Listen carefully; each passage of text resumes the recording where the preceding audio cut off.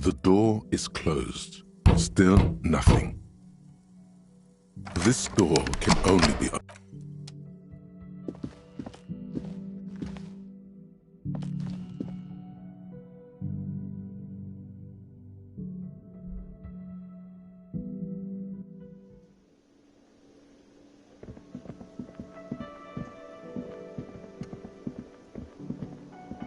Can I help you?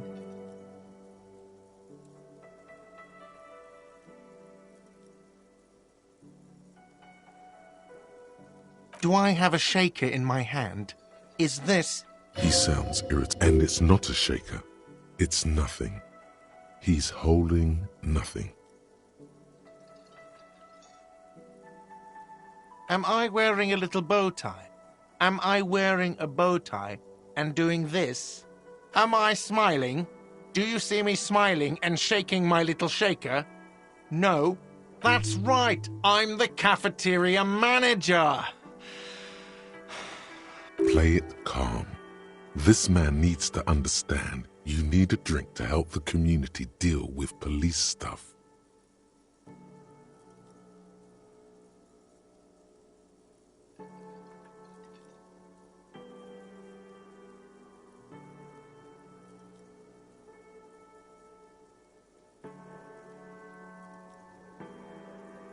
Even more reason for me not to serve you, sir.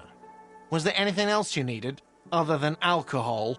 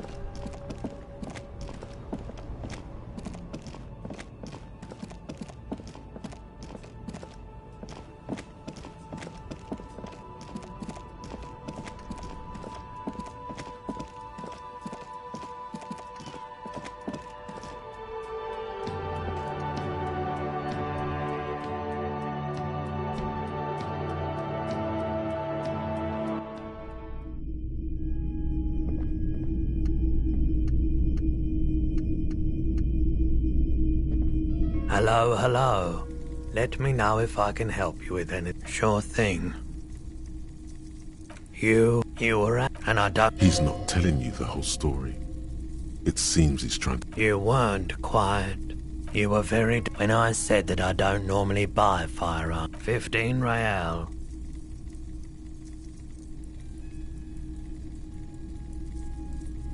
No apologies necessary, officer.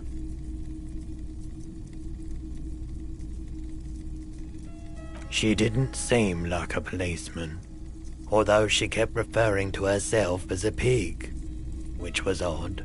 Truth be told, she was terrifying.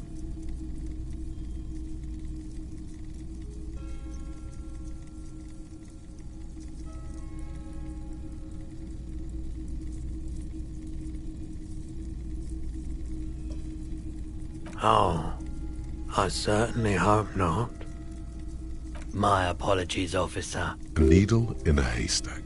There is nothing you can do about it now. You'll just have to... Sure, man. Hey, so we've been monitoring you internally, and now we know your Copo type. Guess.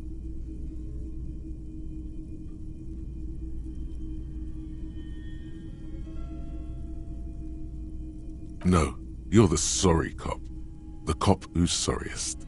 Let's make it official. Huge lack of enthusiasm going on in here.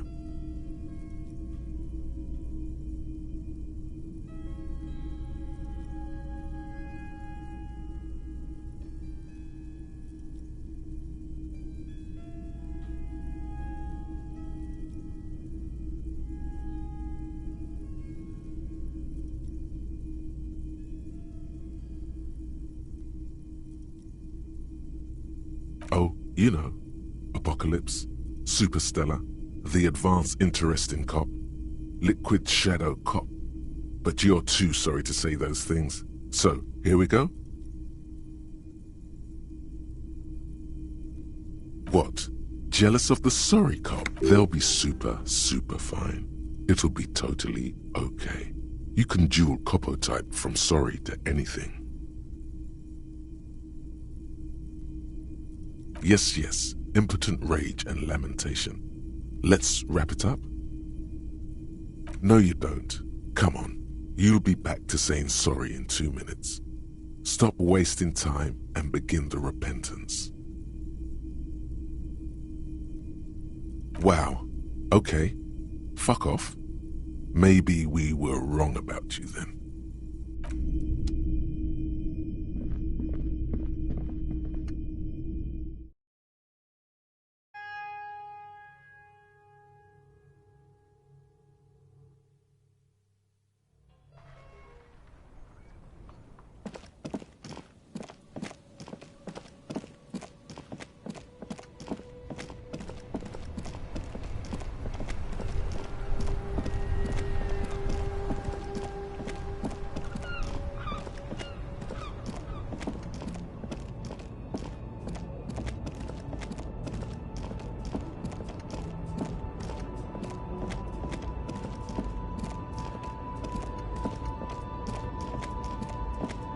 An old monument stands in the middle. A silver plaque, not a good track record.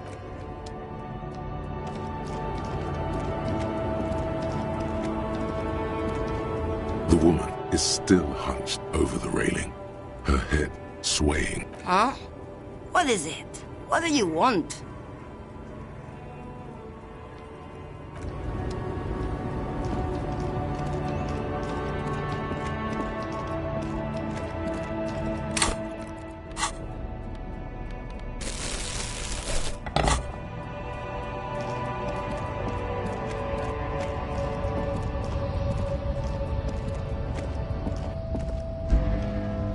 A lorry stuck in the...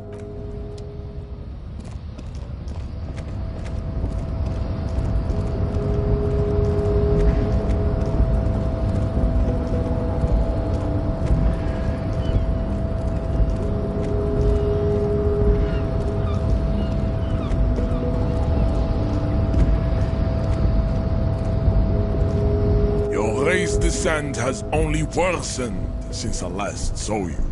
You have really let yourself go.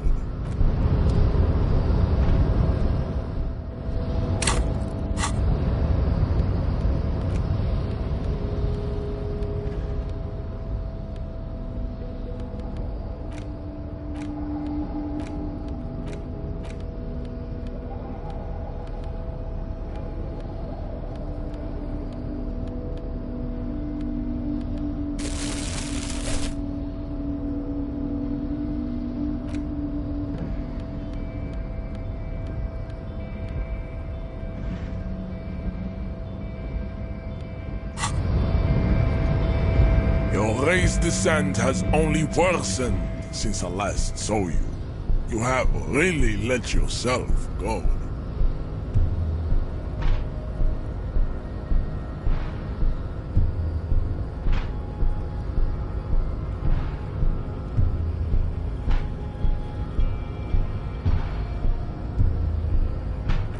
Don't. There must be some. Also, to serve is noble. It takes jam. Individualism. Stop explaining yourself. No one cares about your beliefs. Of course it does. You are a degenerate individual. I am not surprised you enjoy it so much. This has happened to many of the side products of the inevitable cultural victory of the Sem. I can see that. The Simonees we are the future. That is all. I am a descendant. No. We would be appreciative if you did not further chase this line of inquiry in front of the women. I'm from Couronne. And no, it is not just... You have heard enough about our phylogenetic secrets for today. You have racist. I am not like them. I am cranial correct.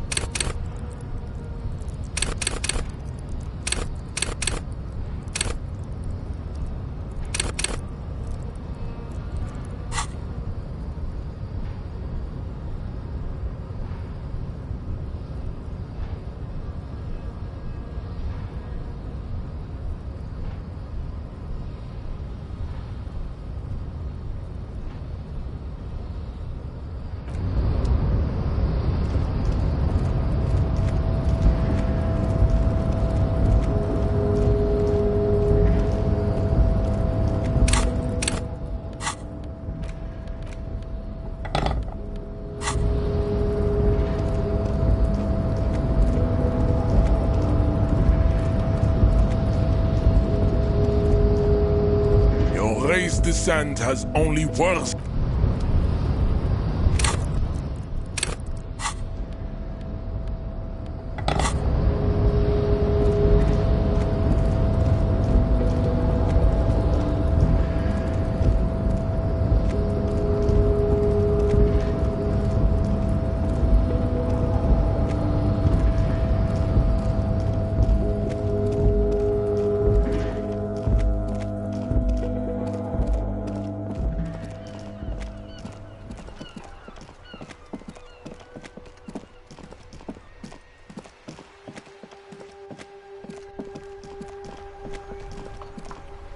The dented yellow mailbox greets you with its graffito and bullet holes in the front.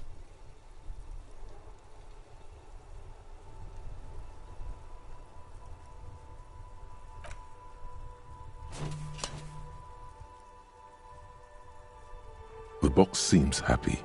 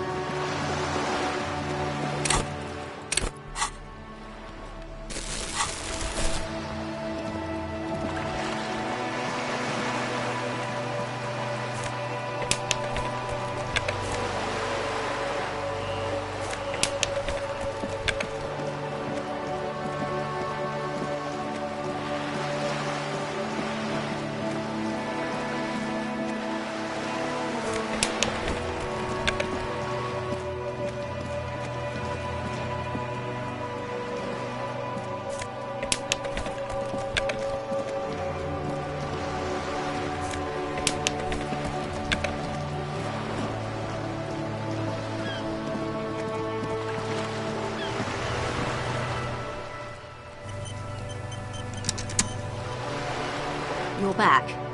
Good. What can... Matter of fact, I don't. I have a medical condition of my own. Nothing unusual, though. Of course. That's what I'm here for. Why, yes I am. The boat? No.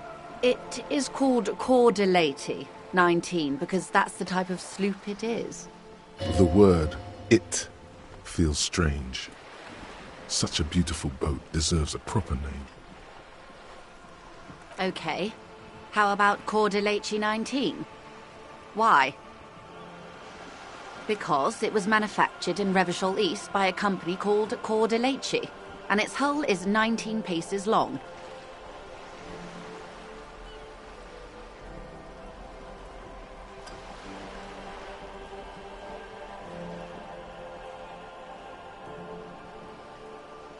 What? I think I'll stick with the factory name, but thank you. It's a pleasure craft, a 19 pacer. It also happens to be rated for Category 1 racing. Though these days I make my sloop. I like it a lot. It's the eel's hips, baby.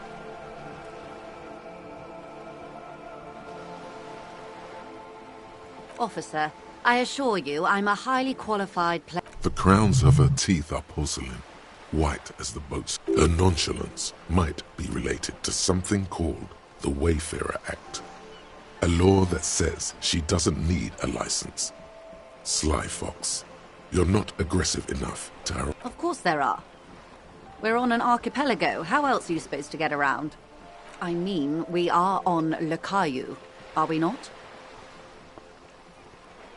I haven't seen anyone else drive a souped-up Capri Kenema motor carriage. She's referring to Lieutenant Kitsuragi's motor carriage.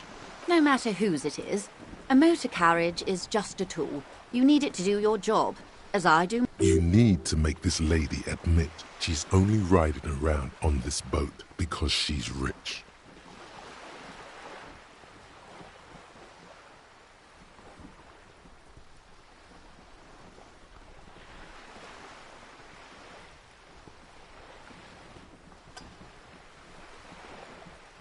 Why what?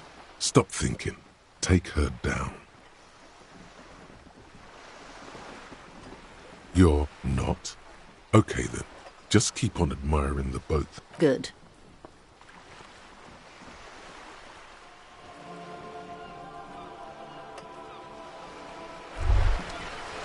What's this? We're getting reports of normal, reasonable, temperate, political opinions somewhere in Martinez.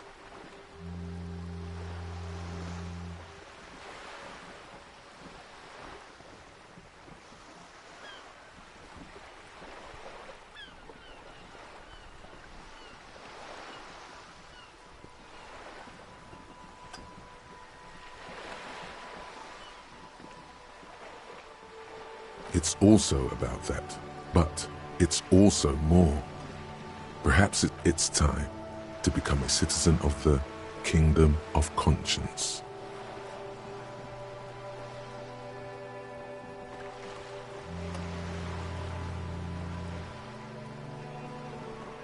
It is not a place. It is a moment in time that can only arise in the right circumstances. In all of human history, it's only been achieved increment. Yawn. You'd get there faster with a little speed. History's greatest catastrophes have been brought about by people trying to make... That's the genius of Dolores Day. She recognized that progress is meaningless if its gains are lost because of instability. Real, lasting change can only come about gradually, increment by increment. Tisk tisk. Just because you live in the present doesn't mean you may never live to see the kingdom of conscience. Your children may not. What rationality? What benevolence? What a fucking joke.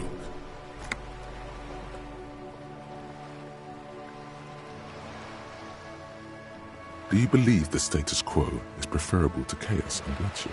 Then you've never lived through real chaos. Sometimes, in the face of great disaster, defending the status quo is progress.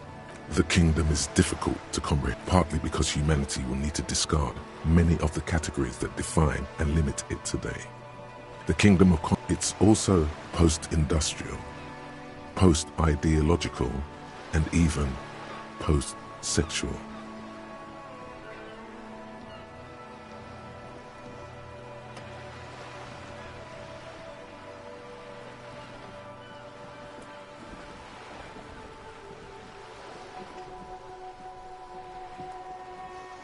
Slow down, Mr. Reasonable. Did you miss the part about compromising? That's right. Remember, real democracy is just around the corner for Revachol. When that real democracy kicks...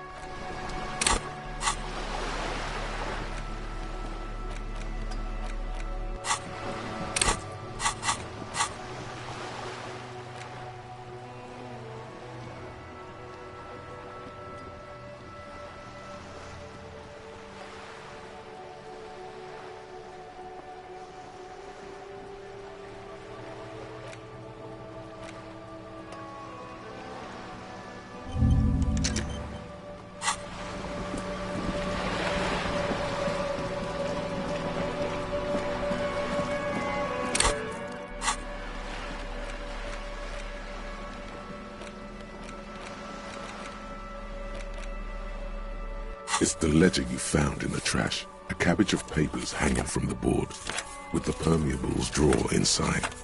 It's barely held together by a clip, then made complete by the faint smell of urinal cleaner. Just relax.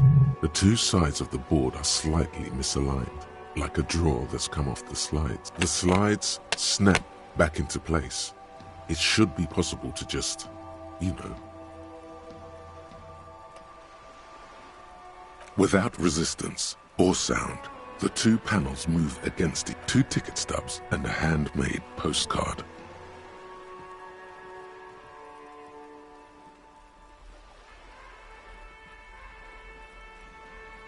Thin wax paper has been glued to a piece of cardboard.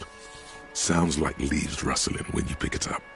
You see violet flowers, floral patterns. It smells of chewing gum.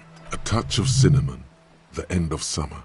You think the label says, Tutti. Familiar handwriting lines the inside of the card. Looped, round letters in a woman's hand. A young woman in her 20s. There is care, effort, and a smile. Harry, it begins. You're already reading. I wanted to write you a letter so you can read it when you wake up. Maybe it will make you happy. Throw it away, please. Your hand shakes, holding the card. Every morning when I step out and you're asleep behind me, it says, I find a little piece of... Every step I take, it grows.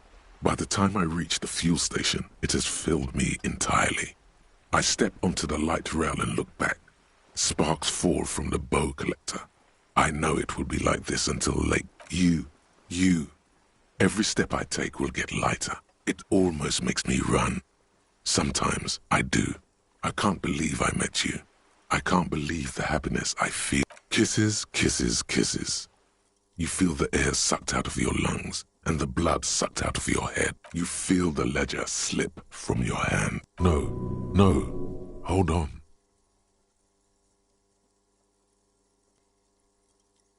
To what? There's nothing.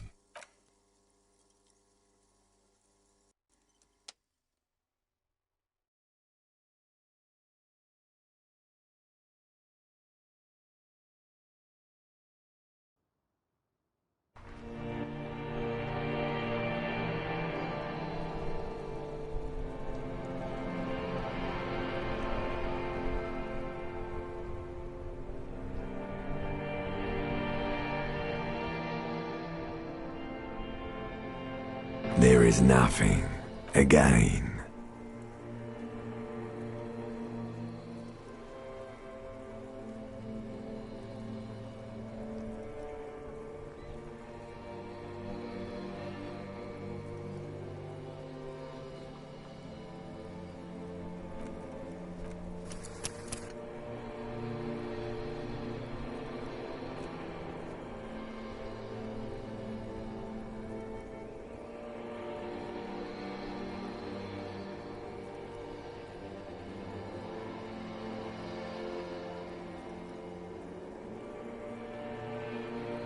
Nothing sad, brother. No treachery. Just, well, almost nothing. There is the ground below you. That's still there.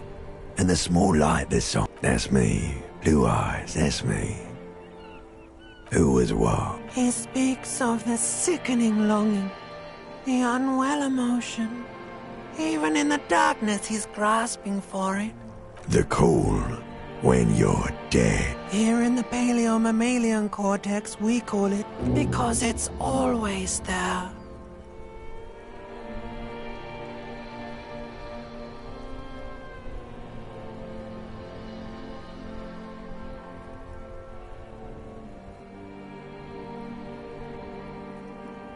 Bloated corpse of the past resurfacing. Don't prod at it. It will start moving. There is no Voyager road. There are no roads, no houses, no lights in the wind. You think they would let you? Until you disintegrate into biomolecules. No. Yes, they're pouring something. It's delicious. Glowing lights on a dashboard emerge out of nothingness. In the upholstered cabin of Lieutenant Kitsuragi's motor carriage, seated in the driver's basket, the air is thick with leatherworks and heavy fuel oil. Drink. Water. The water is cold, silvery, the stuff of life itself, as it pours down your parched throat. Drink. You haven't drunk water in 2 days. Did you know the human body is not made to survive on alcohol alone? With greedy gulps, you down half a liter of cold water. Some of it spills on the... What happened?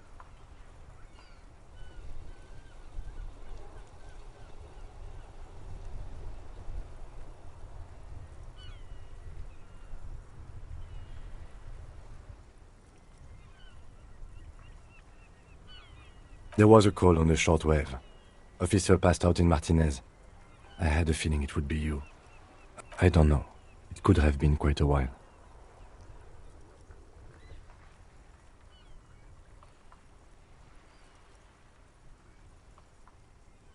That does sometimes happen.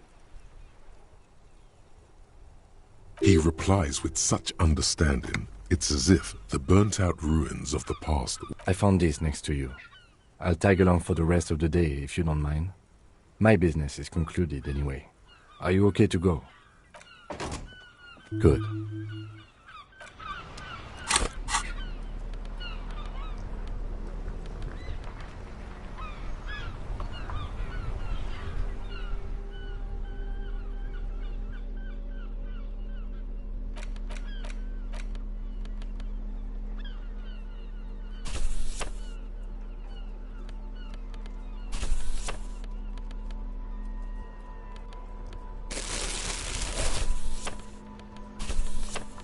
It's the ledger you found in the trash, a cabbage of papers hanging from the board, with the permeables drawer inside. It's barely held together by a clip, then made complete by the faint smell of urinal cleaner. Without resistance or sound, the two panels move against each other. The two octopuses are smiling, reaching their tentacles toward each other in the colored pencil drawings. The tickets permit access to the zoo in... It's slightly, ever so slightly, difficult to breathe once you've done so. The drawer is locked. Blue ink drips from the white pages in your hand.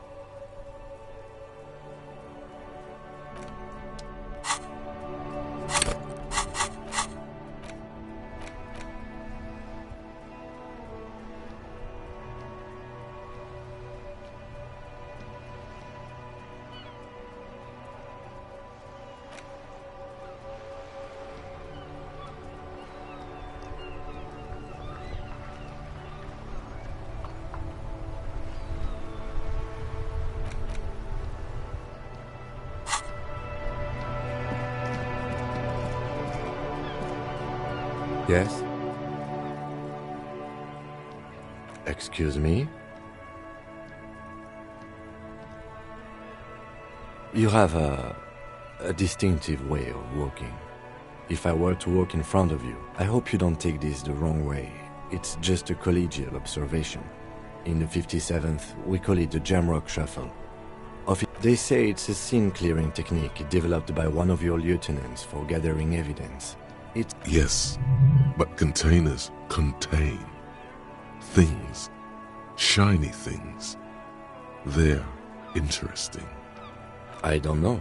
Containers contain, I guess. Passing along frivolous interdepartmental stereotypes is not usually his oeuvre. He regrets bringing it up. What do you want to know?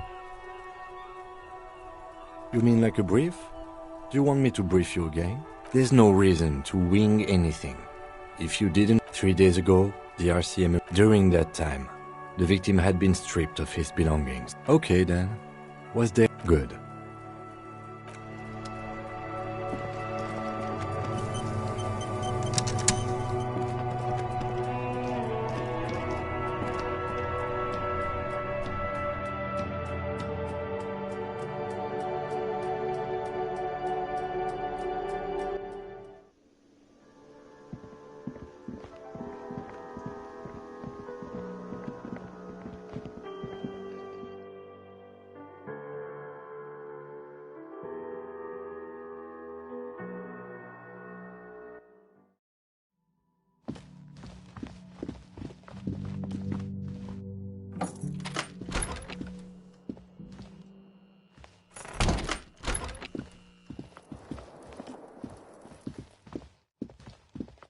A mirror hangs on the bathroom wall. It's barely covered in steam anymore. It's your face in the mirror, adorned with the expression. It's too late, like an image on film.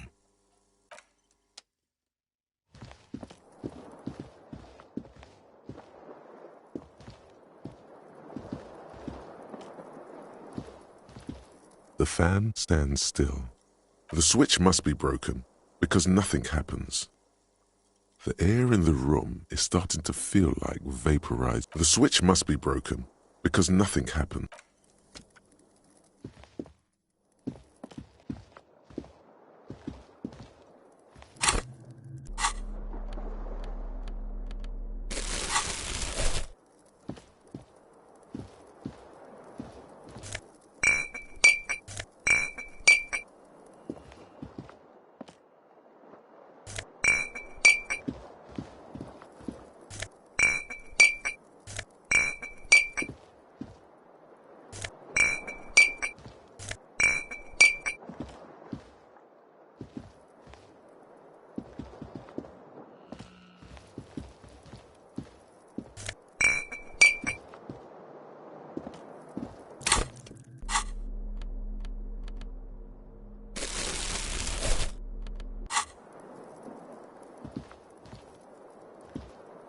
The bed is cold and not particularly inviting, but it's yours.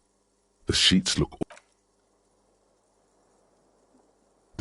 feel at once coarse and clammy against your skin. The bed sags beneath your weight as you stretch out and finally close. And then sleep doesn't come.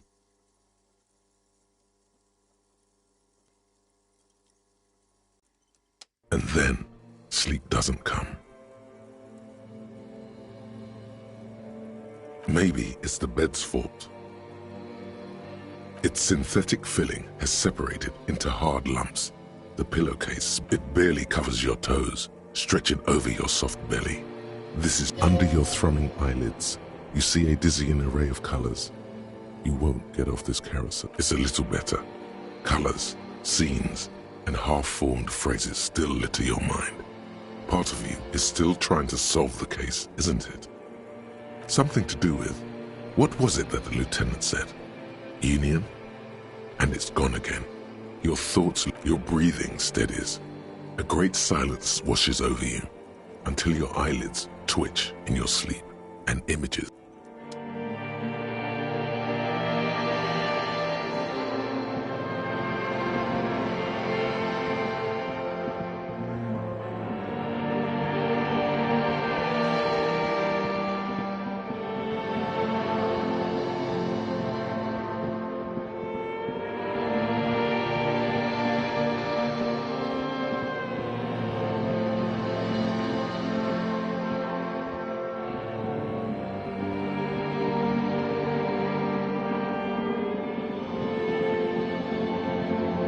Do you remember the scent of your childhood?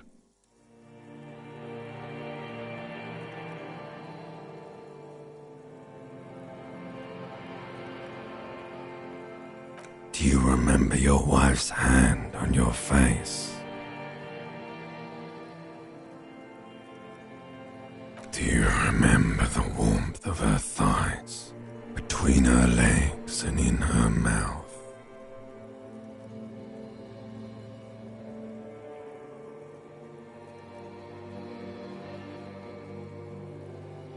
Oh no, Funky baby, you stayed.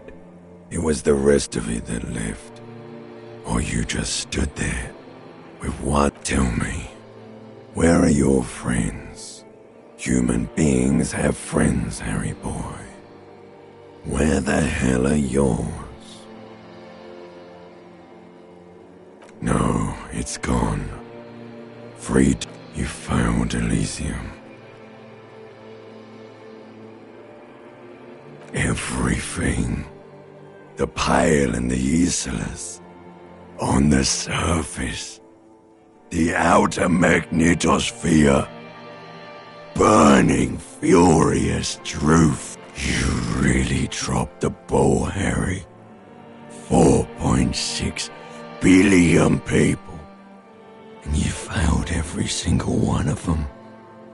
You really fucked up.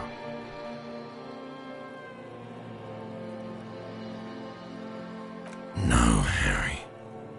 You were just talking to yourself. You'll be back in those cold snakeskins in no time, sweating up the bed. Stinky boy. You're not coming back from shit, thrashing around in that high conductivity state of yours, bumping into things and acting like a clown. Who are you? You're trying to what? I can't hear you. This is just a word dream now. Jumbled up garbage. The pictures are gone. So something is wrong. Sleep shouldn't be this bad, this dry, this unnourishing. There's something wrong with your thoughts. Some kind of new type of hangover. Oh yes, party boy, and it's worse than the one before. Just think of the shit you saw. Here it comes too, so soon already. It's time to go to work in the shit factory.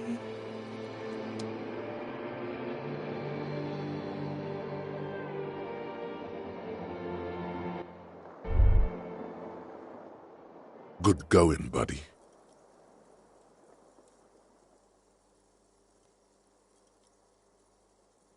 Oh, just a dream. You have ones like that all the time. You feel even worse this morning than you did. You mean, why are you so tired? Too tired and down to even think? It is worrying, isn't it? You can't be a detective like this. Detectives need to be able to think. That's not really true. Your heart has finally pumped all the speed out. Don't do that. Stay strong. The hangover will wear off. You don't need to keep doing this to yourself. Are you sure? Ready to live as this pathetic shell of yourself for days? Basically, a week? Let's be honest, 2 weeks. Maybe 3. You won't make it. Suit yourself, slow, sad shell man.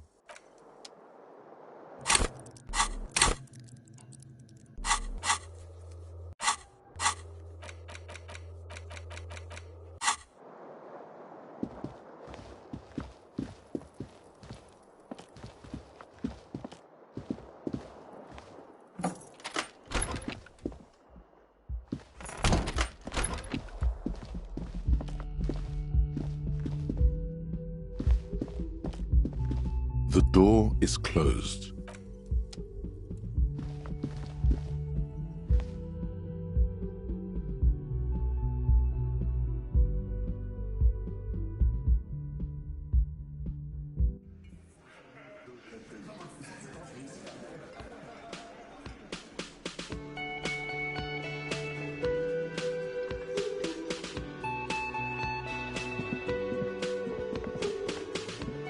Morning.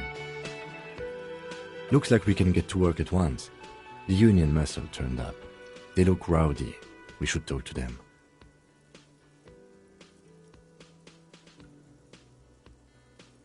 I completely forgot. Sorry, I had a rough night's sleep. It's them by the looks of it. One loose thread less to worry about. And one big problem to replace it.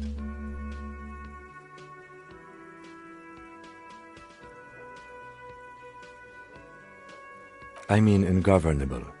Martinez isn't exactly enthusiastic about the RCM being here. They prefer to be police. Men who drink beer for breakfast? There's talk of an armed wing of the union called the Hardy Boys, who are responsible for state policing. I think it's them. One more thing before we do. We don't have to talk to them immediately. We can walk right past them. Good. A power move. But aren't you curious to know? They're in no hurry to leave. They think they own the place. Anyway, I leave that choice to you.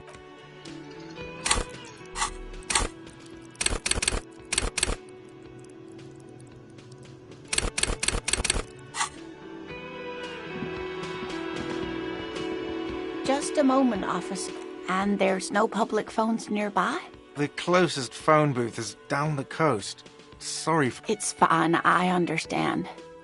Thank you anyway. Now, please don't trouble yourself about me, sweetie. I was just hoping to make the union office probably has a phone, but I can't really get there or to the phone booth down the coast. And Gary's phone is dead too. The manager was vague about it. Why would he be vague? This is something to look into later. Lieutenant Kitsuragi, may I ask what you needed to use the phone for, madame? To let the young woman who's house-sitting for us know that we may be delayed. Morel, my husband, and our friend Gary were supposed to get back by Monday night, but they're still missing. I was also hoping she'd heard from Morel. Oh, forgive me for not introducing myself. My name is Lena, my husband and I are... A little missing persons puzzle might just be the thing to take your mind off the hangover. That's just it. This isn't like him, but you have more important things to worry about.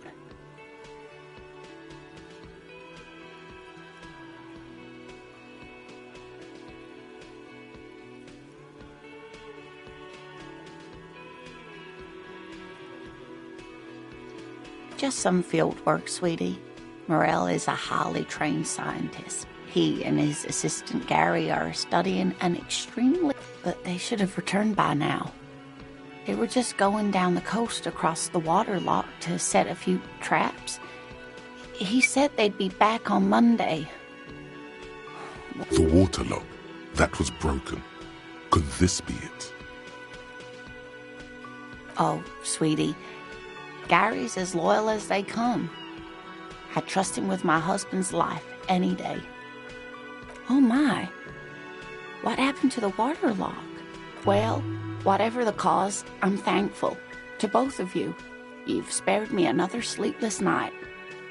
You're welcome, ma'am. I hate to ask, but if your investigation takes you to the other side of the coast, please... This will surely lead to a cryptozoological mystery with that Yes, some left-field scientific research is exactly what you need. And if you see him, let him know Lena is waiting for him here at the Whirling.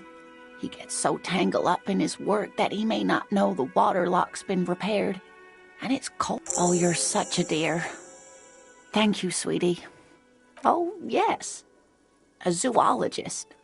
A It's a pseudoscience that attempts to legitimize research into mythological beasts and urban legends.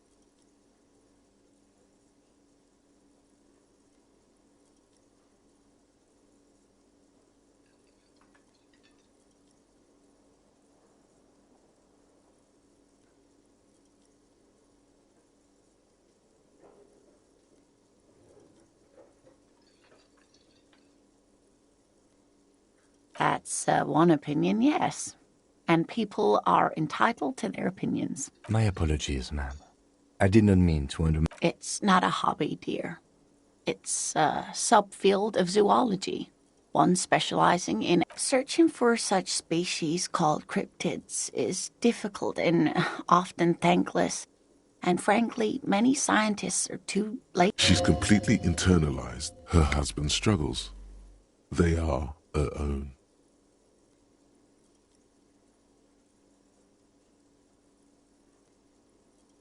Oh dear, I'm not sure where to begin. Well, his expression is slightly grumpy, but his eyes are always bright and curious, like a... You can't go around Revachol feeling grown men's hands. If you want to find her, it's always a challenge to describe the person you know best in the world. Oh, well, he's a bit shorter than you, but with a larger frame. And the lieutenant pulls out his notebook and begins jotting. One other thing, he'll likely have all kinds of field gear on him, even if he's not out in the reeds, you know, just in case. I hope I've been useful. Oh, sweetie, it's fascinating, but I shouldn't bore you with... The lieutenant gives you a sideways glance.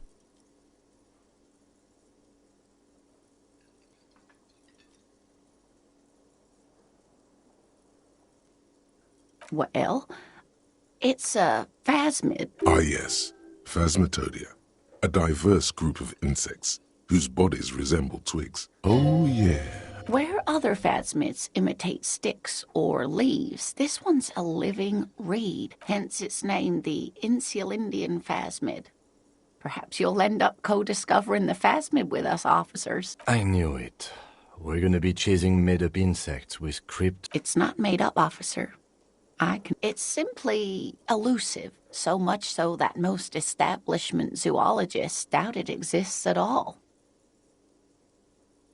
Well, some teenagers making out in the reed saw one. They didn't know what it was, of course, but there was a brief article in a local newspaper about their encounter with a ghost. Of course, most phasmid sightings turn out to be false alarms, but their description matched the Insulindian phasmid perfectly, and they didn't even know what they were looking at.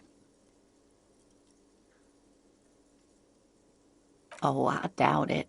No one gets into cryptozoology. Yes, it can blend in almost perfectly among the reeds.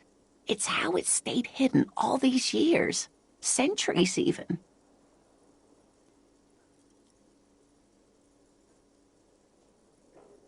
Oh dear, I'm afraid I'm not explaining this very well. Morel can explain it all much better. I wish you could hear him describe it. Then you'd understand, I'm sure.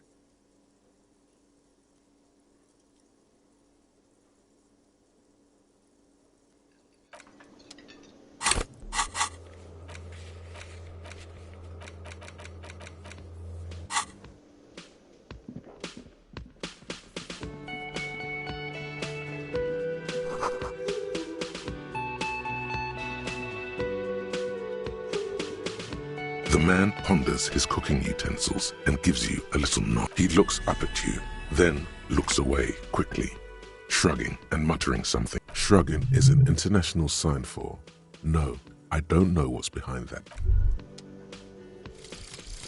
Kingdom of Conscience. The Kingdom of Conscience will be exactly as it is now. Moralists don't really have beliefs. Sometimes they stumble on one, like on a child's toy left on the carpet. The toy must be put away immediately, and the child reprimanded. Centrism isn't change, not even incremental change.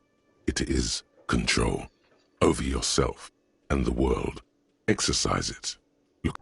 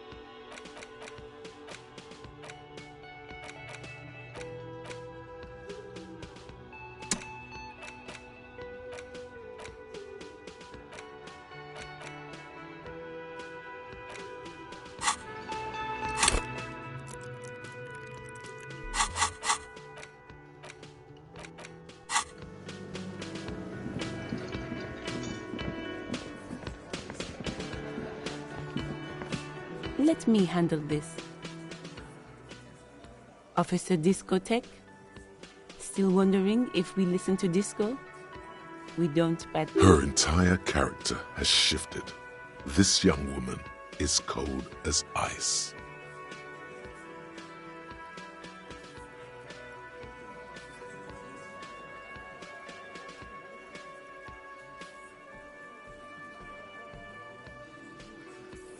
Sure. You were curious. I'm not a gardener, by the way. So let's get to it. You're looking for Titus Hardy? You think he has information that will help you? That's Titus. Talk to him. But know this. I'll be keeping an eye on you. No strong-arming. It doesn't matter if you recognize our authority. We will... She says nothing. Her glare speaks for her.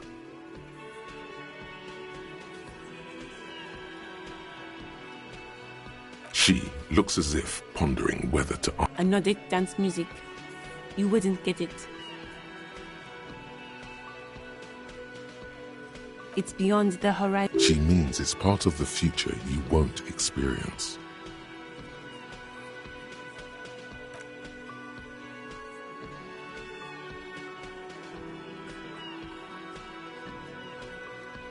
Let's.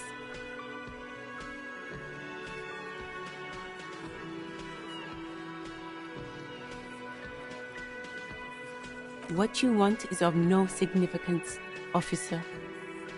Don't test your authority. I saw what you were thinking. You want to say, what are you going to do to me? You will not lose out on anything good by not saying it.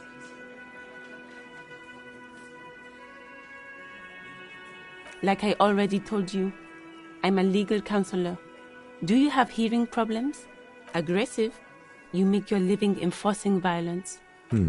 So you were spying on us, and now you represent murder suspect. Listen, you moral intern lackeys. You're a mob, enforcing the unlawful privatization of Revachol. 20 fat men in the Occident are stealing it all, and you're their body. Fuck yeah. So ask what you came to ask, or get back to your commanders.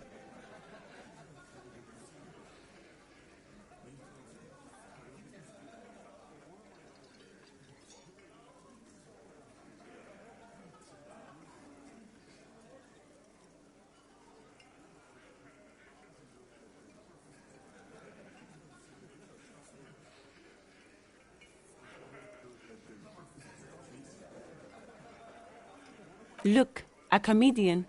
Do your job. Ask your questions. Strange. It's as if people don't believe a cop could be a socialist revolutionary.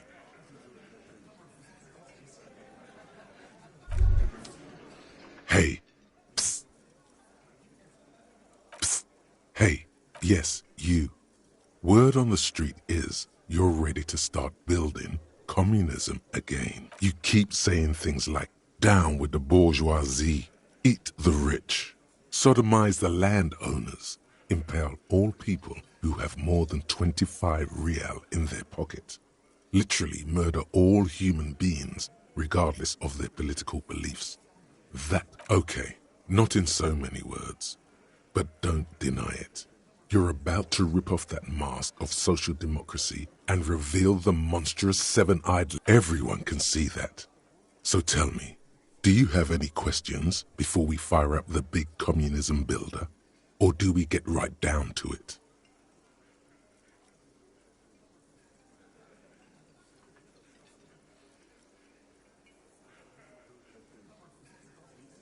Very well. I guess no one will build communism then.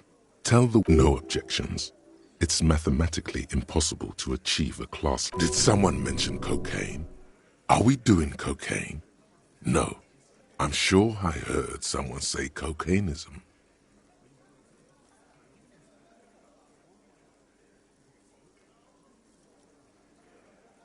Anyone?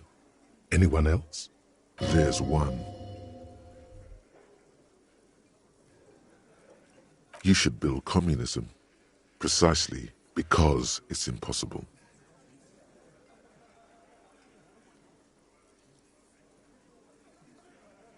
Oh yeah, get the firing squads and the animal wagons ready. Too late to back out now. You can't make an omelette without...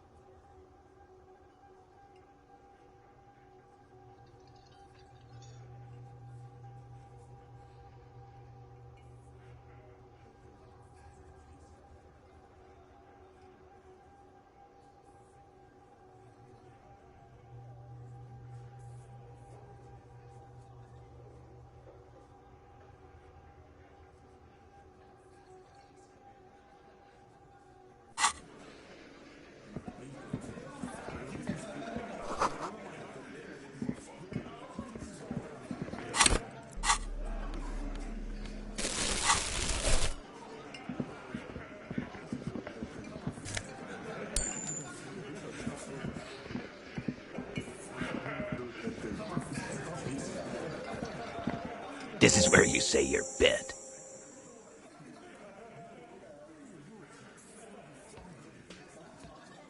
Detective.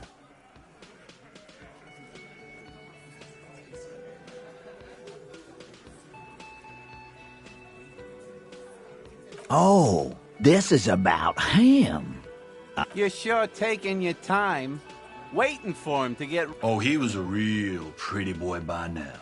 Real hot stuff. Letting out that pretty boy... Time to go to work in the shit factory! Easy, boys. These janitors... You might want to start asking your questions now. These guys are so macho, they're ready to confess to first-degree murder. Do a head count first. Connect these men to the tracks you saw in the yard. Chances are they're going to match.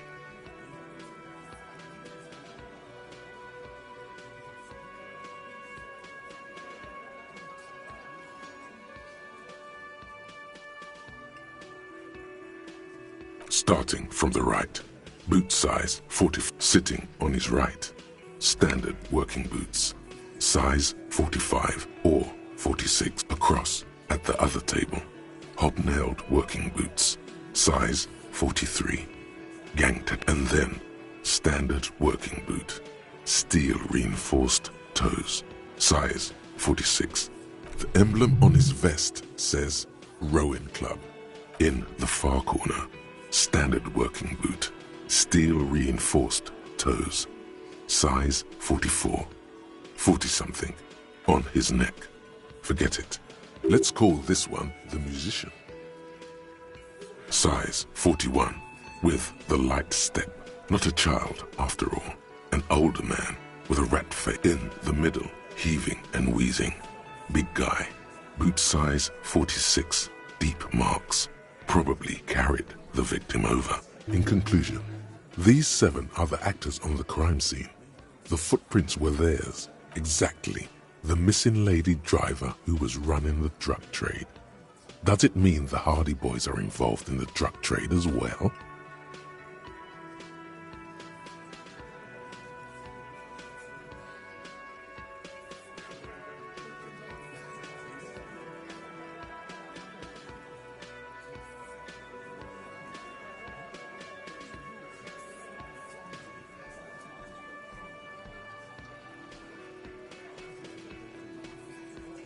Maybe.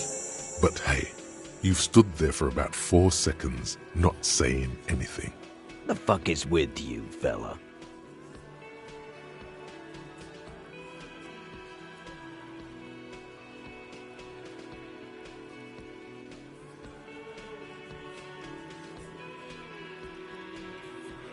The pretty boy.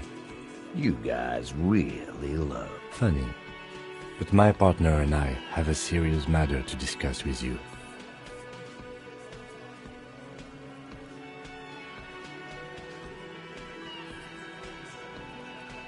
Well, maybe you should just fuck off then. What are you doing, officer? We had enough questions to keep this going. You should have kept pushing if you had something. What are you talking about, madman? There's no 8th Hardy. Or what? You want to be the 8th Hardy boy? Actually, boss, we've been talking and we think she could maybe... This person Glenn wants to hire, he really respects her. Shut the fuck up, Glenn! I do the talking. It has to be good if he won't let you pursue it. So let me get this straight. There is an 8th Hardy boy. It's a That's right. We're not talking about this. This is a private Hardy Boys matter. You're not cops here. Don't go digging around if you don't want a bullet in the back. Good. We are all watching each other. Officer, your question. There's no point in pushing it further, he thinks. This is already a victory. We'll learn more about this 8th Hardy sooner or later. Like hell you have. There is no local drug trade. This place is as clean as a rifle. Go back to... We'll do that. In the meantime, did you know that there's an abandoned lorry at the intersection that was used to move raw ingredients for drugs from terminal? The person driving it was present at the hanging. It was one of you. We've connected the footprints. Detective, do you want to deliver the coup de grâce? No, the thunder is his. Leave it to the lieutenant.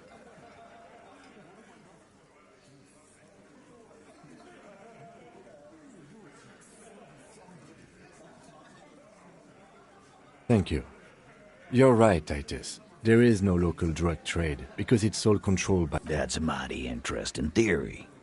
I guess that's what you would need to do, theoretically. A big, strong, state-run... Yeah, man. Theoretically, that's what you would do. You would need good, trustworthy people to take their place, of course. Hardy men to run such a monopoly. For the good of the community, of course.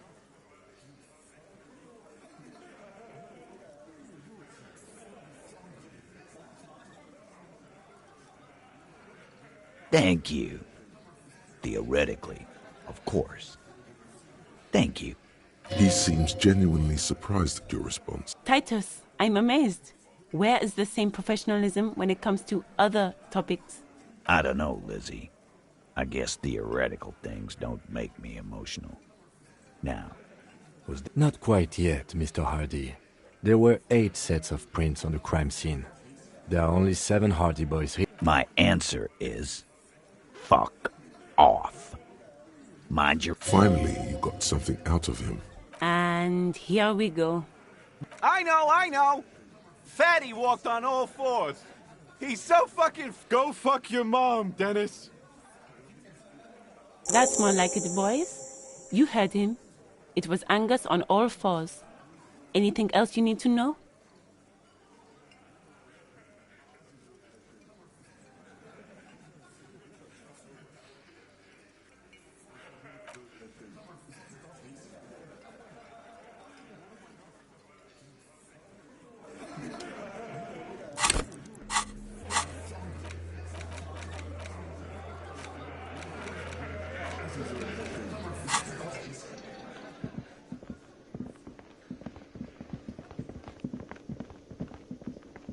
Can I help you?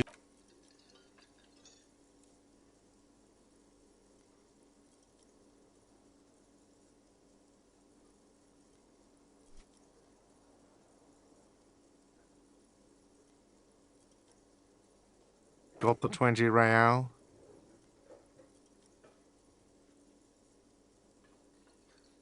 Good. You got the room for the night, but remember, you'll need another 20 real tomorrow.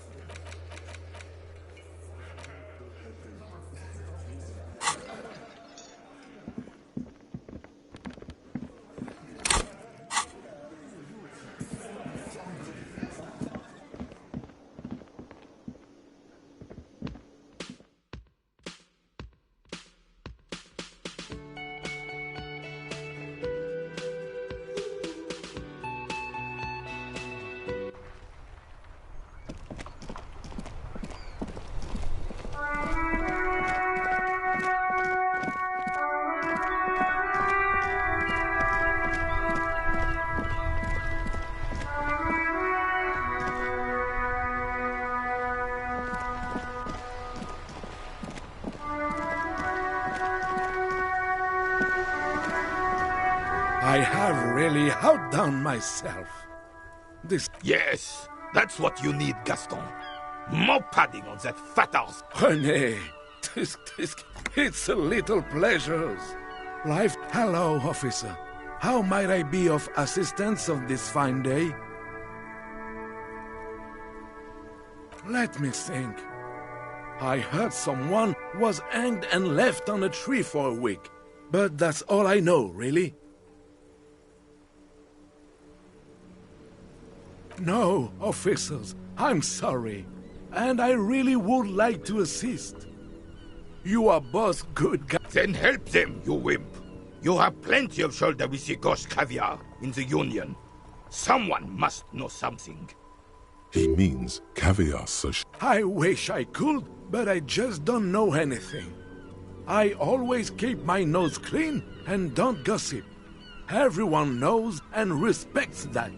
Odd. He doesn't seem to be lying, but there's something off here. I'm not even... Of course he's holding back.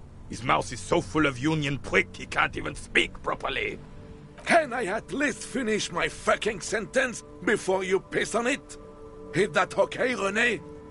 I'm not anyone impotent in the Union. I just know Evrard.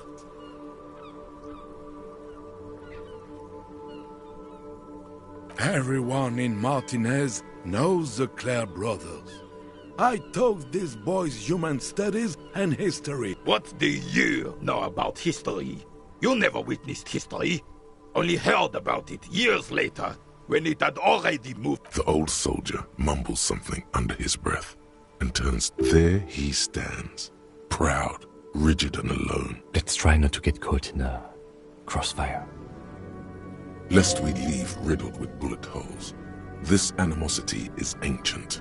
No, I'm sorry, officer. I don't even have a keycard. Evrard usually sends someone to get... No, thank you. For being consummate professionals. You'll have this case wrapped up...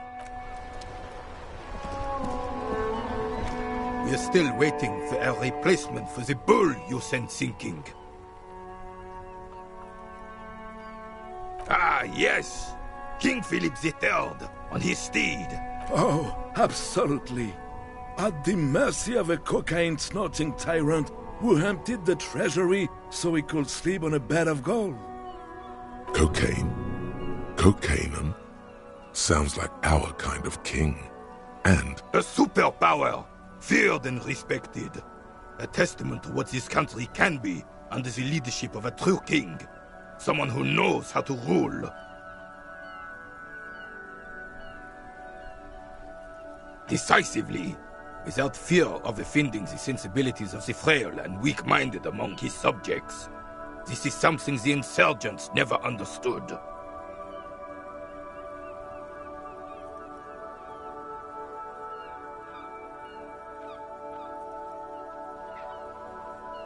Revachol would be a different place if more people realized that.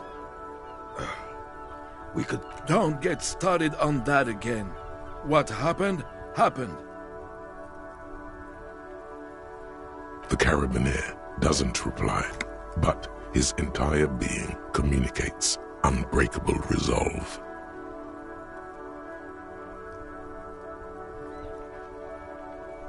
No one and nothing can change this man's mind. He is as rigid as they come. Still... Right.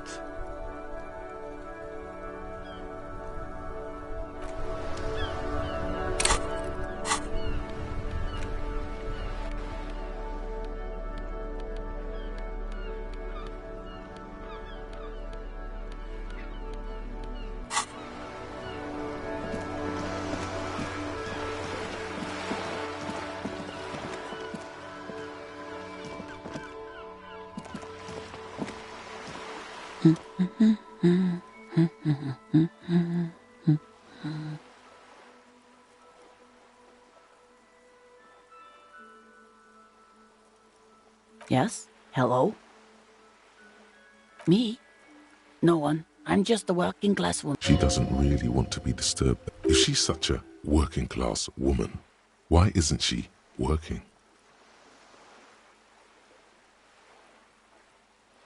Looking for something to read.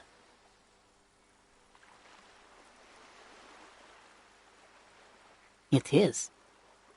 I know you are. Mm-hmm.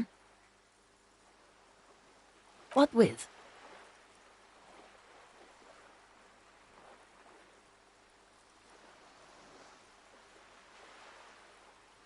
My husband? No, he's not. I don't know. At home now? Out drinking with it. Where is this going, officer? Yes, but... I don't really need to know where my husband is. Not all the time. No.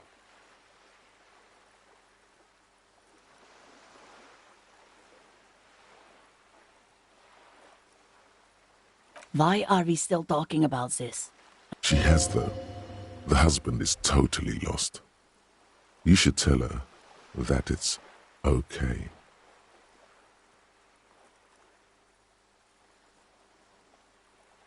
What?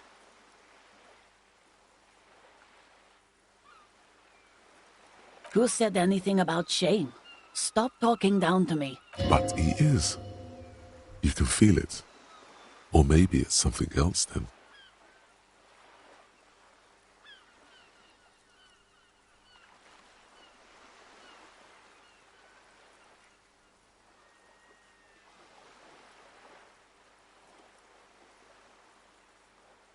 Her hands move over the book covers.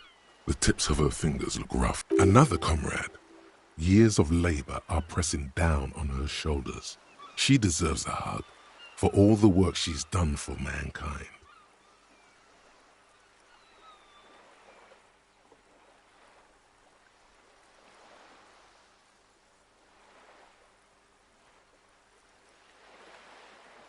I don't mean to disrespect, sir, but you are being a bit... For what it's worth, I agree. But cockatoos can't be stopped when they get ladies. It's better to indulge him at this point. Nothing. Go read up on them if you're so interested. There's a great book in... Maybe you should. What if the cockatoo is your astral captain? Or your heraldic bird? Wonderful. The story's open.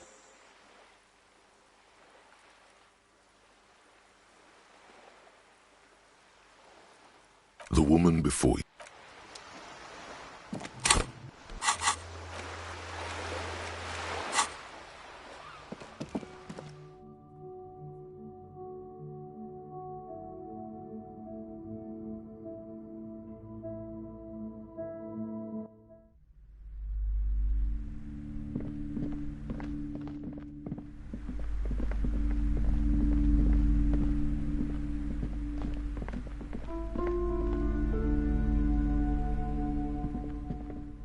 The display rack is brimming with worn paperbacks featuring an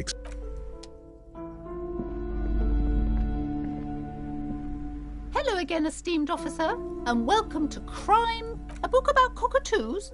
There should be one upstairs, right next to the shelf of goodness. You were already doing good, browsing the shelves. Why'd you stop? Don't you feel compelled? Go! Get back there. Everything is on the shelves. Take a look yourself. She's attempting to mentally direct you towards the shelves. She only wants you to buy the goods. Truth be told, not really. My sister brings in most of the goods. I'm sure it's all very literary stuff, but you don't learn about the important things in life from fabricated stories. I provide a valuable service. As long as people buy books, I'm fine. The truth is available if you just know where to look, and you have to open and free your mind to She smiles and nods, seemingly relieved. The curtains, tattered with age and covered in dust, hang before you. Nothing! Now please go back to browsing the books.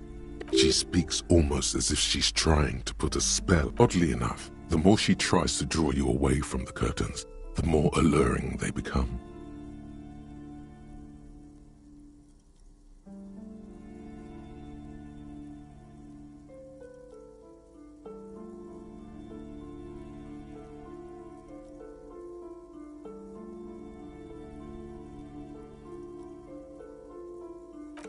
Just as you're about to pull apart the curtain. Sir, don't touch that. I told you it's off limits for the customers. Parapsychologically speaking, we're done if you decide to open them. I won't be held responsible for the... She looks away, mumbling. Why is everyone always messing with the curtains? Why can't they just buy books like normal people?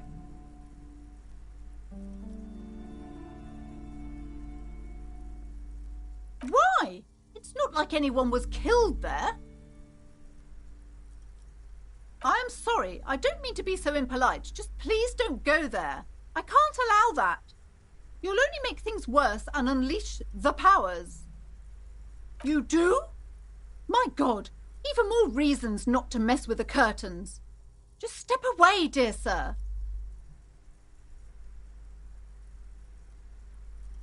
No! Please just talk to me, officer.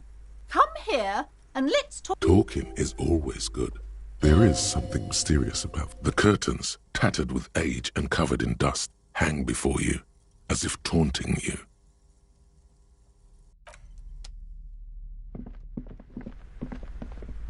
Hello again, esteemed officer, and welcome to Crime. I already told you, it's just a storage room for employees. Just let it go, officer. Go buy some goddamn books. You're supposed to be drawn to the books. It's just for decoration. Okay, fine. It's just because this place is cursed, just like everyone said. Are you happy now, officer? Happy that you've ruined everything? Take it easy. You've broken her resistance. Pushing her further will gain nothing. The curse is so much worse than you could imagine.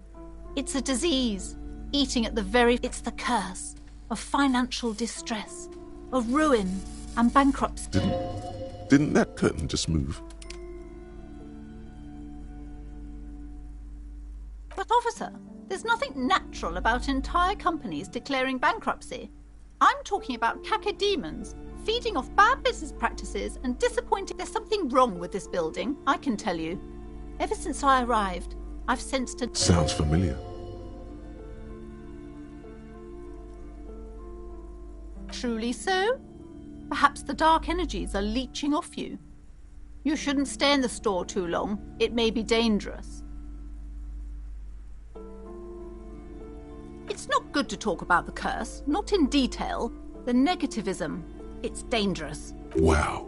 Void raves. You have new words.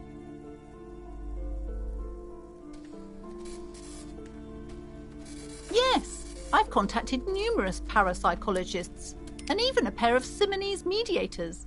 The wards help to keep the doom at bay and protect us against the darkness that lies further in the building.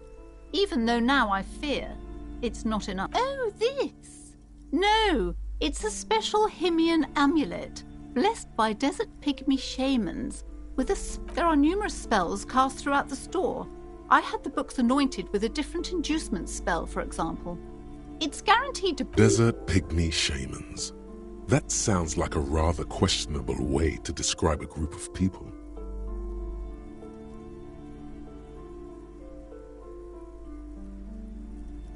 Most certainly not.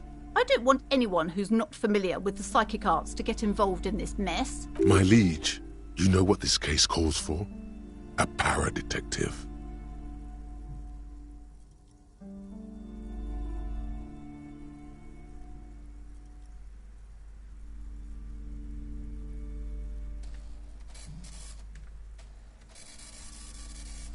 Okay, but please, only a few questions. The woman before you scans the store, her shoulders rigid and tense.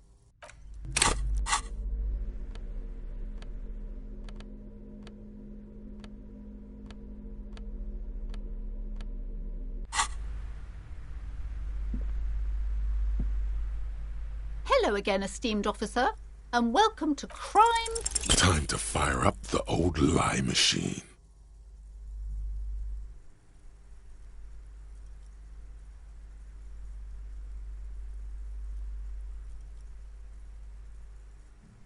Yes, you do.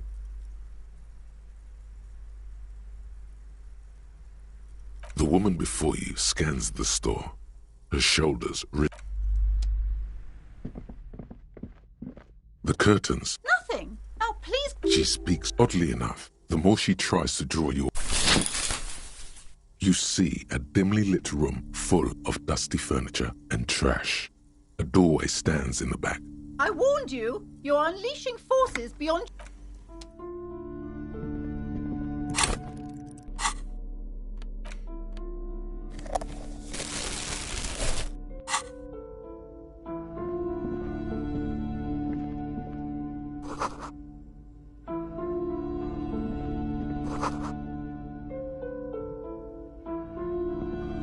A heavy door with a missing handle stands before you, covered in dozens, if not hundreds, of Simonese trinkets and charms.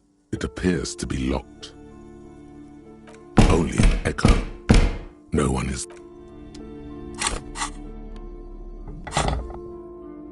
A heavy door with a missing handle stands before you, covered in dozens, if not hundreds, of Seminese trinkets and charms. It appears to be locked.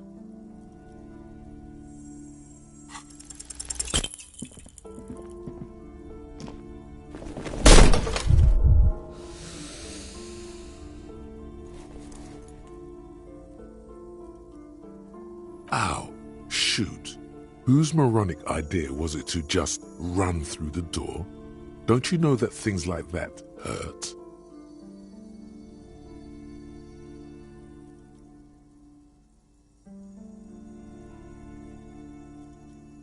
Are you alright? This looked pretty intense and painful. What is going on there? Are you really trying to break down the back door? I warn you, don't tempt the spirits, officer. Don't tempt the spirits, or you'll damage the holy wards on the door. It barely looks like you've done any damage to the door, however. It's still locked and closed.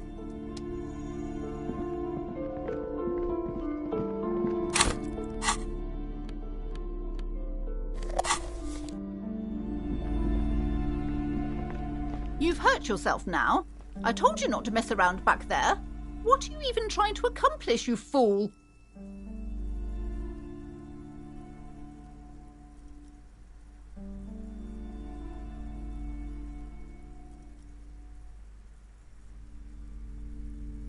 You're only making things worse. Stop it. Be compelled to look at...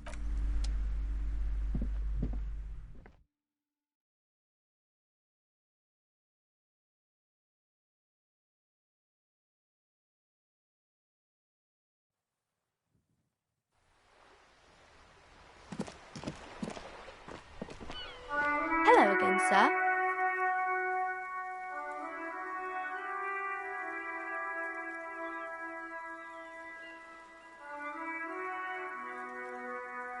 Oh, that's Auntie Billy. She's nice if a bit distressed. Oh, no, sir. She's a working woman who comes to look at the books a lot. I think she is a bad husband. Not very nice or helpful.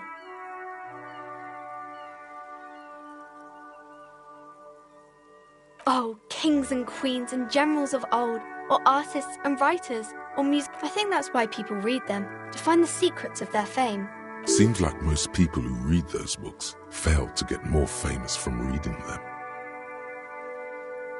But it does make the famous people more famous.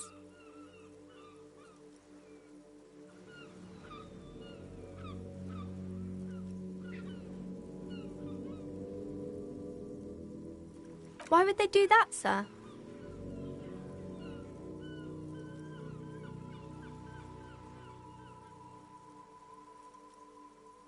That's so cool. Maybe they'll make you a book cover picture and everything. Standing over a dead body, holding a gun.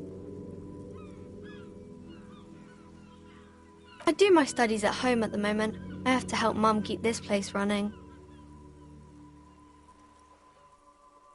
Mum says it's necessary to do both because it builds character.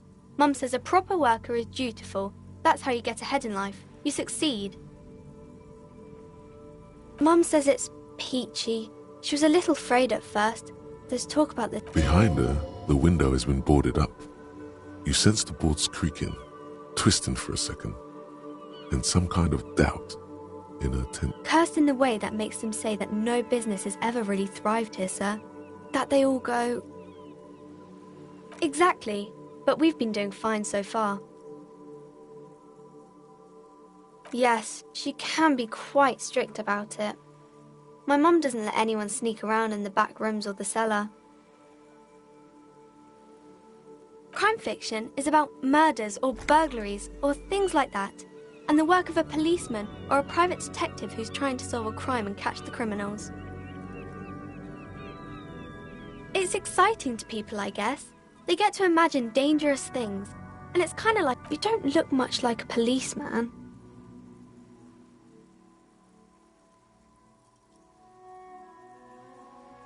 Didn't mean to offend, sir. Sorry, sir. It's just that you don't look like Dick Mullen.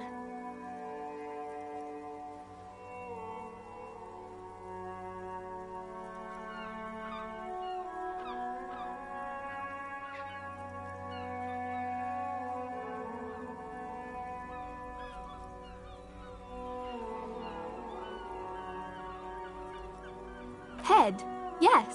No, it's yours. Not head, child. Heads.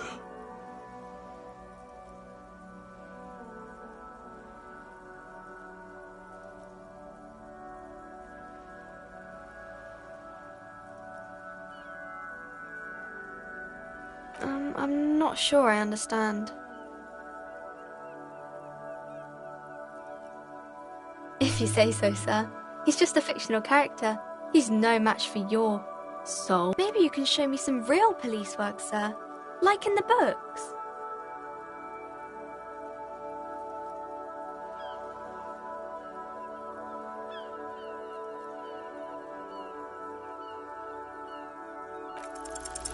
The girl keeps her hands folded, hidden. Why? What do you mean, sir? She knows where this is going.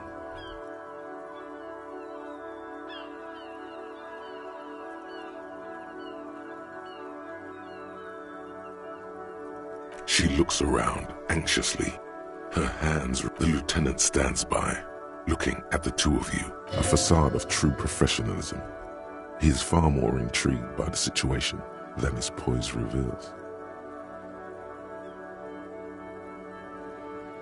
She brings out her reddened hands, her nails frayed, knit. And you knew this from me keeping my hands folded?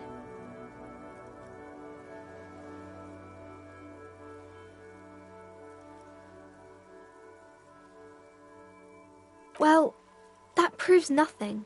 Anyone could do an easy deduction like that. She actually is impressed. This is more like a defensive reflex.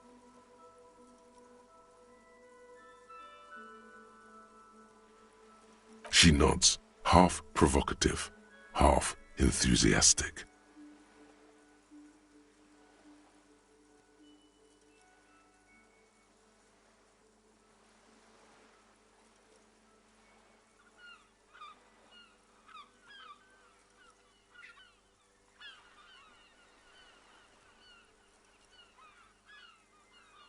Maybe so, sir.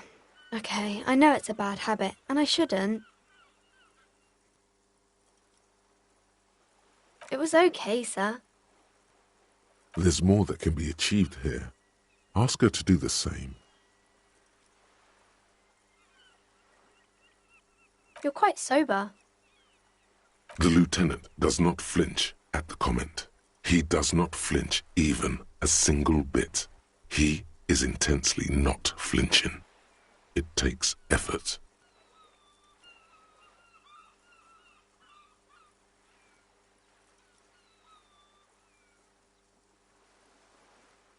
I sure hope you are, sir.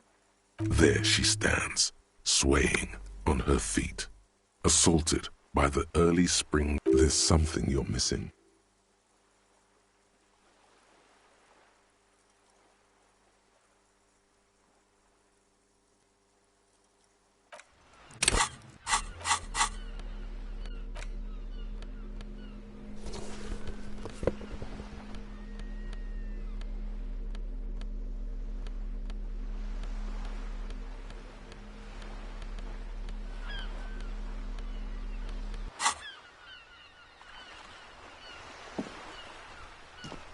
Hi, Ace Detective. Are you here for more books? Because you know each other. She's been talking to you so openly because you've talked before.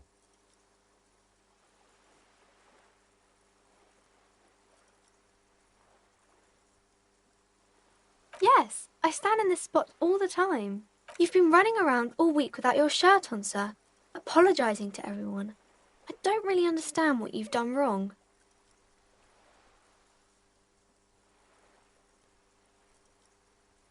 Of course, you've stopped by a few times. You certainly look better than the last time I saw you. Yeah, I can see. You don't have party eyes. Yes, of course. That makes sense.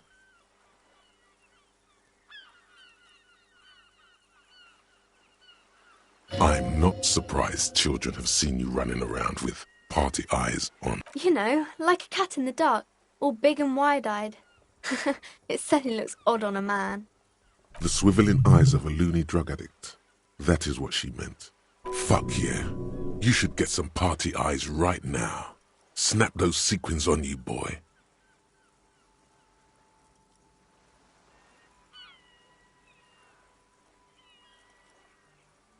Oh, baby, that's not what you have to worry about. Worry about the important thing. I didn't know I had to do that. I'm glad I could help you, sir.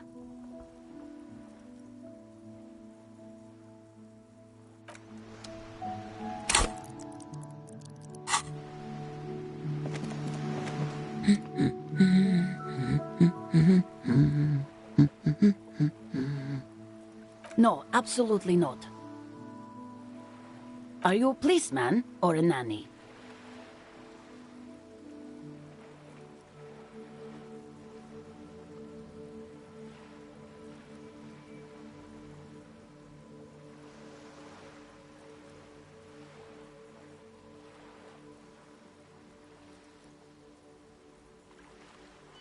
They are not missing, sir.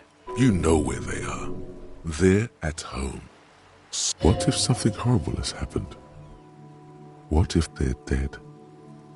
That's the bad vibe you got before.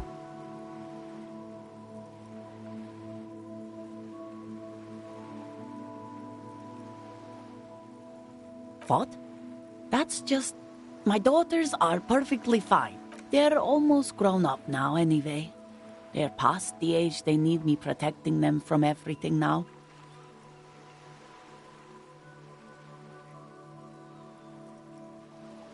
Hmm?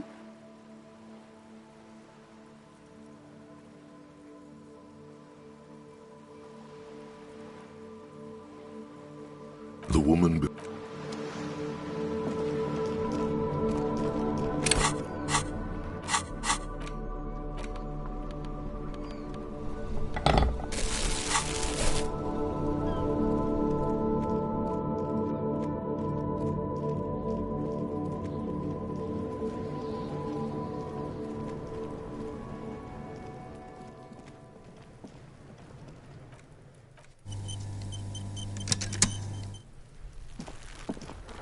The man before you is naked, but for a pair of underpants and white boots. The material appears to be ceramic. Delicate. These are clearly not boots.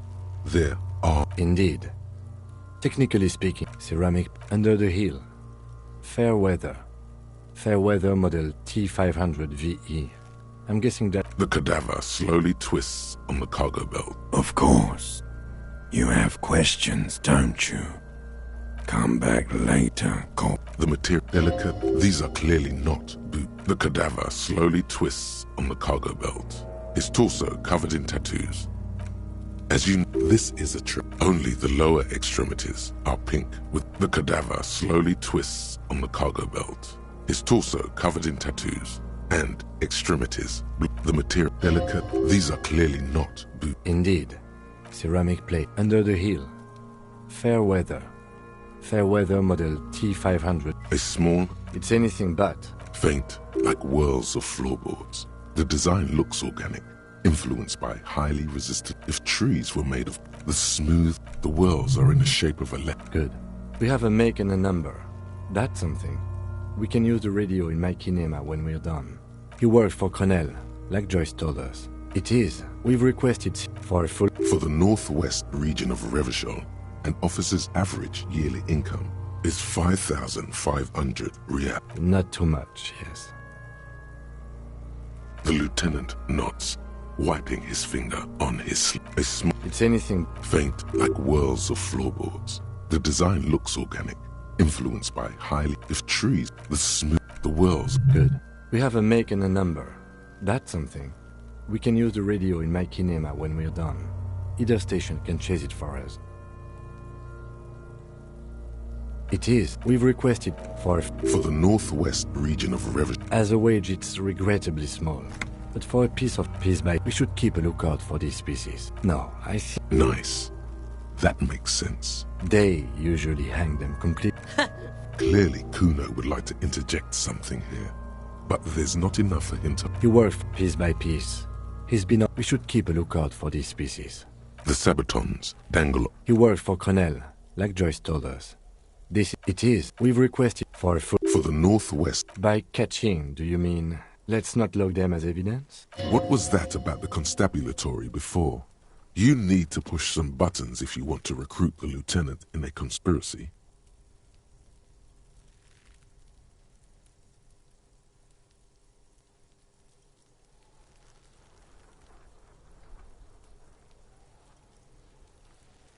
Of course.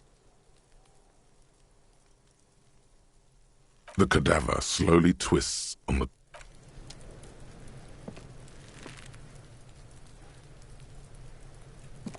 The man before you is naked. The hangman... This is a steel... Airlifting. I thought it was used on lorries for strapping... No, you're right. The harbor uses 6 rotors to shuffle containers around. Yes, the debrief we got from... The cadaver hangs from the cargo.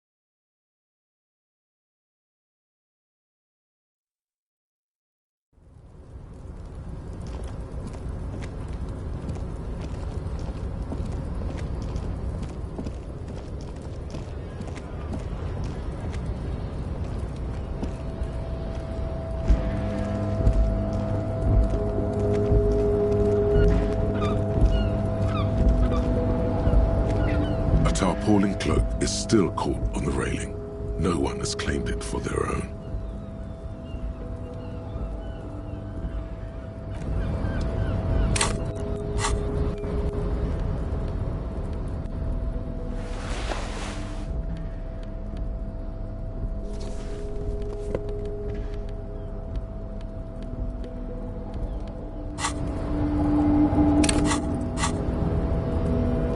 A tarpaulin cloak is still caught on the railing. No one has claimed it.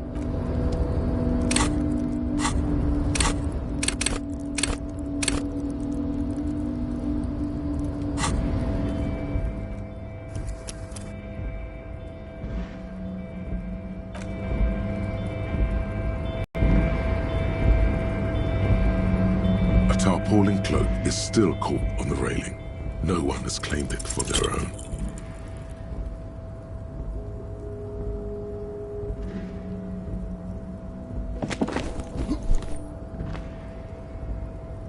Nope, no. That's still too high. What were you thinking? You're not a... Sure. Just be careful, okay? Looks like you almost...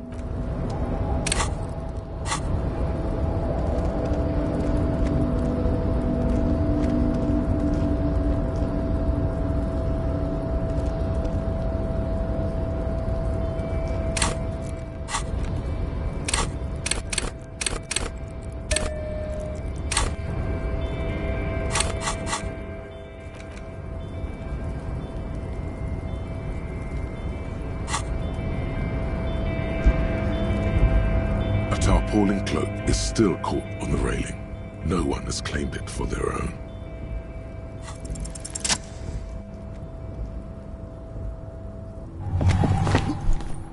As you leap in the air, a chilly breeze engulfs you, sharpening your senses.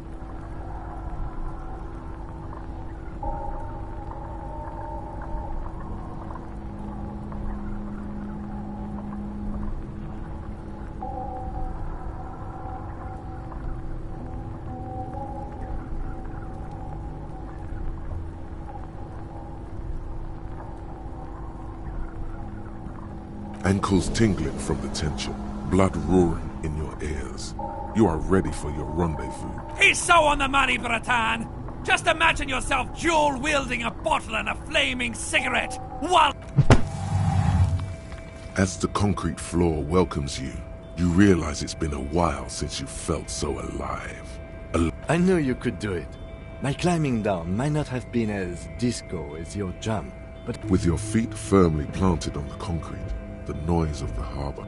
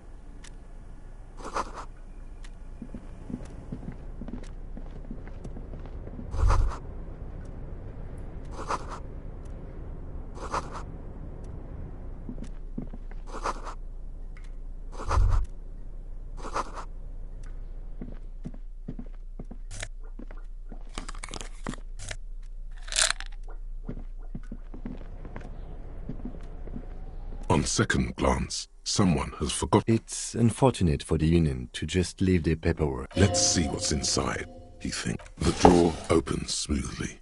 Inside is a well-organized hundreds of documents containing logistical data. Two kinds of transactions stand out, and the same materials being handed over to companies inside Revachol. Couron, Coal City, La Delta, and Jamrock are listed among the many districts where the imports are being sold. It's hard to make sense of this thicket of company names, dates, quantities, and percentages. You try to focus, but the lines are getting... Whatever's hidden here is hidden well. Concentration isn't enough. Only a trained accountant with a background in logistics would be able to read. It appears to be a to-do list written in large, uneven capital. Remember, Leo, Everart's shoes, special whirling borscht, water Everart's plants, sweep office floor. More. All items on the list have been crossed out, and the note itself is crumpled. Everard Clare, probably, the head of the Debarders Union. One of his aides must have left it. The special borscht seems a bit odd in... What is so special about this borscht? Code for drugs? Booze? Remember, Leo, all items on the drawer.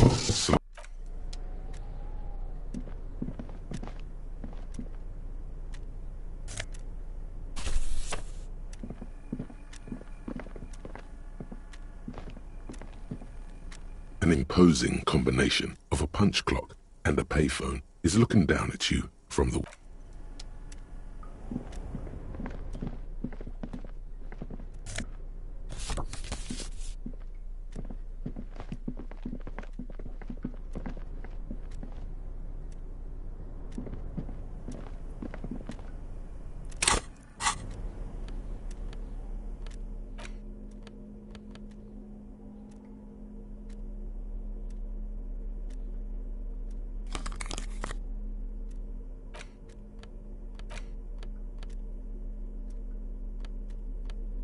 The front of this quarterly journal features a large satirical portrait of the late King Friesel. From the sides of his head, a pair of white antlers spread to the corners. Because white antlers are one of the symbols of communism, they represent a society. Because Friesel was incompetent, foolish, and cruel. In short, the embodiment of... To your disappointment, there aren't any full-color pictures to direct your attention. After rifling the pages with the magazine is divided into several sections. International developments, Kunst und Kultur, and local concerns. Just inside the cover, comrade, as you know, this journal takes its name from Mazov's immortal expression, du cristal à la fumée. This was his way of describing the way the rigid crystal, but like the structures of capitalist ideology, we too are at risk of going à la fumée.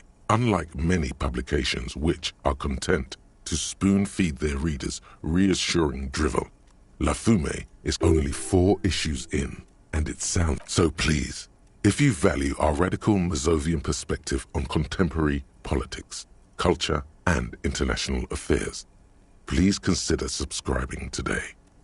Yours in struggle, the editors. What do you expect? It was laying around the office of the Debarders Union. You flip back to the front of the magazine. This section includes a long, tedious critique of the latest round of free trade negotiations between the EP. You also skip over an article about heavy fuel oil smuggling along the Messina border. Something about bear wrestling in Samara. Book riot. Face it, you really aren't interested in foreign affairs. You're not even You flip back to the front of the magazine. The table of contents unfolds. It takes a moment, but gradually it dawns on you why they decided to title this one section. It evokes a sense of recognition and fellowship. As you leaf through this section, you come across several reviews of recent radio plays, as well as a brief artist spot. The main feature, though, is a long essay titled Tip Top Tournée, a critical Mazovian perspective. This so-called artist spotlight is really just a brief Q&A, made all the briefer by the subjects. The actual article is surprisingly light on details, but after skimming a page or two, if you don't follow it, you only ever hear about the ludicrous sponsorships and obscene death toll.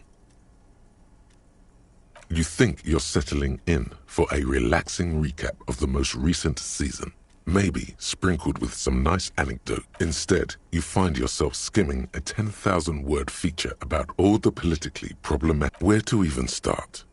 For one, there's the crass commercialism of its sponsorships, and then there's the practical. So, all of it, basically.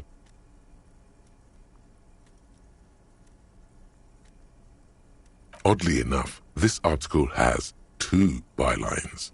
There's no way those are real. Have you ever met anyone named Exilus? Come on, they're plainly pseudonyms. Under capitalism, the article says, every pursuit has its price. Every pleasure, even one as elemental as the joy of racing others around. Thus, the so-called tournée becomes a competition between increasingly meaningless brand signifiers. Your discount, and that precisely is what's problematic about it. Were it not for the promise at the end of the day, it's the destruction of these 750,000 real. Sure, you think that, but subconsciously, it's the visions of brand name. That's because you haven't been reading critically. But don't worry. The whole point of these sorts of articles is to let someone else read critically for you. Ah, come on. Can this article read your mind? Well, there you have it. No reason to get hung up on the If I had to wager, I'd say they've never even seen the inside of a motor, much less a motor race. You flip back to the front of the magazine. The tape.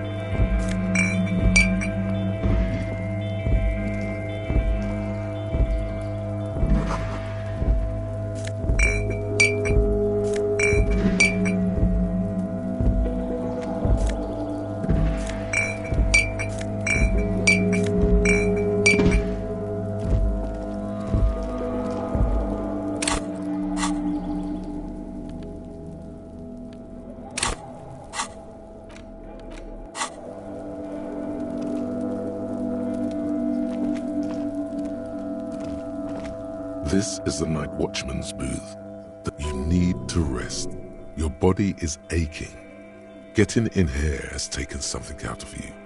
Have a seat. If you must. But please hurry. We are pretty easy to spot up here. Nothing incriminating catches your eye. The cabinets are clean and their sparse contents meticulously organized. It's a black and white photo of a young couple out in a street fair. The man, René, is dressed in a Royal Carabinier uniform.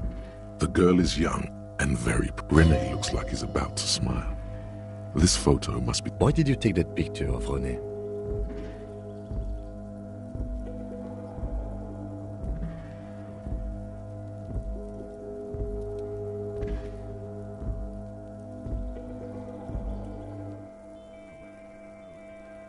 Fine, but let's move. I don't want to be seen snooping around. The chair is not as austere as the rest of the booth.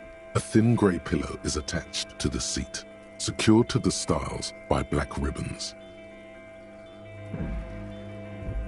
Stale air floods through your nostrils. Not a single mote of dust floats inside your lungs. The drawers are empty, save for old timesheets and receipts. One small box, however, does hold some cheap painkiller. Oh boy, where to start? Elevated risk of dementia, mini strokes, prophet's disease, sudden death, hair death, erectile... Maybe this was a... You take the painkillers. They are yours now. You stand and exit the booth.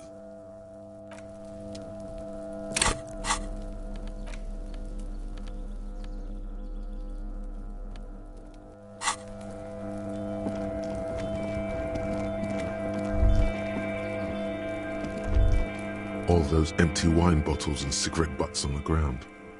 Someone partied really, really hard here. Well, they went through 6 bottles of potent Pilsner, 3 bottles of Commodore... Well, yes, I think we can say with relative confidence that it was you.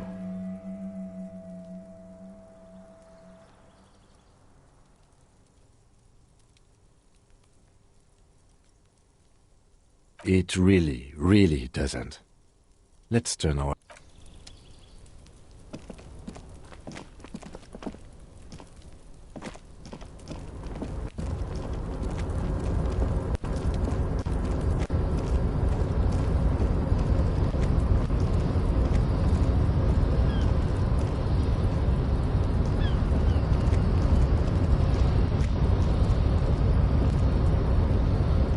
Control panel with several knobs, 2 buttons marked Marsh and Marsh. On. Arrête.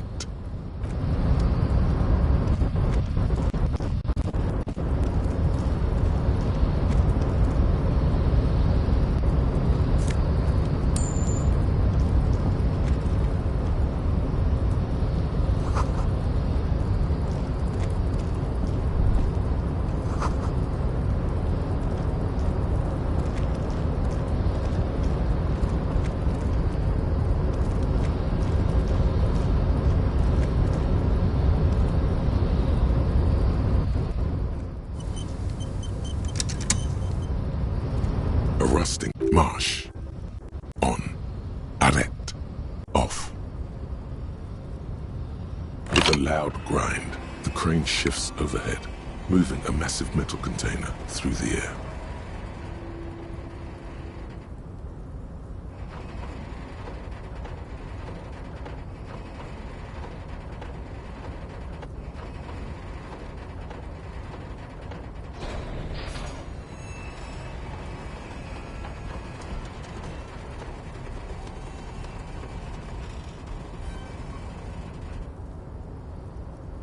With a surprisingly quiet thunk, this crane was built with a purpose, which has now been fulfilled.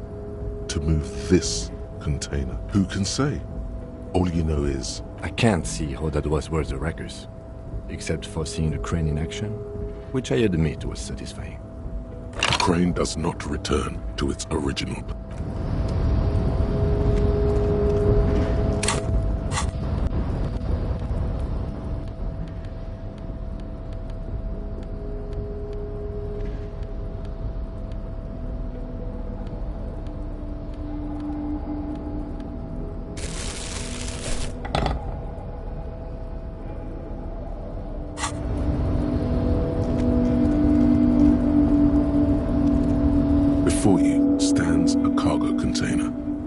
one of many in the yard.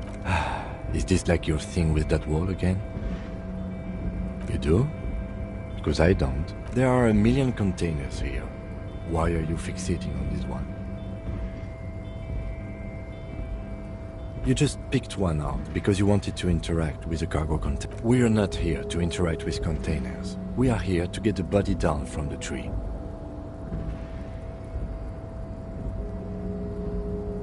No reply. You attempt to turn the handle, to no avail. To your left, the lieutenant considers your actions with some puzzlement.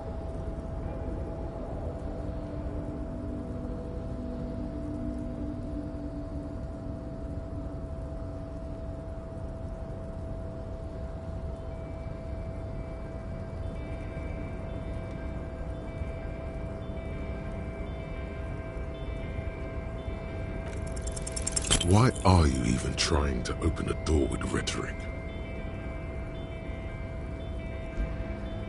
Why are you what? Are you satisfied, detective?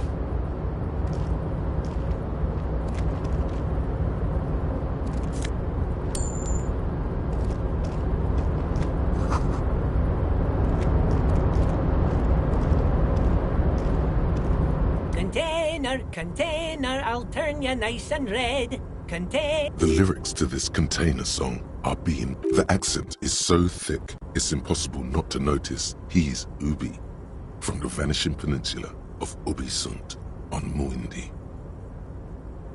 Container, used to be Wild Pines. Container, now belongs to Everard.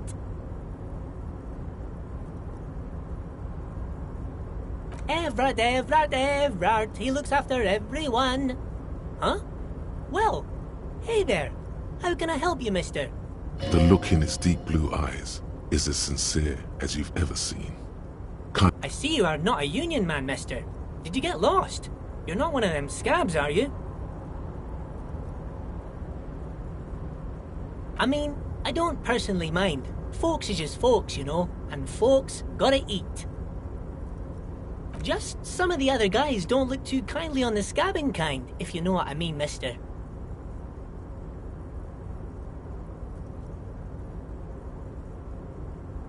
Oh, I'm just making some covers for them containers here. Yes, I am. So it's easier for the crane operators to spot them.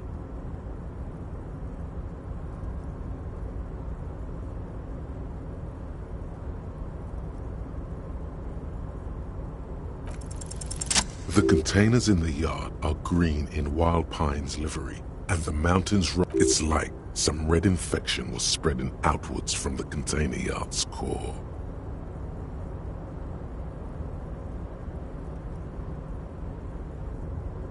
No, not really. Mr. Everett doesn't tell me all the big things. Says I go and tell them to everyone.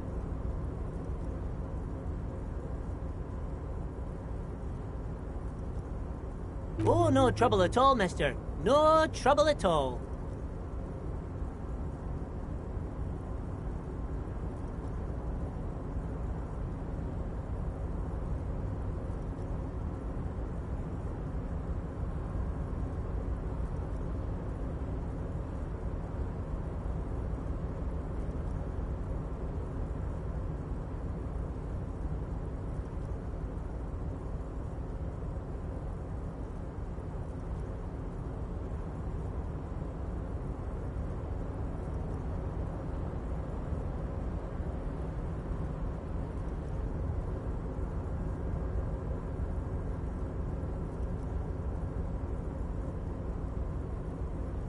Oh, that one. That should be empty as far as I know. Lots of... Told you.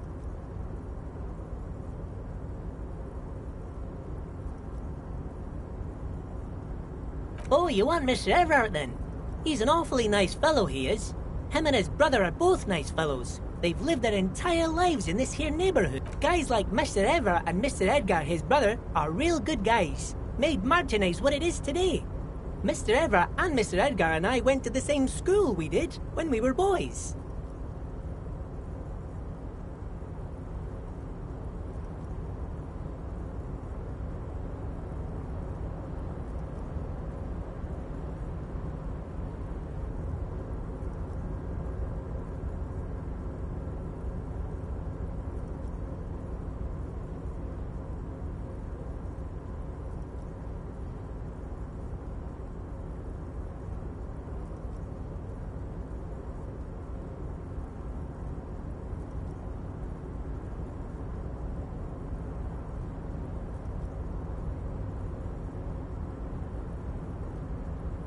Oh, Mr. Everard is where he always is. In his office, of course.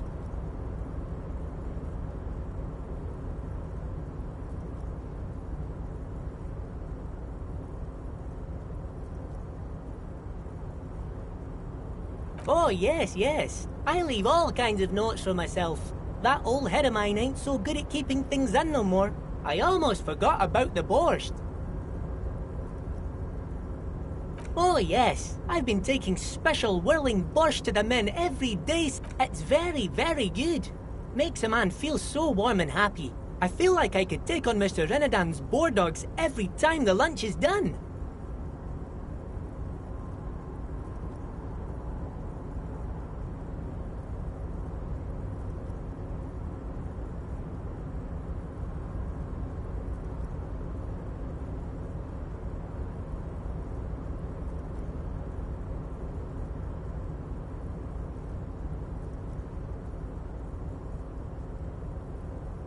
Power borscht, huh?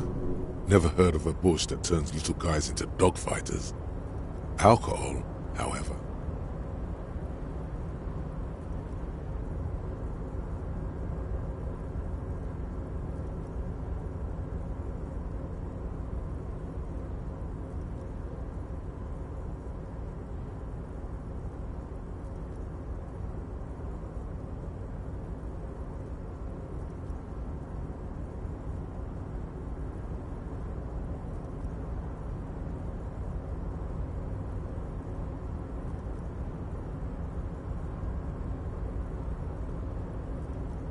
Oh, absolutely, mister.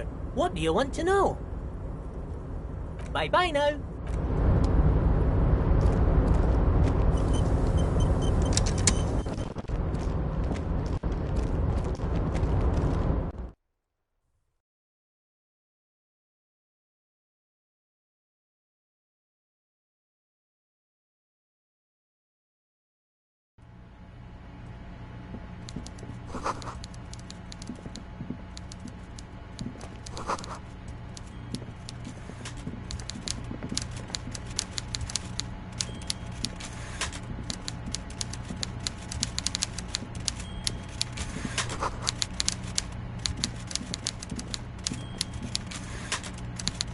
Before you is a walrus of a man seated behind a large desk.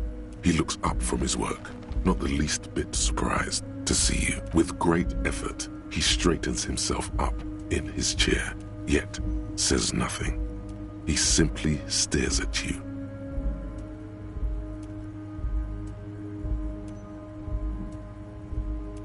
Welcome, Mr. Dubois, Mr. Kitsuragi. It's good of you two to stop by. Please, have a seat. I'm Everard Clare, head of the Debarders Union here in Martinez.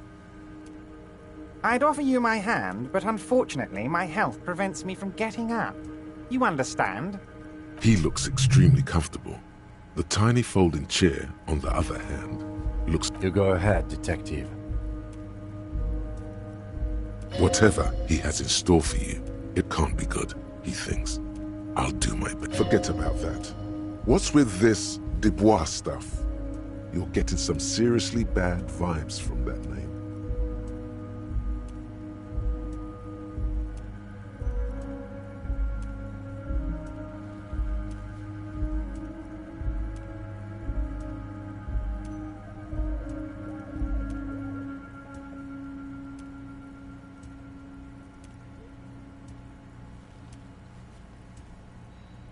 Please, Mr. Dubois, let us converse in a civilized manner. He's trying to throw you off your game with this Dubois nonsense.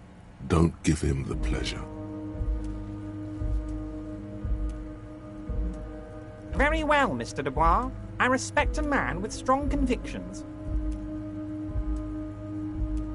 I, too, have convictions. One of which is that I will not engage with any man who... Should you find yourself more amenable in the future, I'd gladly resume our conversation. But until... You're no Titan affiliation, buddy. He's got you in a fork. Sit down or leave. Excellent, Mr. Dubois. I can see that you're a reasonable man, and reasonable men can be of great use to one another.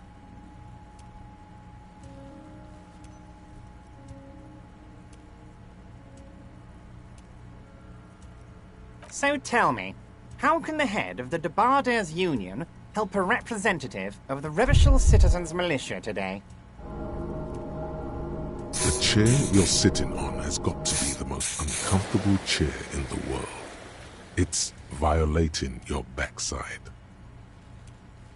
Oh, by the way, I heard you got a rather rude reception from a certain Lawrence Gart. Some people have no manners, it pains me to say. This should take care of that nonsense. It should be sufficient to cover your expenses for a few days and patch over your differences with a cafeteria. Hey, that's 25 real. That's good money. Think of all the stuff you could.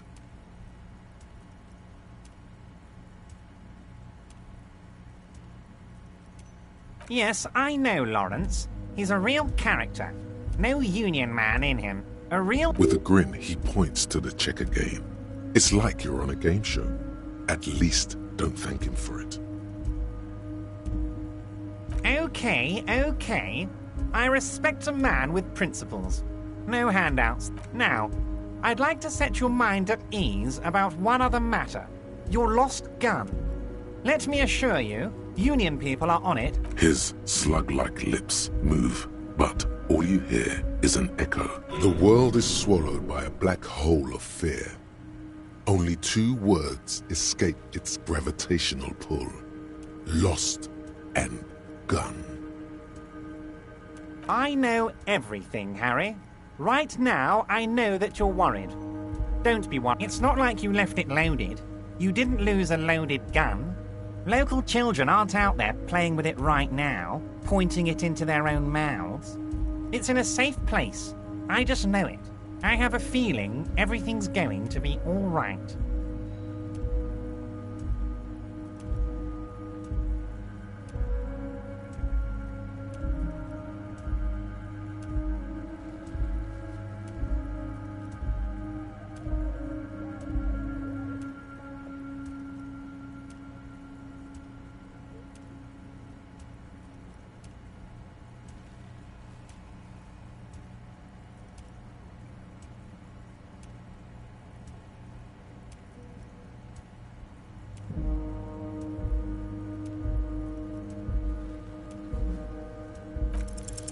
God, you're sweating.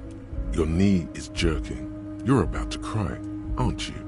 You're about to cry because you lost your gun and those children are gonna shoot themselves with it. Mr. Dubois. What is this, Mr. Dubois? He keeps repeating. What is he trying to... Mr. Dubois! Mr. Dubois! Harry!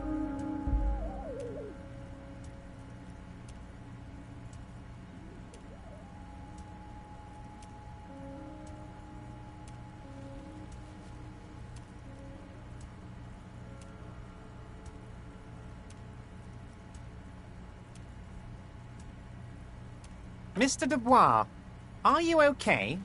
Can I... Maybe you could use your hands somehow, in a kind of throw-in motion, like you're throwing that Mr. Dubois act right back at him. He's Mr. Dubois.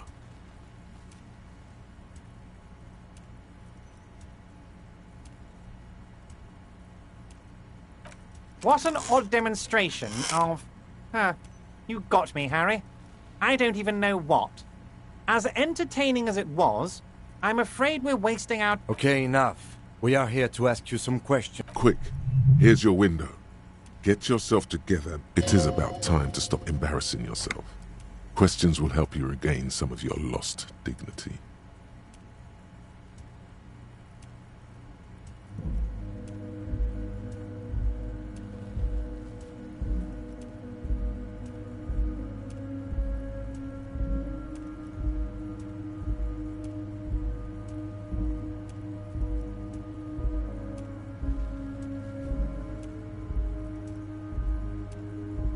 You've got a lot of spirit clearing up the drug problem alongside this murder.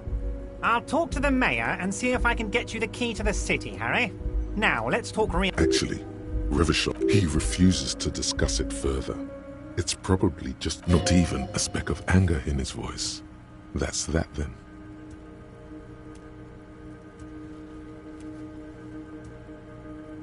Oh, of course. That's your main thing here. That's why you're in Martinez. I know, I mean, it's no secret that the lynching is connected to the strike. So much to talk about. Honestly, it's been weighing on me so heavily. I understand you need to interview me. But there's a thing that's been keeping me up at night. I want to talk about the hanging. I mean, if we could just calmly talk, exchange... Yes, that sounds good. Let's do that. But I can't think straight with this thing weighing on me. You're police officers, aren't you? I have a crazy idea. You guys are basically door-opening machines, incredibly talented at opening doors.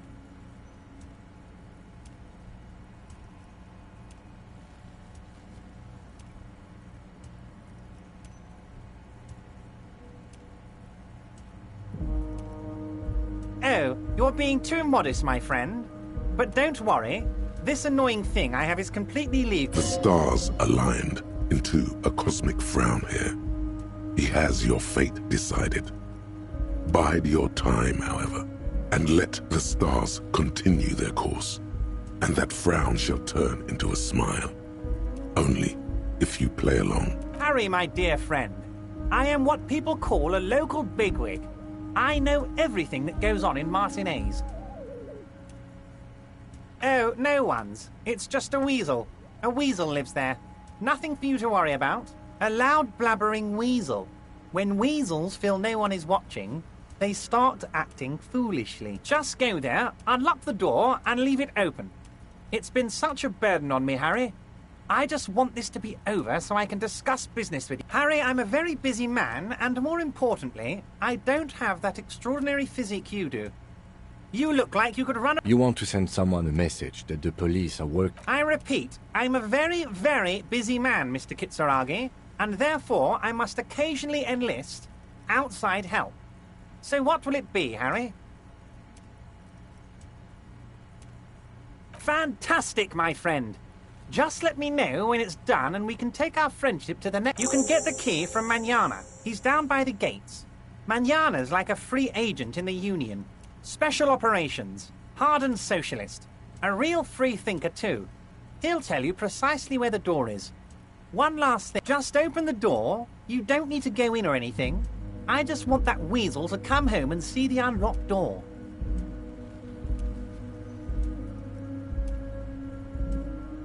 You might have noticed there's one hanging on a tree. Oh my. Don't take this question personally. Mr. Clare, the man was hanged with a cargo belt. A steel-reinforced cargo belt. It's safe. Besides, getting the body down would benefit all of us. It's a stain on the neighborhood.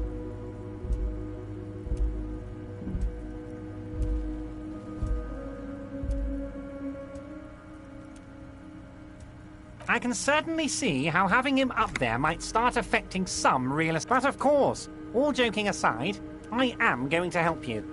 Jean-Luc, my boy, I'm sending 2 police officers down. They have a dead body in a tree problem they need help with. Nate and Jean, please take it easy with the race signs. That's a yes to getting the body down, no to the race science. You can find Jean-Luc down at the gates. He's the big impressive one. You know, tattoos, muscles, ethnic looking. Can't miss him. Great guy.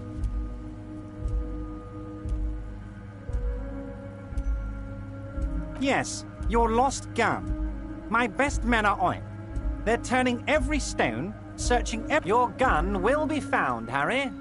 Let me assure you of that. The only way to find it seems to be working with him. He might even be holding your gun hostage.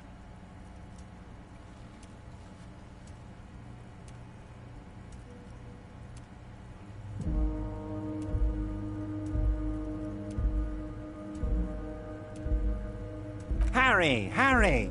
I was only trying to be tactful. A lost gun is kids could be playing gun roulette with it as we speak. Teenage gangs could be arming themselves. Get a hold of yourself, Harry. I assure you, we are working on locating the missing sidearm. The lieutenant is concerned about the lost gun and feels that the fact you haven't prioritized looking for it is unfortunate, if inevitable. Excellent, Mr. Kitsuragi. That's excellent news. Looks like we have a friendly gun-finding competition on our hands. My dear Harry, there are literally millions of containers in this harbour. I couldn't possibly remember what's in all of them. Harry, you smooth-talking son of a bitch. Time is a precious resource, and I don't have a... Smooth talking. Maybe that's the way to go about opening the container. You should at least try convincing it.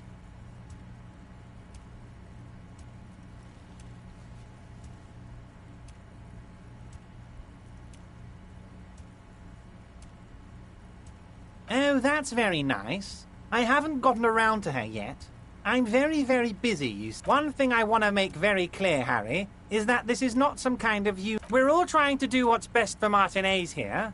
Don't feel like you can't cooperate with her, because you and I are such good friends, and I'm helping you get that nasty body down from the tree. And with finding your lost gun. I'm not a jealous guy.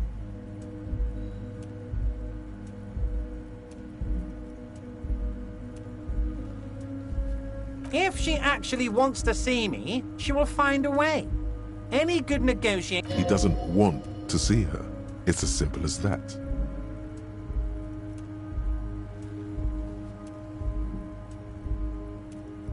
What do you mean, Harry? Nothing.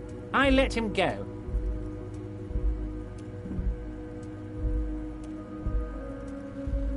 He's an old man, Harry. I wanted him to spend more time with his family. God knows how long he's got left. Harry! I have little people in my organization. I would never call someone a... Honestly, I'm beginning to think you're a midget, Harry.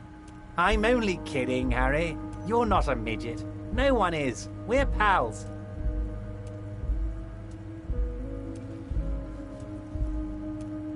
Of course, I have no interest in what she is doing, but I myself have nothing to hide.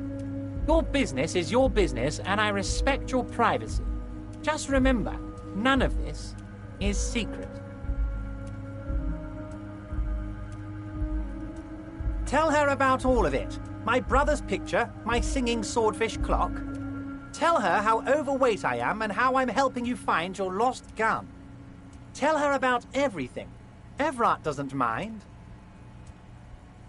It is rather interesting to tell people things about each other, isn't it? It was nice telling him about her right now. Wait. You need this to get in and out through the gate.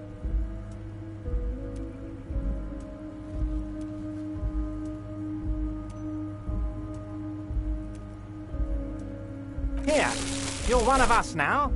A real red and white Union man. Take care.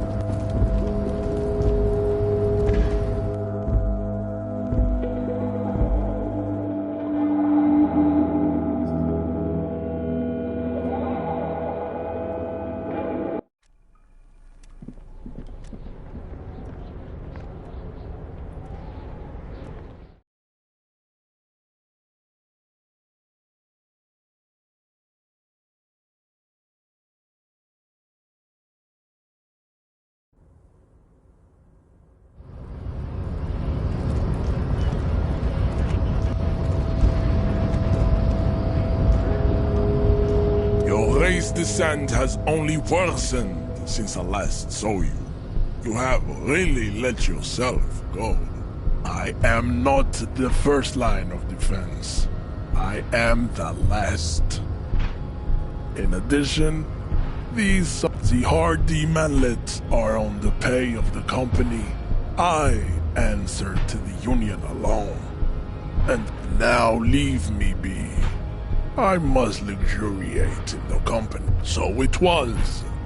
You surmounted the harbor wall in a display of athletic prowess to reach my superior. Then had him give me an... You're so noble, mate. There's a but. But, while I am gone, someone must stand guard on the bridge. That would mean you're openly showing the people that you're taking the Union's side.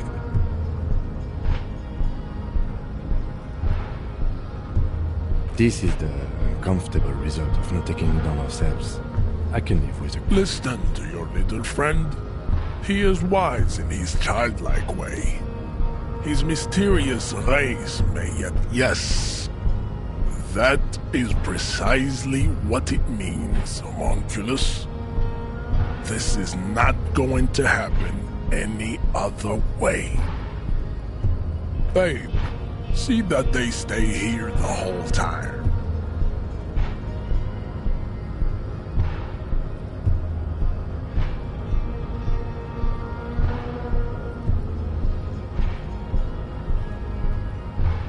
The woman's gaze follows Measurehead as... So, you guys are like cops or something?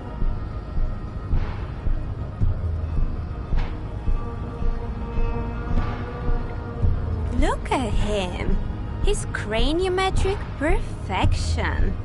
Are you cops or have you ever thought that maybe things should go to shit? I'm Katya, by the way. You hear that? That sound. He's breaking something. Yeah, Jean-Luc must be really tearing it up over there. I wish I could see it. Look at you! RCM rent-a-cops! Guarding that bridge like Everott's lapdogs! Spoken by a mercenary, pretending to be a worker.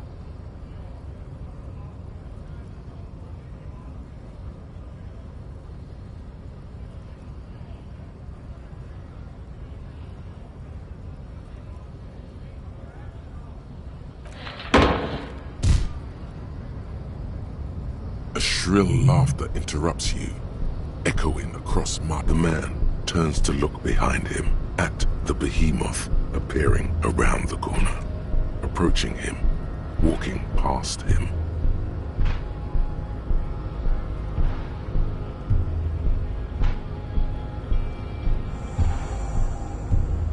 The corpse has been removed from the tree. Stand down and congratulate yourself. You have sided with Ray's victory today, and what you had to do was to become a Union man for all to see.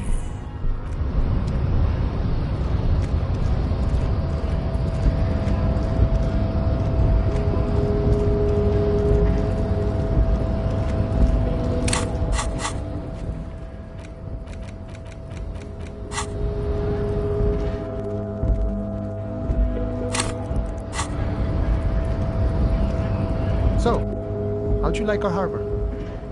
You've been in there, he means. Talked to the boss man too, probably. It's but a rest area on the path leading across open plains. Right, you talk to the boss, eye to eye, like men of the plain. If you have any more questions, I'm set to talk.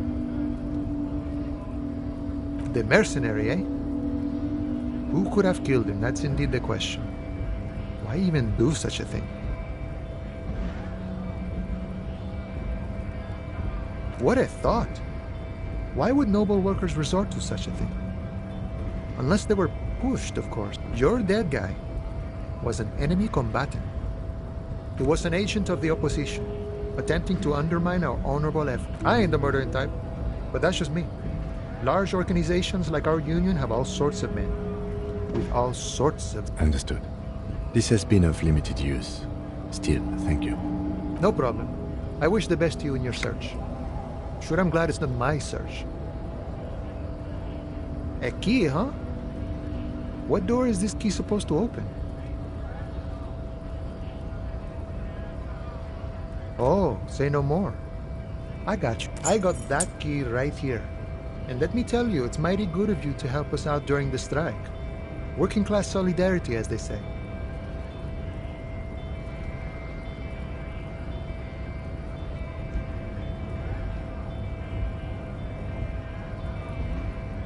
Oh, so the none of the above type, are you? I get it, I get it. I like to keep my distance too. But it doesn't matter. What you're looking for is a basement door behind the greenhouse. That's behind the whirling in rags. That's all I know. Our organization is what you call Okay, but where did you get the key from? The janitor gave it to me. Nice fella. We talked about life and things that really... None of this mess we're in. This jiving and juggling. What's it for? To feed our children, I guess. I'm more of a philosophical dock worker. I like to talk about the big picture stuff. Who I am, who you are, what we are fighting for.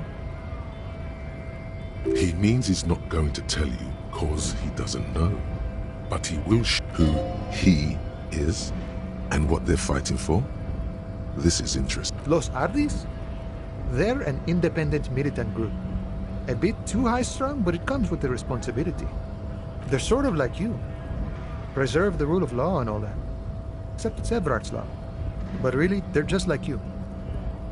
Is he actually comparing you, an officer of the law, to... Come on. He's just trying to keep the peace. The man whispers a jaunty tune. We're negotiating our Aye.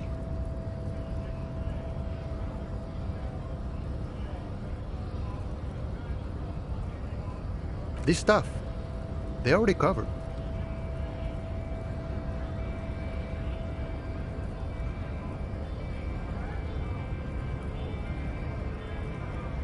The wolf always wants more. I like wolves. All of it. However, right now we want all the harbor workers to be on the company's board, so they could take part in the decision. This seditious talk sounds like communism. Just so we're on the same page. Communism is basically wanting to kill the rich people or deporting them to a labor camp in southeast Grad. But don't... I think it's best you make up your own mind now that you've met him. In my eyes, he is a capable organizer and a decent businessman. I guess you kind of get to be the village chief. He oversees the harbor, makes deals with the owners or other relevant parties. By that, you mean corruption? By heavens, why would he not be corrupt? We live in a harsh and disordered world, see? The old man is corrupt for our benefit, and we know it. Appreciate it even. He is, personally, not too lavish. He is reasonably lavish, sure. That's his prerogative. It's not like you want a saintly demeanor on a corrupt motherfucker. That would be a manipulative... Besides, there are no non-corrupt systems in the world anyway. And... Not you would like to say. But then there's that weasel door. This man has political theory, and it has not failed him today. Sure thing. This was great. You feel mentally reinvigorated.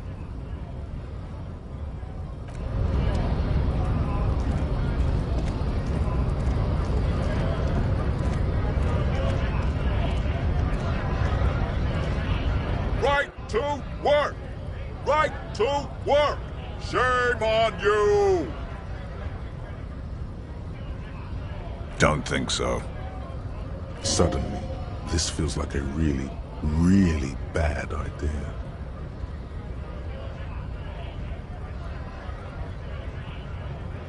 Silence. He takes the photo. Grey eyes, you see dead flesh in colorful rivers of polychrome. Fucking loincloths. Really did him in. What it means. I can tell you what this one means. Only one. You want to hear what happened here? Our colonel is deep in the bush here. Deep in the fucking bush in Benital 41. Benital? is one of the inhabited islands of the Seminoles archipelago near the Pale. Covered in jungle, it was anchor point for the Seminoles nationalists. He spent a month behind enemy lines, scouting kept villages. Nothing but fucking bugs and snakes for fun. Men. With some strange emotion. This is about to get really graphic. Last moment to back off.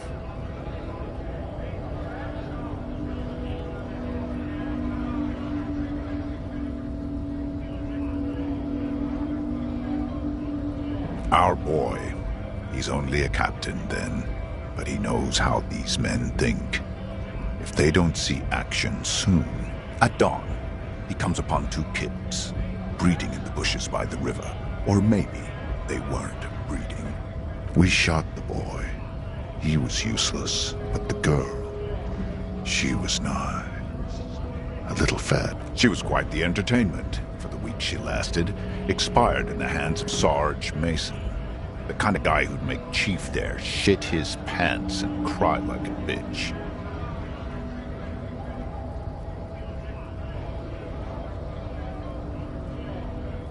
God. Mason couldn't let go. Cut the tits off her cold body and drowned in a creek a week later. Spirit's night. Something stirs in your stomach. There's a word on the tip of your tongue. Colorless, odorless. It's...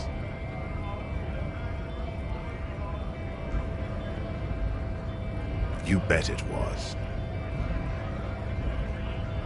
No. I was in the domain, in Jamrock, being a bouncer. Go ahead. All right now. Free commerce! On the photo in your hands, the dead man's skin is studded with stars. Tens, hundreds of them, littering his dead skin.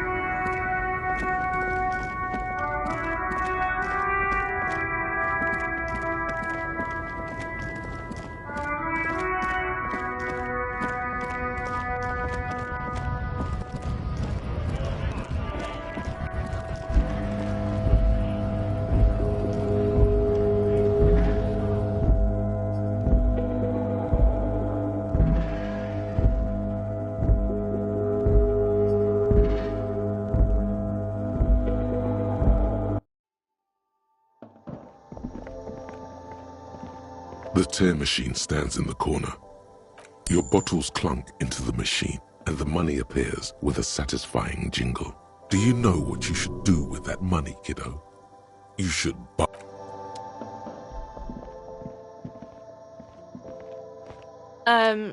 Is this about the questions again?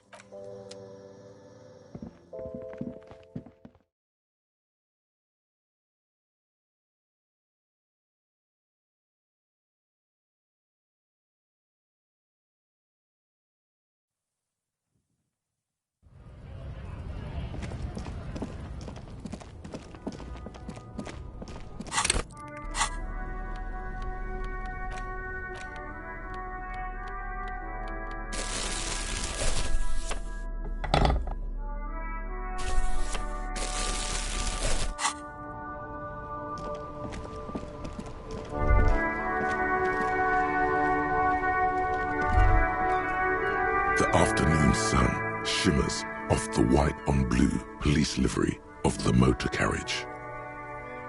Do something important? Something murder-related? There's always something important. This is a Caprice Canema, the Caprice Motor Corps follow-up to their highly... with its air-cooled, rear-mounted 12-cylinder compression ignition engine, driving the rear wheels through a 4-speed manual gearbox. The Canema is able to reach 100 kilometers per hour in 13.5 seconds and go on to a top speed of 180 kilometers an hour. The high center of balance is offset by a large battery bank mounted at the bottom of the cabin, feeding all the auxiliary systems and making the Kanema effectively a mobile. Even at a standstill, the unibody Caprice Kanema looks sleek and dynamic. The cabin is still. Someone has waxed it recently.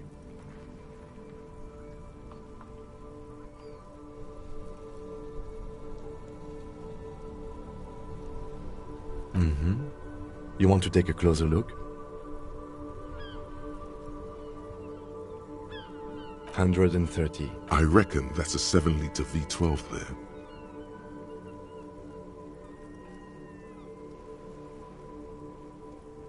$7.2. Supercharged. Saying these words brings him immense joy. Yes, an extraordinary machine. It's nice and all, but why so modest? Put some zing into it. Helium headlights would improve the range and it's a bit girly right now. Fit it with some proper off-road components.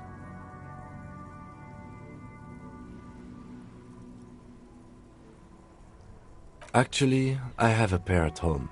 Just haven't gotten around to fitting them yet. I need to lay some wiring for the ballast first. Maybe.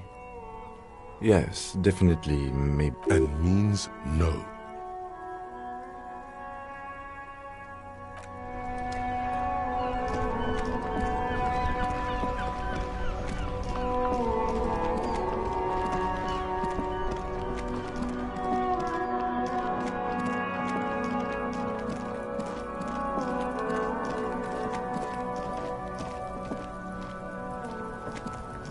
You missed a good show before. A kid came by and completely... He fucked the tree up! Fucked it good! It was porno!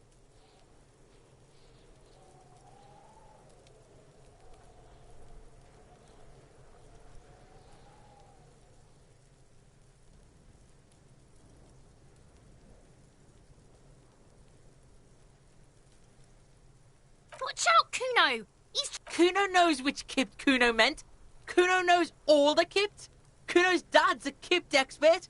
Says Kuno's dad doesn't give a Trying to crawl out of Kuno's ass. Yeah? The fuck did you want anyway? You got your fuck bag down? Kuno doesn't...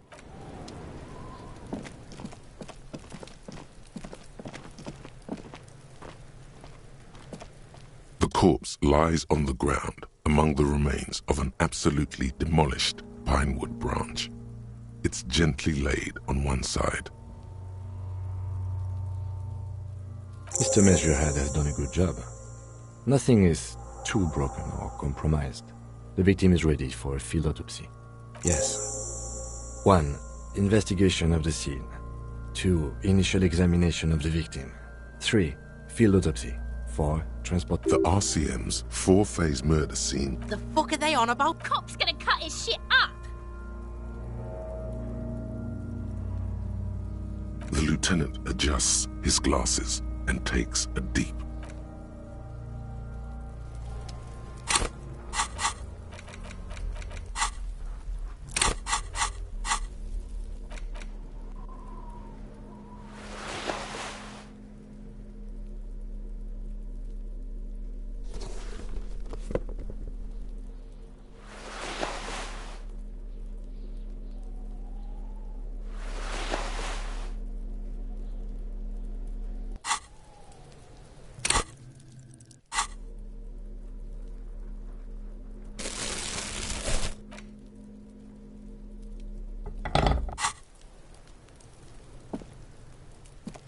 Rotting man, the lieutenant adjusts his glasses and takes a deep breath.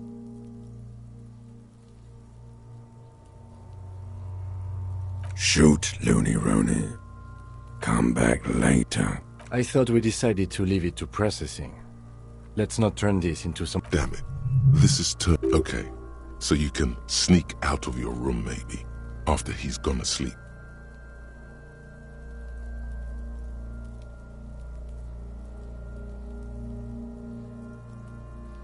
Come on, officer. You know what a field autopsy is. You've done 100. What you do know is, At 18.9 kilometers, the dormant shield volcano, Corpus Muindi, is the world's highest summit, and the failure of the 38 single, Et puis descend, to crack the top 20 was the death knell of disco. But what a field autopsy is, you have no idea.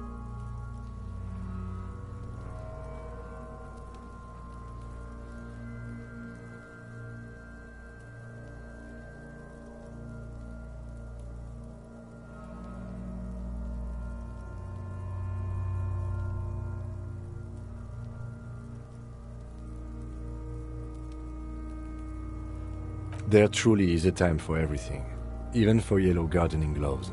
However, they are lacking hygienically. I suggest you get in there in limited capacity.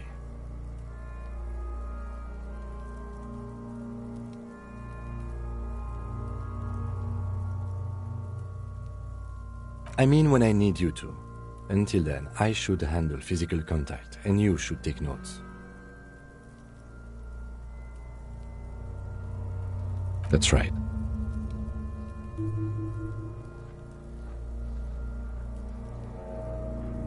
The dead man stares in silence as you crack open the ledger. The bright red paper is covered in boxes and lists, describing the condition of his skin and organs in 3 parts. Above those, an 11-field info form needs filling out first. It begins with, "That's you."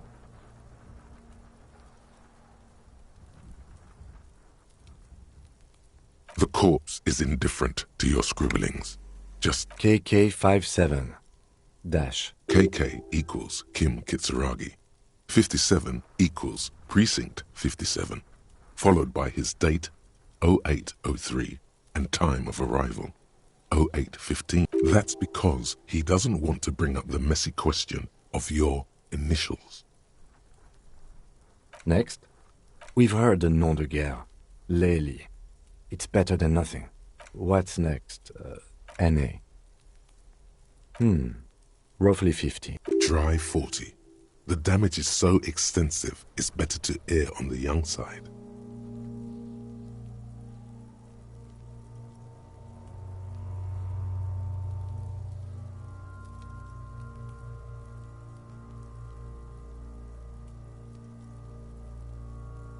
He nods. Mondial. Fair to olive-skinned, from the Isola of Muindi. This is as vague as it. The pudgy mess of curdled meat looks neither mondial. Fucky! Male. Pigs can have sex!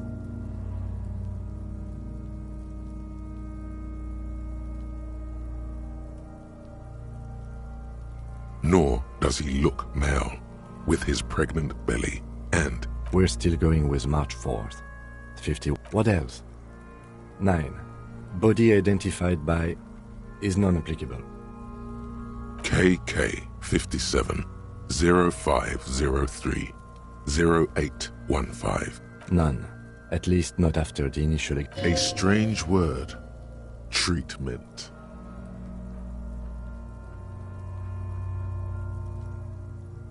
A silent nod.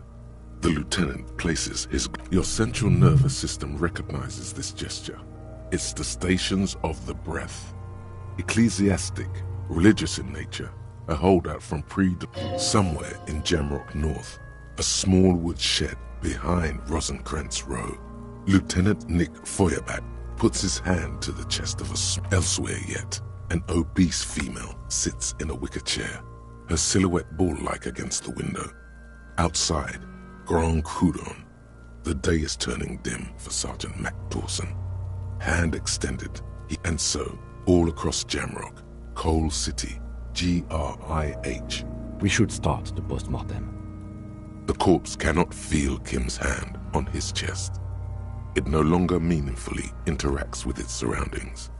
A thicket of boxes and lists on red copy paper tries to answer why.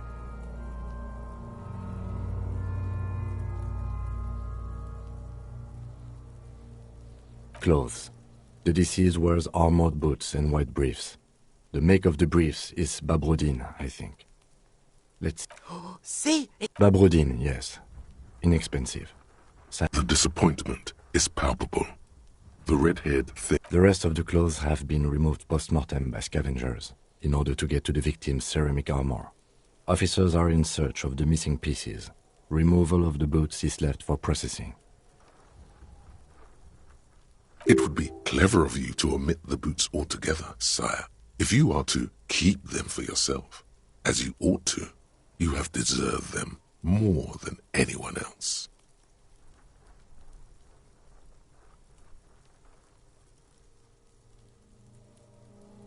The boot has a serial number.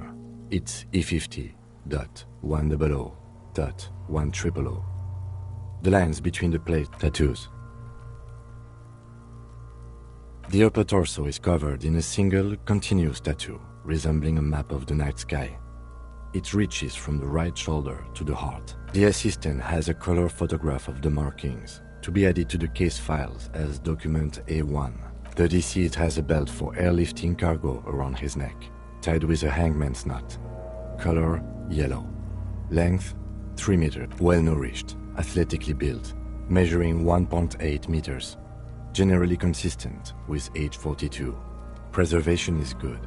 Ambient temperature, below freezing. Body hair is light brown. Distribution is consistent with the age. The deceased had male pattern baldness. Hair is combed back, short.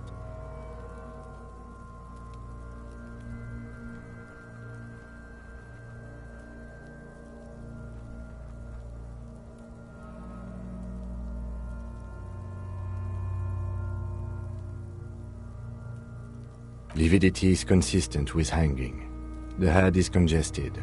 Contusions are present on the head, chest, and thighs, consistent with stones thrown post-mortem. Low velocity. Fucking low velocity? You think Kuno doesn't know what you're talking about?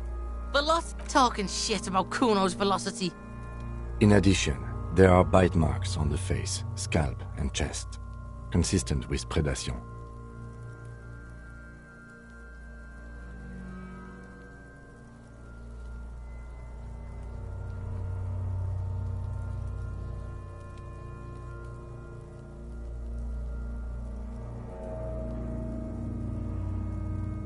Ligature mark.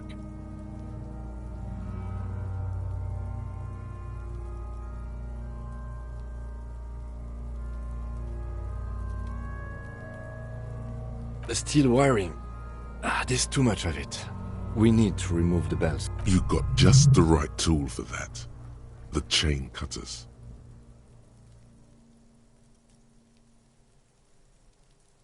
The hanged man lets out a joyous little bubble of rot from his nose. Always good to think ahead. Now, we need to cut the belt to see the ligature mark below. Carefully, with as much... See? My pig is gonna... No, he ain't. Your pig's a boring fuck.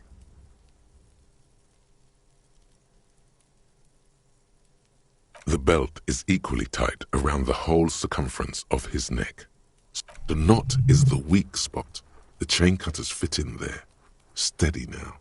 Like a flower arranger. 2 cuts and it should come loose.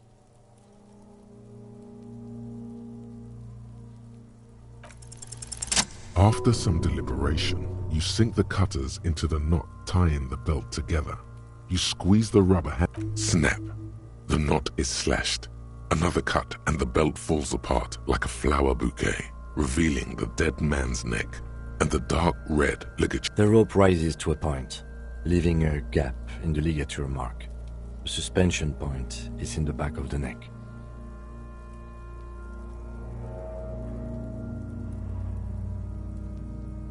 Hemorrhaging is observed on the skin, above and below the ligature mark. The mark is well pronounced, consistent. Chest is intact, normal contour. Abdomen is protuberant, pelvis intact, genitalia... No! Let's get out and see! I fucking... This is clearly what they've been waiting for, ever since the autopsy began. Genitalia is male and unremarkable. No evidence of injury.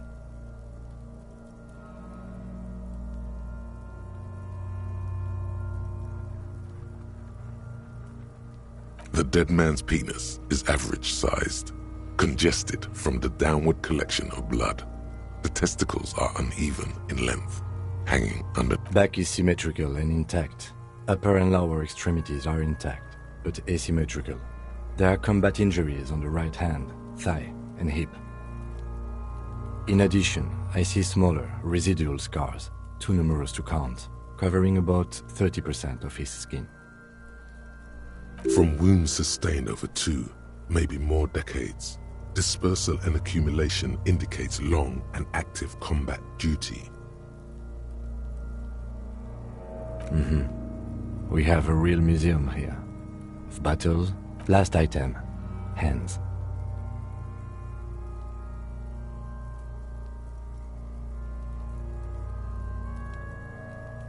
His flesh is cold.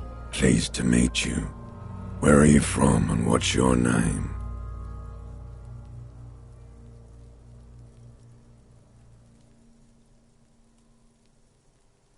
I'm only fucking with you. I know where you're from. From Cappadocia. Nothing does. This was pleasurable. We should do this more often. Hands are clean. No sign of injury from struggling.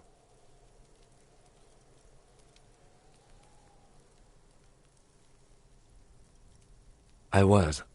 Maybe I'm just not seeing them. Honestly. Ooh. That's all for the external. Well done. What next?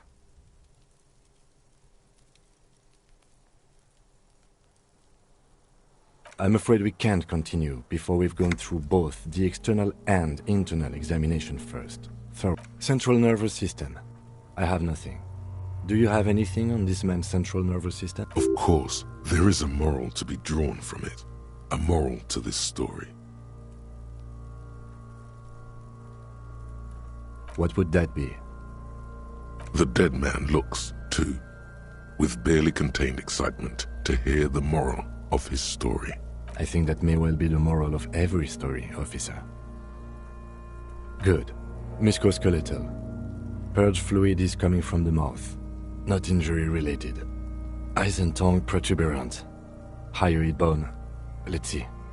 With his eyes almost closed, the lieutenant puts his hand on the dead man's throat and begins to massage it, gently. Yeah, jack that fucker off! The hyoid bone is fractured. The rest of the musculoskeletal system is intact. And respiratory system.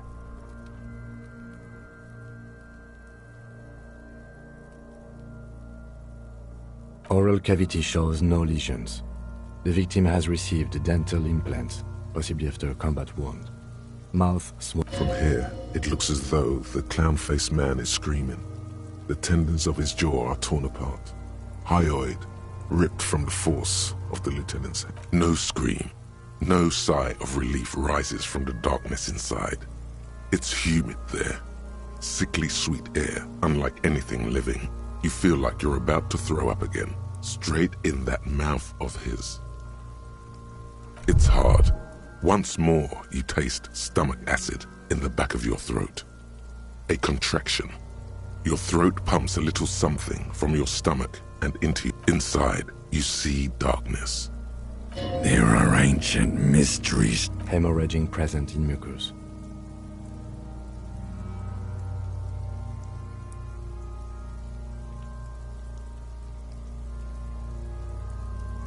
Hepatobiliary, NA. Are you a hepatobiliary expert?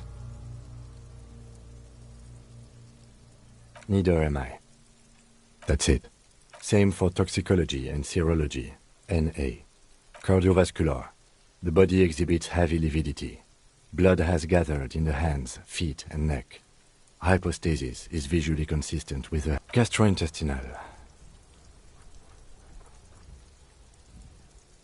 This will do. Digested semi-solid food in stomach. Voila.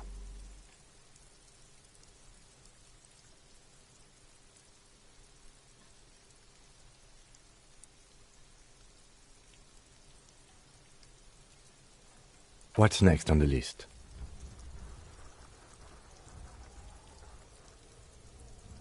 Let's see. We have bite marks, contusions on the head and chest, and a ligature mark encircling the neck. You'll need 3 fields. Leave a 4th one too.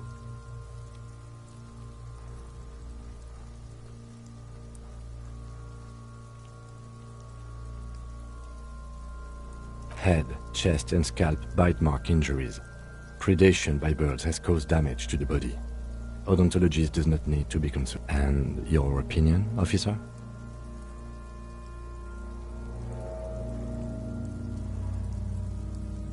Agreed. Next injury? So, the scalp bleeds from a post-mortem head injury, a stone. The injury does not have the rim of an early inflammatory response. The perpetrator on the scene has At maximum velocity for... has confessed to causing it at maximum velocity. Coagulated blood sticks to his scalp and chest, where the countless stones have hit the dead man. Beneath. Right. Next. Nothing. Just in case. A dark red abraded ligature mark encircling the neck, with a gap on the nape measuring, let's say, 7 centimeters. The hyoid bone is fractured. I see hemorrhaging on the skin, above and below the ligature mark. Depth of the mark, 1 centimeter. No signs of close. Below the note, 2 customary boxes wait to be ticked. The man's head jerks to the side. The ring around his neck is visible.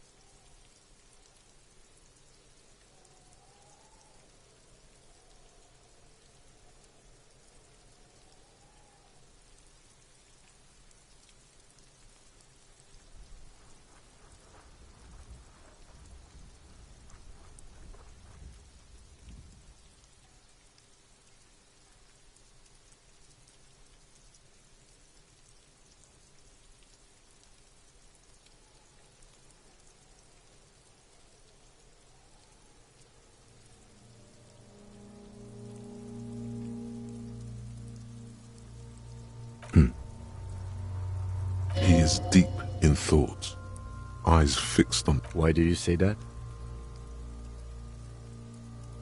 Okay. Why don't you think it was fatal?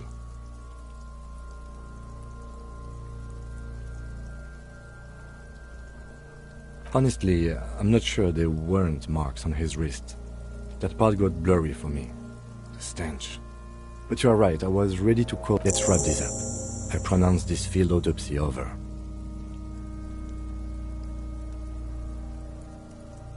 It was an irregular field autopsy.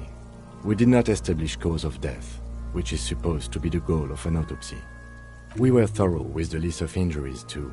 We described them all in detail. What is there to say? Given the circumstances, it was a prep. I need a copy of that autopsy form. Then I will drive him for processing.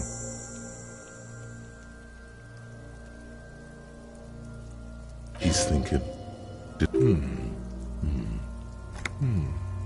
I'm sure we didn't get everything. There's always something.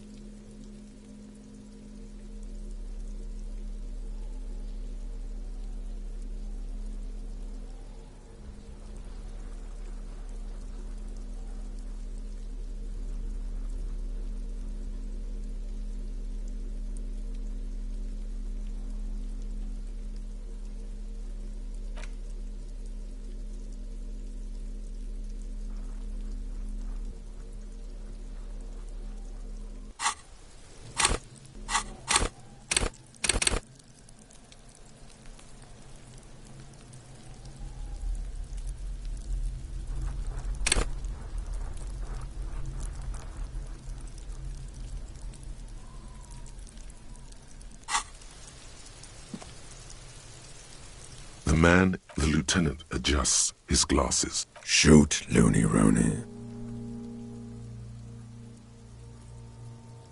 Oh yes, Kobo mi Lobo. In the gift horse, just a small gulp away. My beloved Kobo. Come back later, Kobo. Amuse yourself with my frank manners and my memento mori features. If possible. You run your hands over the victim's cold body, his limbs, his torso with its swollen organs. Maybe you should be more thorough. The corpse seems to yawn contentedly. Do you think we missed something? You can't shake the feeling that there are more secrets concealed in the flesh before you. Okay, well, we are in livor mortis here. He is disintegrating. We need to refrigerate the body. If we want to it would have to be industrial in size. Let's start by asking Gart at the Whirling in Rags and the Fritz store down. Fuck are you looking at, being old man? You want a piece of the Kuno? Only if all else fails. Kuno looks like he gets around. This is one task we cannot sideline. With every hour, whatever we...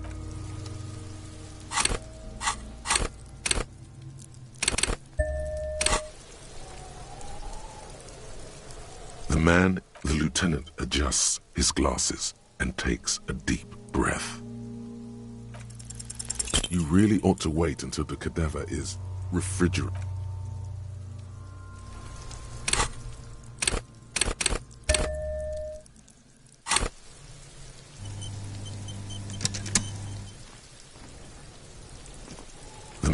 The lieutenant adjusts his glasses and takes a deep breath. You really ought to wait until the cadaver...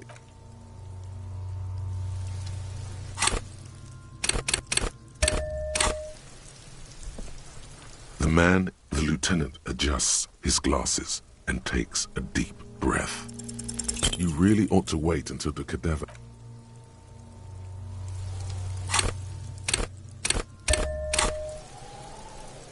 The lieutenant adjusts his glasses and takes a deep breath.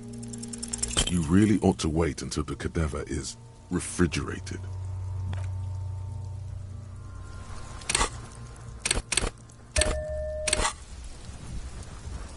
The lieutenant adjusts his glasses and takes a deep breath. Your arm reaches out and your eyes close, as if by their own volition. It's dark all around. You feel cold, dead flesh through the latex glove. It's right under the palm of your hand.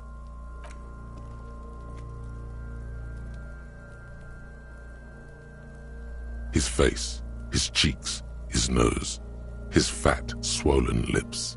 Like a rubber spider, your gloved hand crawls on his features. Everything is...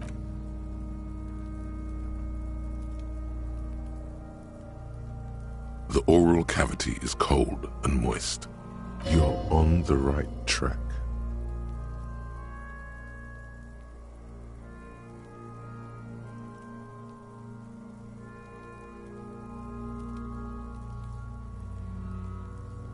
A vision of black and dark red death, pried open by your hands and studded with teeth. You see a hole, barely visible to the human eye. It is swollen shut, almost an abrasion collar. This is what we're after. Abrasion collar. Kuno is silent. A black trickle of liquid runs into his throat. Your index fits right in there. A tight tunnel of flesh opens up. Tissue damage. Wide enough for 2 fingers. As you push both in... The fuck is happening? Ah, shit, see?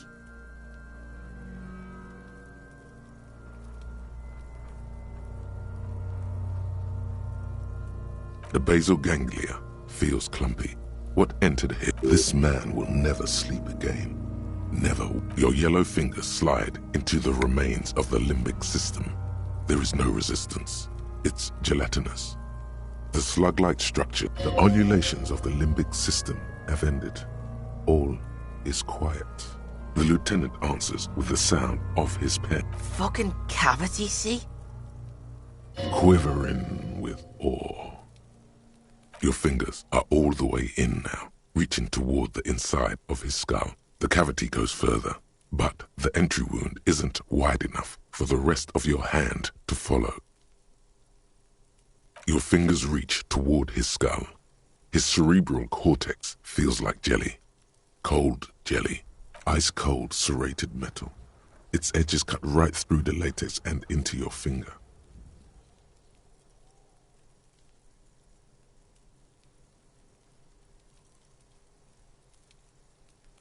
Can you get to it? There's a tiny crack, a protrusion in the cranium, right in the back. The object that is in there stops just short of the skull, in the encephalus. We have the makings of very small Forget about the fucking exit wound, Beano. The pig is wearing him like a fuck puppet. Her voice is absolutely sizzling with excitement.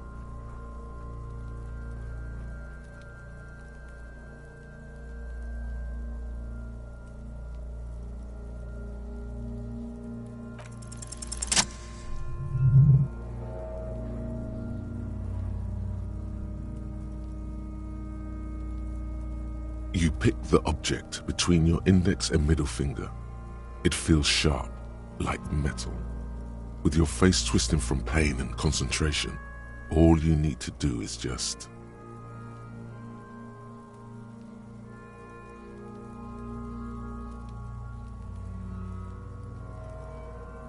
My pig's... He's watching his old man get the big... What? What is it?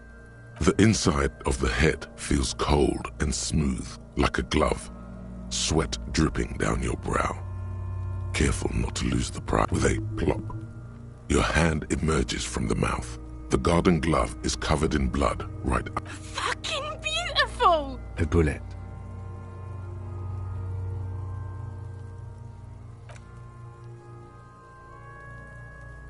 The bullet falls in the bag, leaving a smattering of blood. A non-calibre. Rifled. Some kind of brittle alloy. Fractured on impact. Of course, you deserve it. We need to add an item to the injury list. Injury number 4. Oval entry wound with an abrasion collar. Soft palate, back of mouth.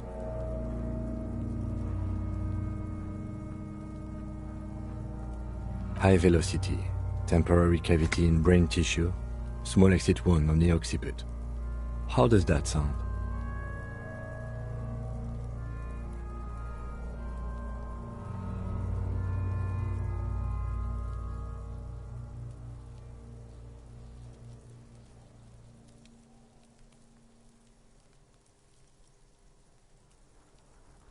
Opinion, fatal injury. And one last thing. We can now fill in injury number 3. Ligament mark. Opinion non-fatal. Post-mortem. He's proposing the bullet was the real cause of death, and the hanging an attempt to conceal this fact. Yes, and the belt around his neck. The hanging. Even dragging him to the yard. All of it was done after this man was already dead.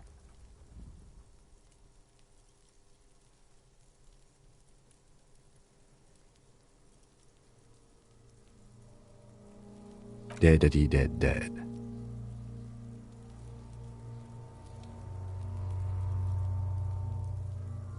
I have had my doubts since you showed me the tracks. Why did they carry him over? Why not march him, I thought. There was no such... There have been other signs too. Small things. We were right not to assign hanging as cause of death, as the perpetrators expected we would. No such luck for them. We didn't fall for it, he thinks. There is, of course, the very real possibility he was both shot and hanged.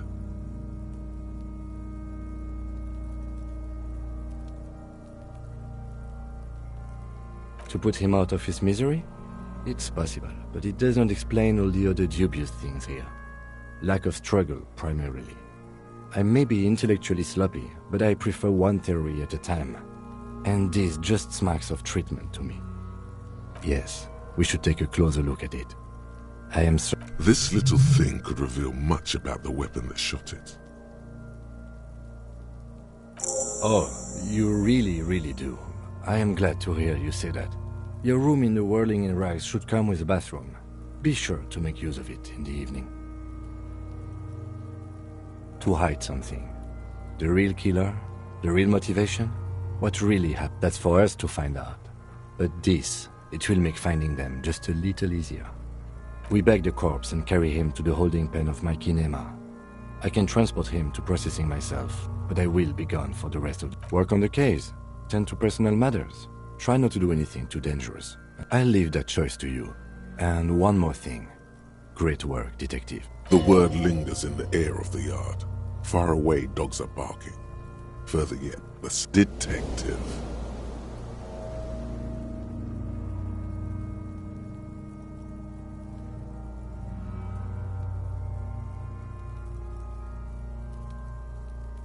All right. There go those beautiful enamel boots. May they... Oh well. I will need a little help carrying him. You take the hands, I'll take the legs.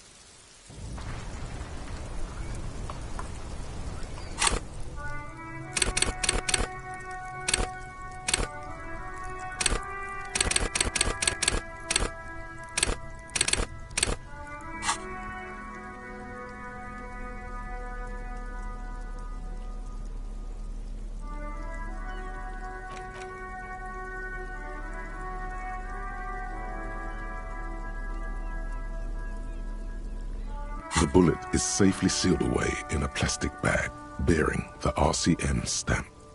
Kim has filled out the label on the bag with the item number, case number, and date and location the bullet was. Beside his orderly handwriting, the bullet looks especially sad, like a tiny, shriveled head of cauliflower. The squashed bullet has some sharp edges where the jacket has split up. You wouldn't ordinarily have cause to handle jacketed bullets. The citizens' militia uses cast bullets only.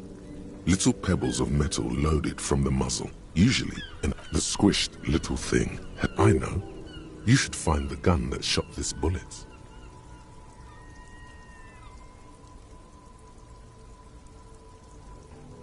That sounds like something a police detective would do. First, you should learn all you can about this little guy. Then find the gun that shot it and the person that gun belongs to. He used the jacket of the bullet is made of a yellowish metal. It has blossomed out to reveal a dark grey core. You can just about make out a few striations near the base of the bullet. It's quite destroyed. Some of the What's interesting about the bullet thus far? A jacketed bullet, which would have been shot from a military-grade breech-loading rifle. Not from a muzzle loader like those typically. Very interesting. You have an unusual military-grade bullet in your hand. Now all you need is to find a gun that could fire it.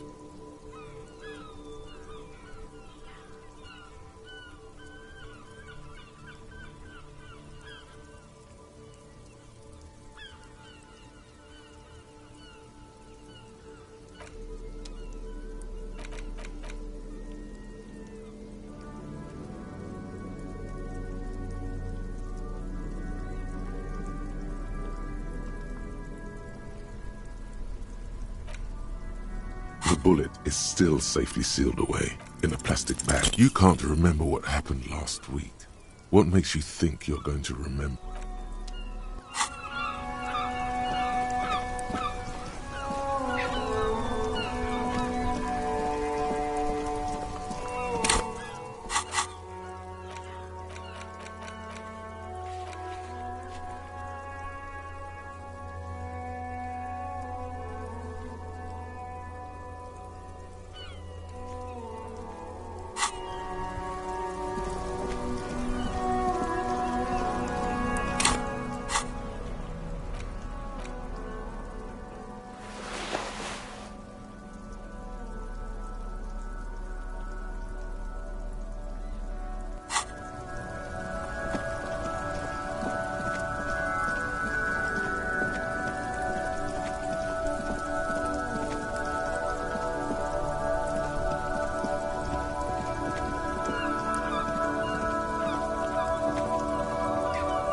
coming back.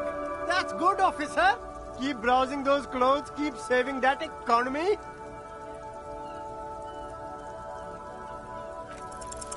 No good. All you can come up with are some treated wool pants. You can tell they're too tight around your thighs. No luck? Why not take another look, officer? Keeps up. Haven't you heard, officer? We've got to be economically conscious. Recycle your cash, keep it in circulation. Don't buy new things. Buy eco. Very cool. The economy...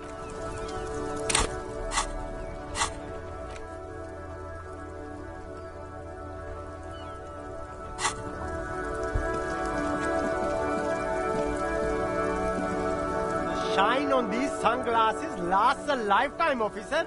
100% guaranteed.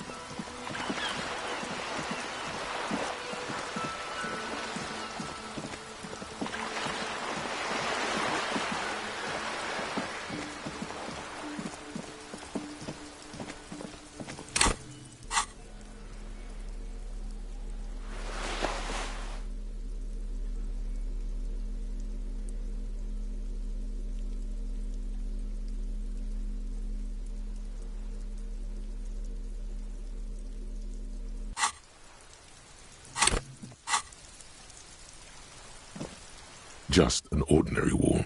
Nothing to see here. Yeah, why? It's...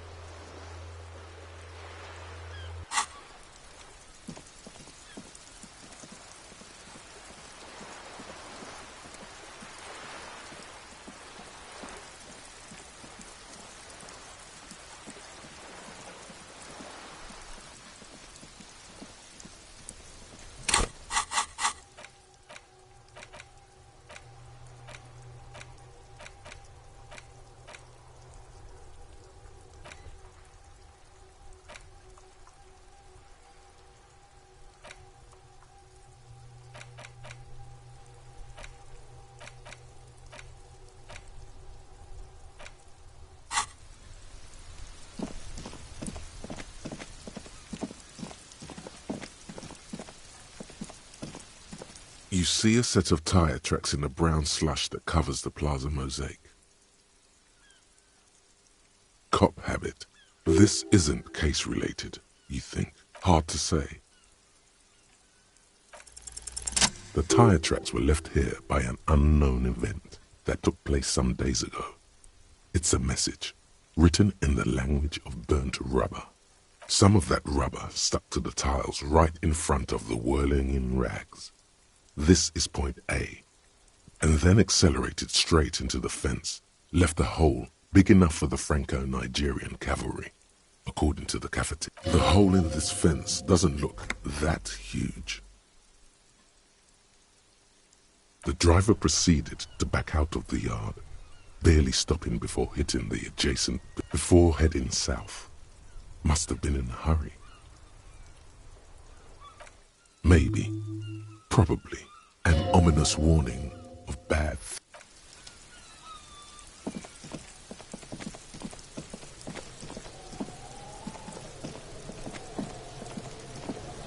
Necromant, Kuno dies. You're gonna pick one out of his brain like that too? Kuno's gonna go out in a hail of bullets. Gonna look like a fucking porcupine. Porta Rosa, a side alley of the Boogie Street spearhead. A young man in his early 20s approaches patrol officer Emile Mullins and asks for a cigarette. The man shoots him point blank in his chest. Breathless, the patrol officer collapses in the gutter. His right hand is grabbed. Bleed, pig. Someone opens a window and says, but Emile cannot see who. His sight grows dim with pain.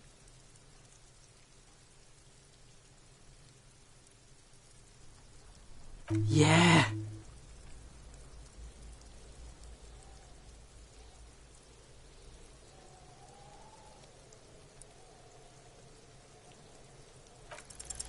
It's not Kuno. It's Kuno S.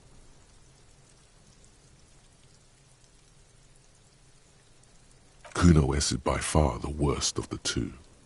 Kuno has no problem being near you, while the other hides behind the fence. She came up with that psychopathic scheme of screaming for help before. Kuno just wanted to talk to you about his name. All in all, Kuno respects madness. You cannot hope to outdo her on that front. You must win yourself. Fuck you whispering about? He's whispering too. He's going with it.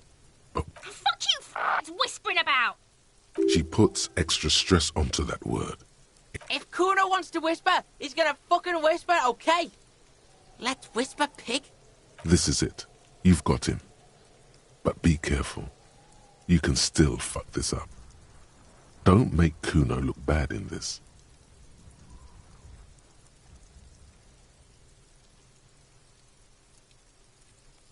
Crazy?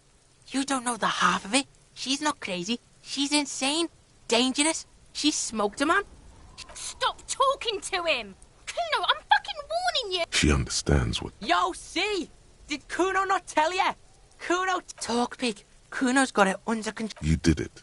They're separated. He's even turned his back to her, so she can't read his lips.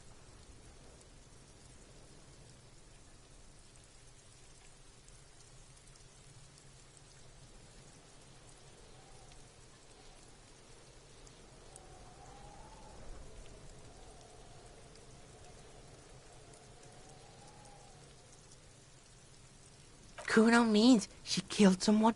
That's right. She's a killer. His little green eyes are fixed on yours.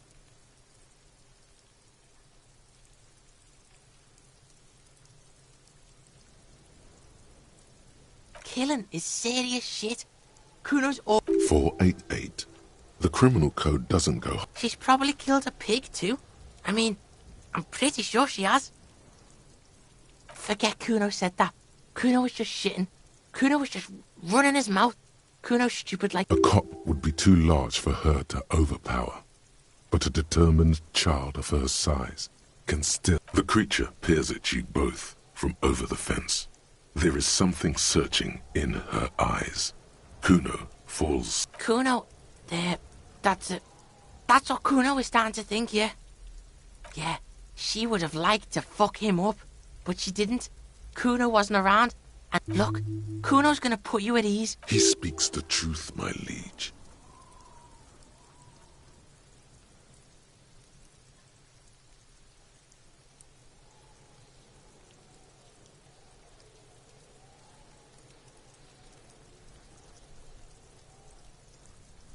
Yeah, she's psycho. None of that kiddie psycho. Cat burning shit. She does the real snuff radio shit. Believe me. And he doesn't even want to think about it. This isn't just another boast. Fuck knows. She says it's the song of her crazy people. Sounds boreal, like something from the tundra and tiger-covered Cutler, Isola. Far, far away from here. As far as possible, really. Surois? Like that man from Shelmdall shit? Revelshot does have a small Suroese community, or she climbed into a yakberry crate and was shipped over. Fuck no, she's not me sister. She's just a stray who got in. Like a mad... Yeah, she was just there. What was that, Kuno? She was in the hallway, dripping wet, by the fucking shoe rack. In the... Kuno's got no fucking idea. Her hair was all wet. I think she pissed on the floor too. She was there for 3 days. I don't know. Someone left the door open. Kuno comes home and she's sleeping under the desk, under the pile of... Kuno's dad doesn't give a shit. Doesn't even see her there. Or thinks it's fucking Kuno. Shit's all on Kuno. How's Kuno dealing? Kuno's dealing just fine. He doesn't need you. Fucking Kuno's got this shit under control.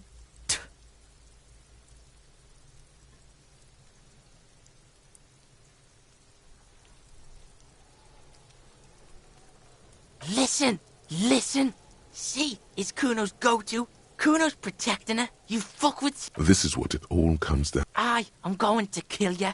I'll run when you put the cuffs on her, sneak up on you later, and fuck you up. You understand?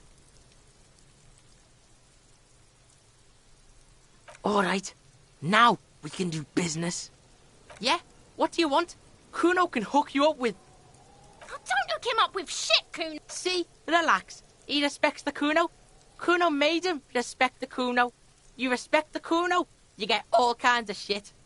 Kuno's gonna get you hooked on illegal narcotics if you run a little errand for the Kuno. Get you hooked, pig. Get his hook. See, it's tension and release with Kuno. Now we releasing. The pan buying shit, that's on now too. 90% discount for Kuno's pig. Kuno flexes for hobos. Kuno sees you're in need.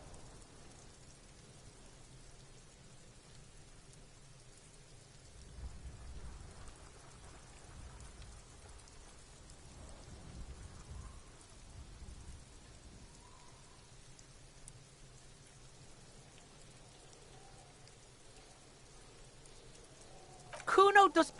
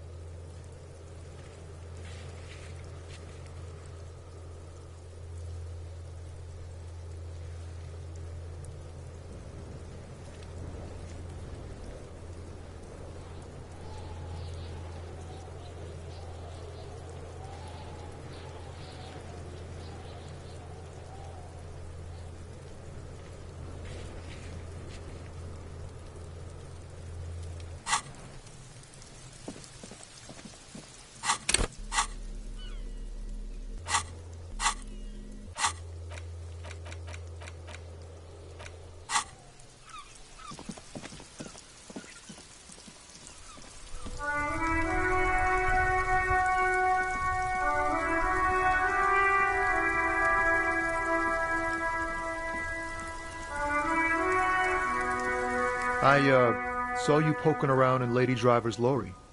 She in trouble?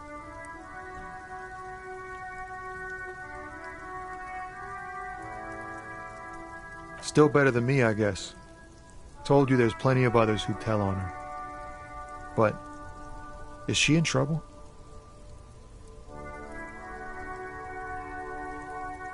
It's that bad. Man, what should I do? What should I do to help her?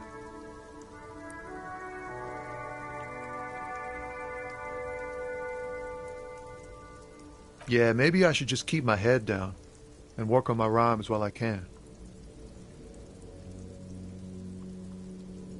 Oh, you know, Tommy Leham's gonna be a musician. Sprechgesang, but with beats. I've got... The correct grammar is Tommy Lahom. Tommy Lahm was taken. My real name's Jerry Lafitte. Tommy's way better. It's more him. The man taps his fingers rhythmically against his arm.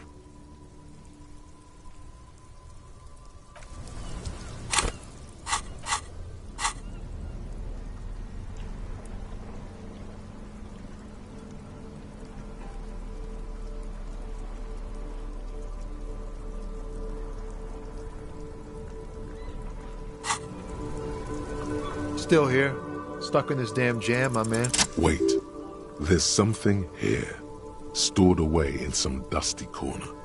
It starts like... Whoa. What else? Silent Communion.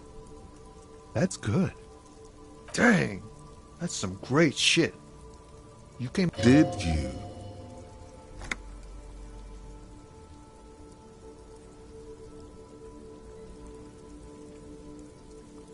No matter.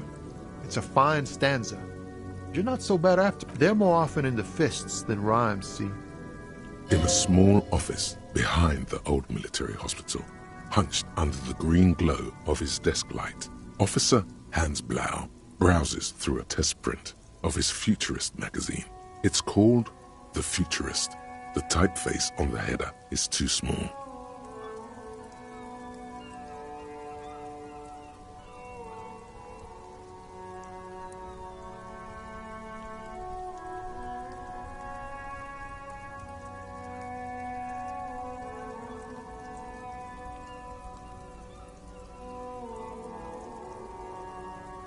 Well, you've given me some hope, I guess. You found some common ground with this man. Even impressed him. The next time you look in the mirror, though, remember those words.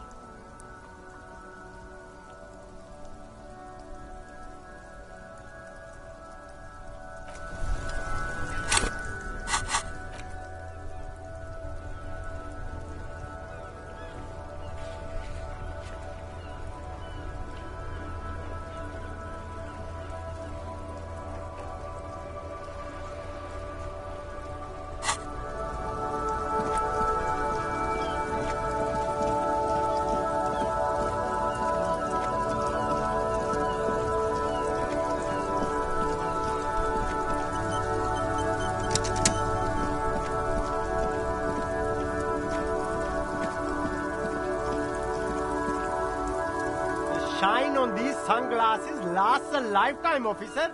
100% guaranteed.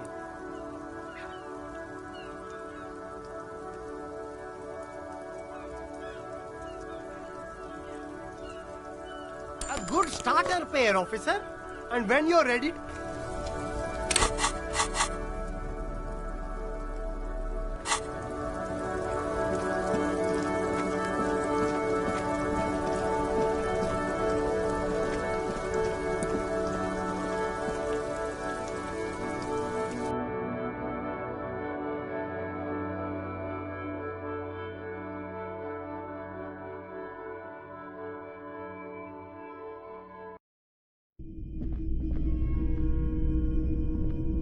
Hello, hello. Let me know if I can help you. Sure, let me have a look. Anything else you're thinking of selling?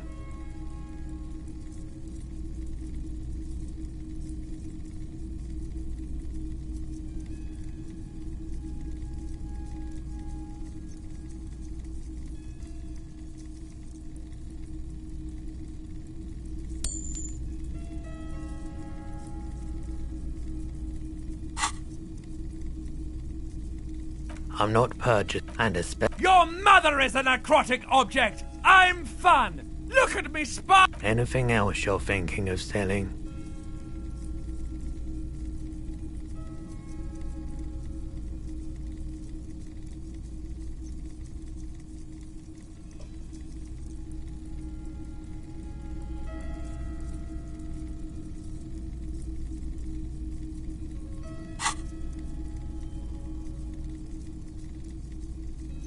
Another time, perhaps.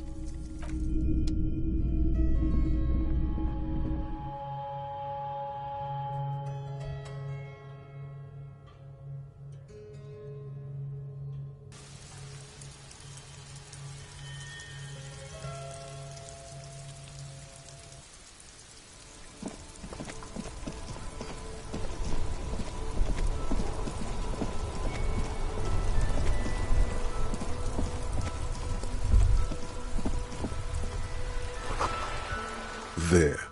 Working class drunk. You know, cracked it. All in a good day's work.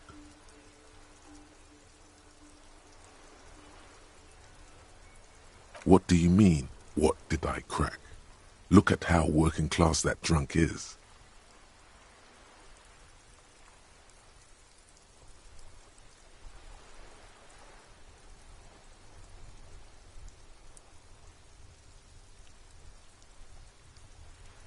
Yes, and you found him. Didn't she repeatedly tell you her... But he is missing. You heard her. Do marriages make any sense? Does honor? You're not a filthy philosopher. You're an officer of law. It's time to ace this case, and not honorable recruit.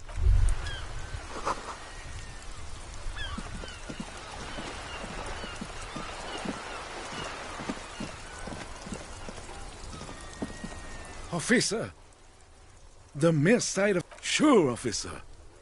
They are... Oh, in many ways, yes. Like an honorary member. I attend meetings and parties. Help with little things. Oh, yes. Not in the technical sense. I don't have a vote or a membership card. So that's what it was before. Him hiding something. He tries to make it look like he doesn't know anything. Because no... Of course he's not a member. He's not a member of anything. I knew that. He's a Weservein. Turns the way the wind blows and tries to look important. I hate this socialist rabble. But even siding with them is better than living your entire life on the fence. Never committing to anything. Pick a damn side already. Writing work mostly. Occasionally, he needs something. Oh, nothing official, I assure you. Just essays for the newspaper. Well, he tells his little pen man exactly what to say. It's commie propaganda. I don't even consider myself a regular socialist. Politics is not really something I involve myself in, officer. I believe everyone has the right to think and... Mon Dieu. Thank you, officer. Vigilance officer, what can this old carabinier do for you? Yes, the Debardeurs Union pays me to stand vigil during the night. I'm an old man. Don't sleep more than a few hours every night anyway. He feels like he has to justify himself for some reason.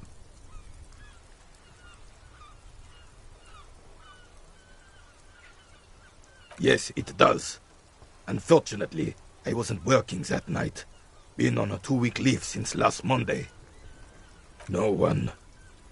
The bus has been unmanned since last Monday. There's no other guard. Yes! It's not... Look, officer. The container yard doesn't actually need a guardsman. Never had one before, René. Monsieur Claire had that bus built special. The possibility of someone being in there is enough to discourage... Evrard created this job for René because he knows the Royal Carabiniers' pension of honor and PTSD isn't something a man can live off. A decorated kingsman collecting tear reflects bad on the whole neighborhood. His words.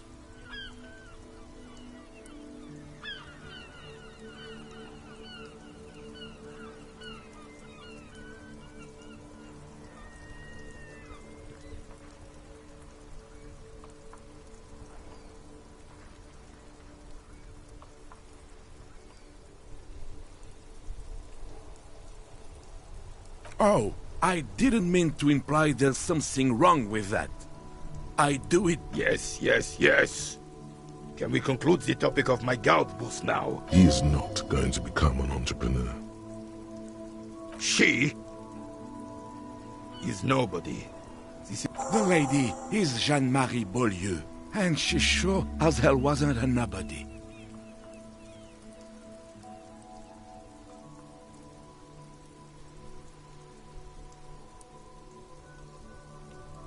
Yes, it does. It's a private matter. Nothing to do with your... You see, officer, René is the kind of man who'd rather die than admit he needs medical assistance. I'm fine, goddammit. Mind your own business. No one. Yes. Look, officer. The possibility of... Evrard created this job for René because he knows the Royal Carabiniers' pension of honor and PTSD isn't something a man can live off. A decorated kingsman collecting tear reflects bad on the whole neighborhood. His words. Look, officer, can we conclude the topic of my guard boost now? Yes, yes. Like I said, it would be up anyway, so might as well keep an eye out. It keeps my senses sharp. All you observe is a veteran refusing to let... This is the uniform of the Royal Carabiniers in service of Frissel the First. Don't you mean Frisk? You do not speak his name, Craven. although he was a clown. But he was our clown. Ours to ridicule, and to mock. There's something you missed. You will get to it. Don't worry.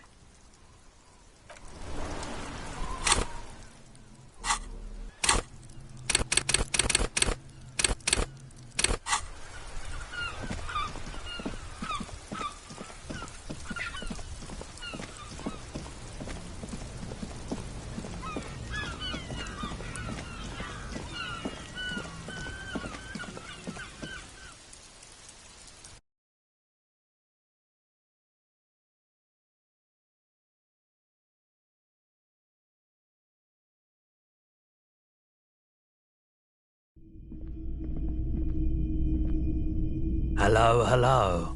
Sure, let me have a look. Anything else you're thinking of selling?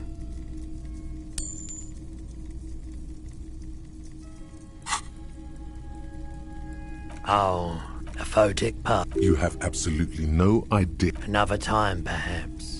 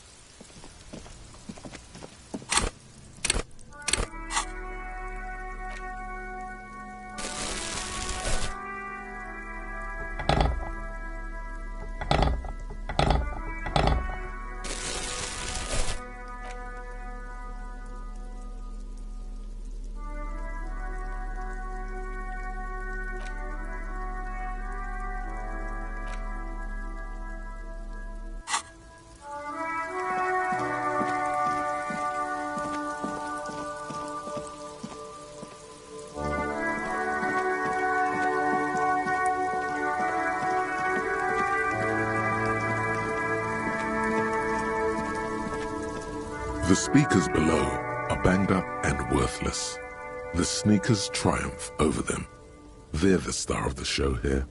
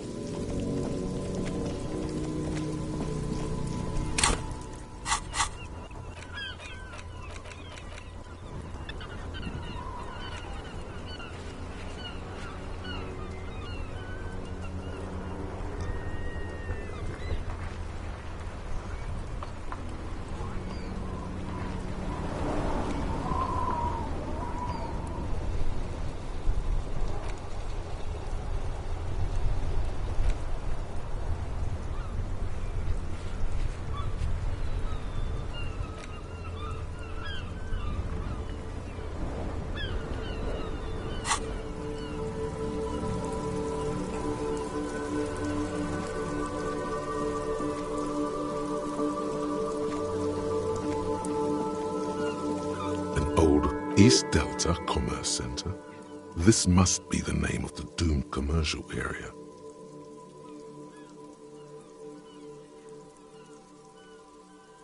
An off-key melody starts playing after... Kuno, please stop calling here. Grown-ups don't have time for your stupid games.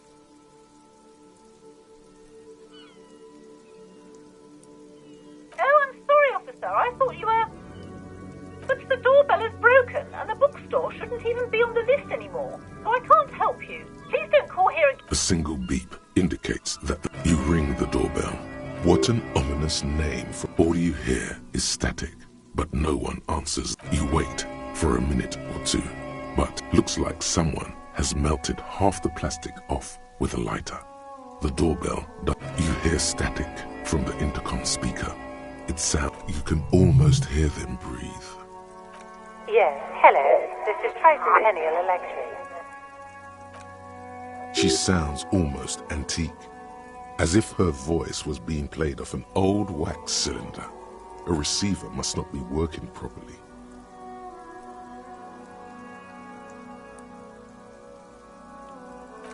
My God. It's you. It's a woman. And no, something's wrong here. Are you sure she's talking to you? Michelle, just please. Why did you even call? I don't understand. You've been gone for months.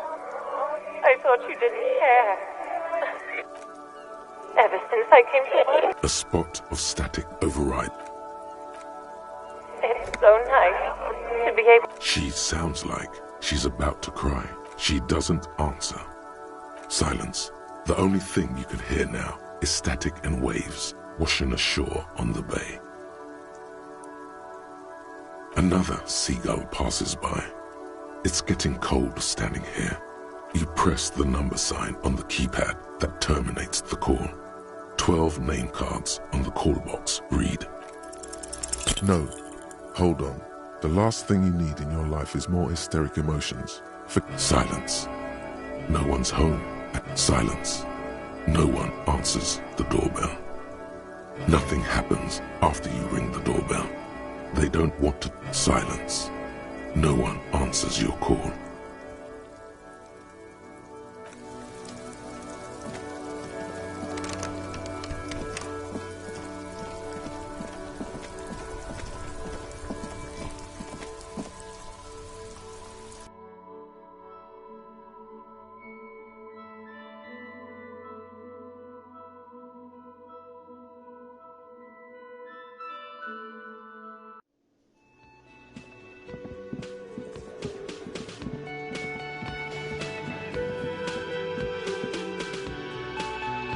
You see a heavy steel. The door does not. The cobalt blue surface. Old cobalt paint. Roughened. It leads to a side.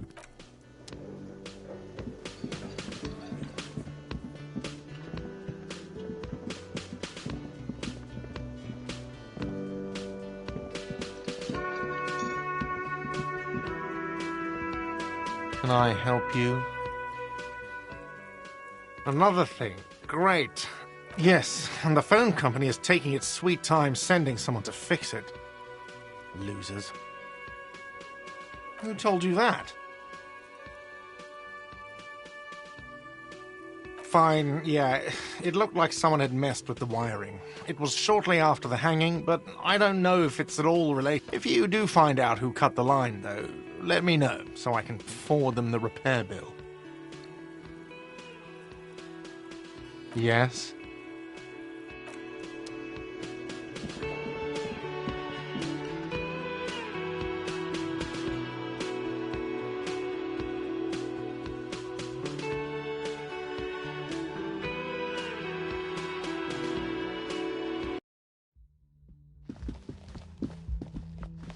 The door is... This door can only be opened with a key or from the... Still nothing.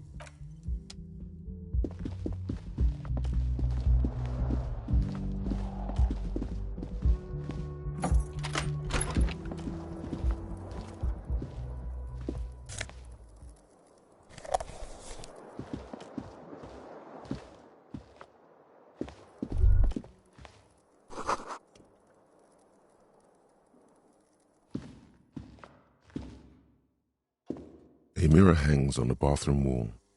It's barely covered in steam anymore. It's your...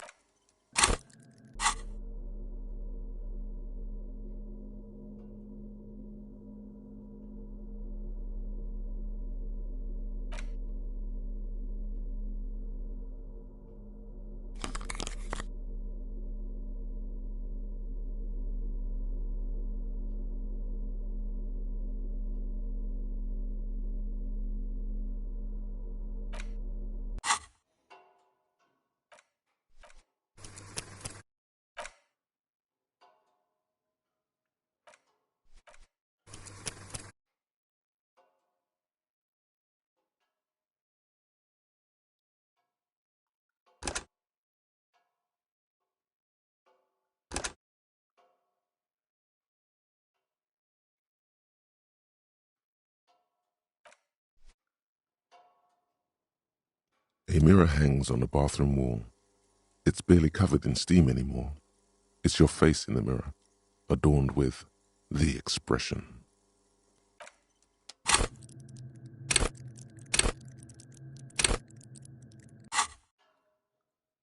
A mirror hangs on the bathroom wall.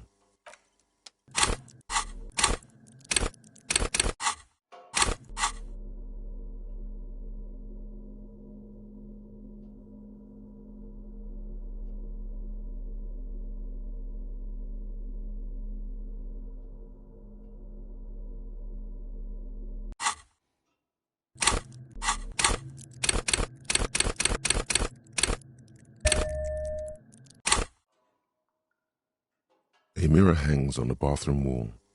It's barely covered in. It belongs in the new, the third decade of the current century. Enough time had passed from the failure of the revolution. Things were good. It was smooth sailing. People made gold and champagne-tinted interiors and facades to suit the times, calling the Forever Show your city. That meant only if it doesn't rhyme, you're not pronouncing it right. Out of the dazzling swirl of disco music, in an open-air boîte de nuit, somewhere in Revachol West, Guillaume's blonde mane appeared on the screen. Everyone loved it. Maybe you thought some of the stardust would rub off on you. Maybe it did. Either way, it's all gone now. Only the grimace remains. The click is used to spur on a horse. It also features heavily in Guillaume Le Million's regional. Sometimes you like to add finger pistols to the mix, because, unlike Guillaume Le Million, you are a police officer. It's your nifty little way to say, I'm armed and dangerous. There is a vast ocean of time between right now and the expression, looking good on you, or anyone. 2 decades, if the calendar is to be trusted. Humanity has run aground in that time. It's a different world now. You have some understanding of the near history of disco, plus the trivia you've picked up along the way. Episodic memory, however, it doesn't have to be. You can swoon over Guillaume and his champagne-corked smile whenever you want to. Maybe some of the stardust will return. It's like something snaps in you, a nerve ending, a thought, a sadness. Your face in the mirror is suddenly just like that. It's over. The running gag that your life had become. A sad. A mirror hangs on.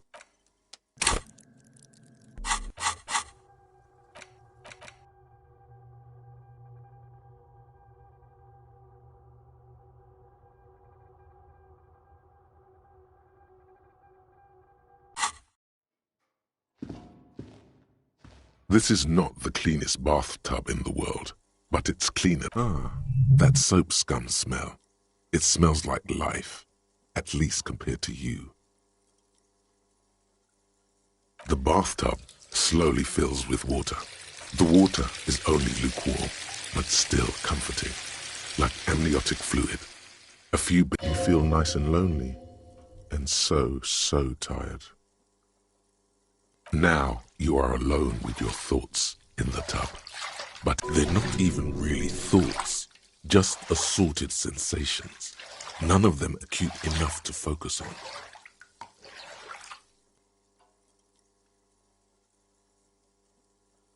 You see the corpse. You can still smell the cadaver on you. Then, houses along a narrow street. A video rental. Darkness on the planet's curvature. Your fingers grow pale and are covered with tiny wood. The waterline recedes as you stand. You are cold now. Your clothes stick to your still moist skin.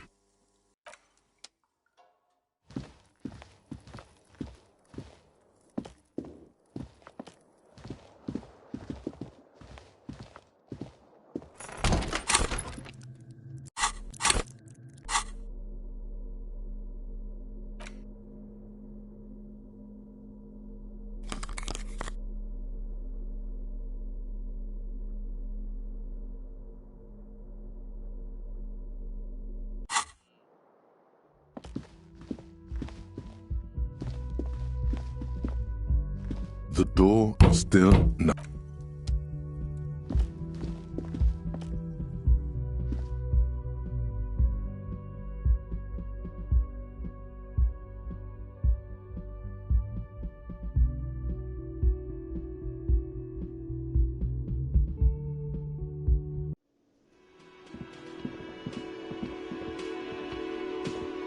Can I help you? Oh, hello, dear. There you are again.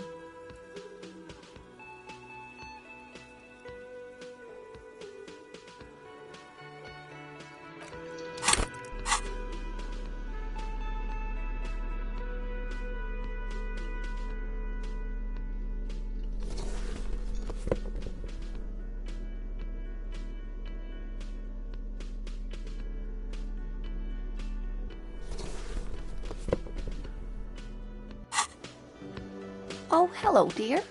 There you are again.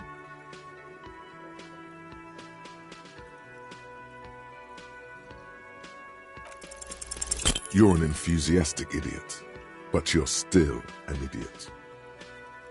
Sorry, sweetie. I can't get into that just now. Gart did say he... Oh no, she's making excuses. You're not interested enough to talk cryptids with.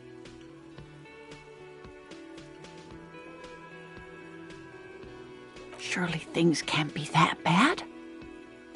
You sense that she won't judge you, no matter what you say.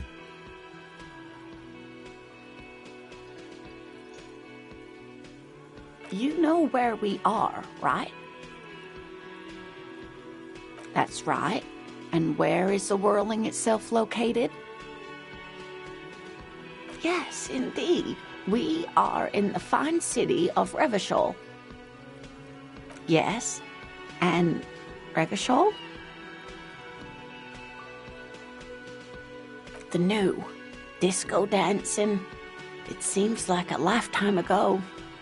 Much has changed, but it is still the most beautiful city in the world. A rare jewel set in the sand. Speaking of history, you know what year it is, yes?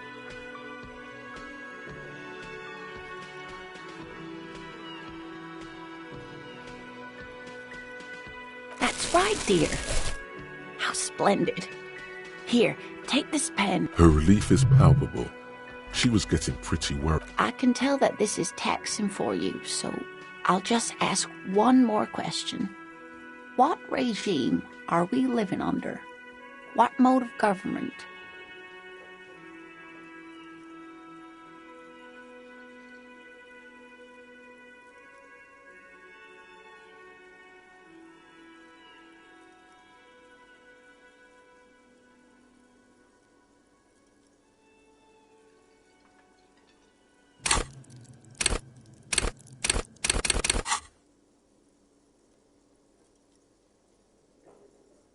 No, sadly not. Revachol is what's called a zone of control under an alliance of foreign powers called the Coalition. Meaning, buying is voting. Oh dear. And you were doing so well. There aren't really any cops in Revachol, not in the traditional sense. But we should stop for today, sweetie. You look like you need a break. Besides, I'm not the best person to explain a defeat, I'm afraid. The people of this archipelago tried to build something new. Something different. The rest of the world didn't like it, so it has something to do with everything. I'm just a poor woman, she thinks. What do I know of these things? You were doing quite well up until the end there. It does look like you're having trouble remembering things. History and places. Someone more educated in these things than me? Someone rich, maybe? Wealthy people. But thank you, sweetie. You did make me forget about my worries for a while. There's really no point in manipulating anyone. Oh, I'd be delighted. Truth be told, I could... That would be the giant of Kokonur. The giant lives in the most arid parts of the vast Kokonur Desert in South Samara. casting a strange light across the barren waste. No one knows for sure. It is like an awful mountain appearing from below the towering luminosity of Kokonur is a bad omen in local folklore. That's what makes it so peculiar. A species surviving at the very limits of scientific law. There are limits, you see, to how large a metabolism an ecosystem can beget. Some say a gravity anomaly below the Great. This is great shit. You need more gravity anomaly. Dig in it. Dig in this parascientific Cryobacter catlensis.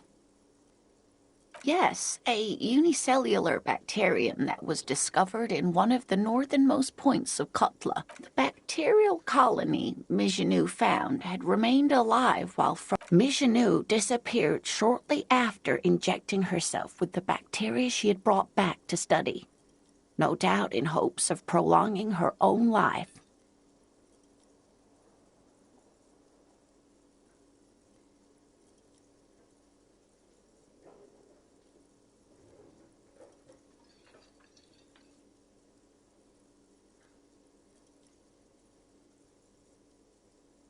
Yes, the bacteria had survived in the ice since times immemorial. Yes, and she's quite mad, too. After she treated herself with the bacteria, she stopped aging, but we can assume that she has been living somewhere in the wilderness for decades now, all alone except for the gnome of Jeroma. Oh, yes. None of its victims survived.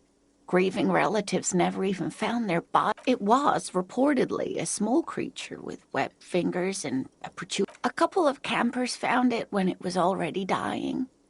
They heard an odd wailing in the woods and followed the sound. They were scared and wrapped it in tarpaulin to suffocate it. It still took the gnome of Jeroma an entire day to die. Alas, no. And the first scientist who got his hands on the creature's corpse put it in a jar of formaldehyde, thinking instead all the venom leaked out of the creature's teeth and into the surrounding liquid, dissolving the creature. Alas, always alas, and then it was gone.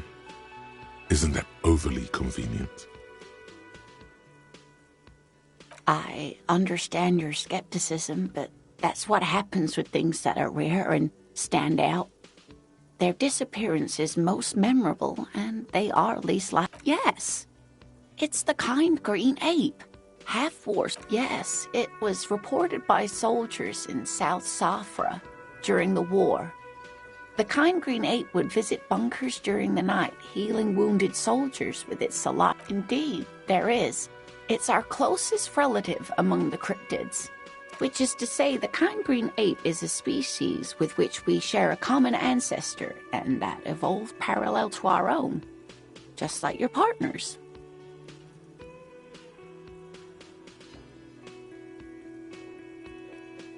In everyday speech, human isn't really a scientific category. For all legal and ethical purposes, your partner is a person just like. Some argue that the kind green ape should also be thought of as human, especially because it has shown itself to be so humane. What an interesting question. And the answer is yes, the Col de Mama d'Aqua, or thin whisper of sound. And that's precisely what it seems to be. Self-replicating sound waves, invisible and intangible. Col de Mama d'Aqua can also be translated as a whisper light. Yes, that's another translation. They're both quite lovely, although the low part is a little ironic. The Col de Mama d'Aqua makes, or rather is, such a high-pitched sound that many scientists have asked the same question. Some have claimed that it isn't itself a sound, but a tiny corpuscle that emits sound waves. But there's no evidence to support this theory. It could be. As I said, it could be everywhere. And we wouldn't know any better. It could be ringing all the days of our lives and nights. Plenty. It's the evidence that led to its discovery. In the 20s, a group of Areopagi ornithologists, that is, scientists who study birds, were trying out a new recording technology for when playing back recordings they had made in the foothills of the Ea mountain range. They noticed certain anomalies, patterns that seemed random at first, but on closer examination were consistent with the waveforms of song.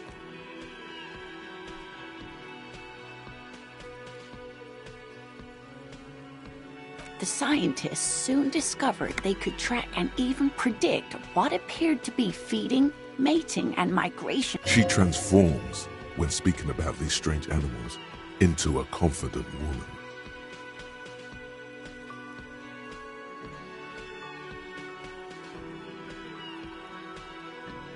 They realized that they had discovered a new species and called it the Coldemamadaqua, after the Paracanassian name for the voice of God. They grew quite obsessed with these little birds. Even though they couldn't see them, they could distinguish Sequester, Time, Joscan. Those are but some of the Mamadaqua they followed individually. That is a sad story. A group of university students assisting with the field work in their enthusiasm for the project, and no doubt because they were preoccupied with impressing their professors, they tried to communicate with it and had no other means but sound. So they started sending out sound waves at frequencies they thought might match the Mamadaqwas. This lady really should be a teacher. She's really good at the explaining things thing. Psst. They cancel each other out. Psst. Exactly. And these tests were performed so recklessly that when they happened upon the right frequency, well, they wiped out most of the population. Great regret washes over her, a wending cloth.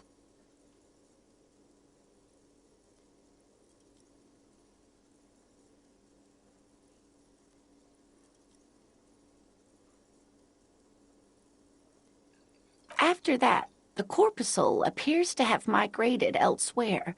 There have been recordings of anomalies similar to those spotted in Ea, but they've been few and far between. It's impossible to confirm the presence of any stable cultum. What about what? I'm glad you like them, but I'm not really one to tell you about all of them.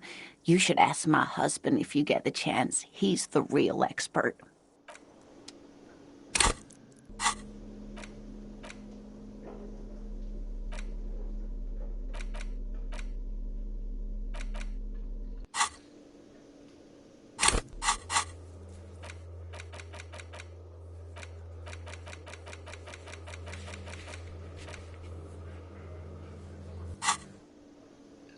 Oh, hello, dear.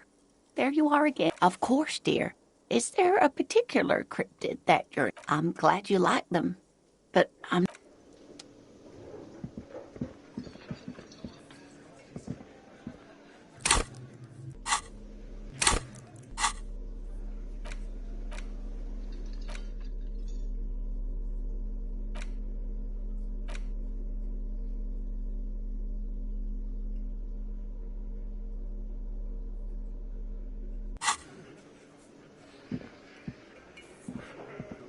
I've got nothing to say to you. Why are you wasting your time? I am not. You could be, Liz. You could be anything. You could... Even a mod? Glenn, I went to law school. He's right. With a face like that, she could be on the cover of Le Debutante International.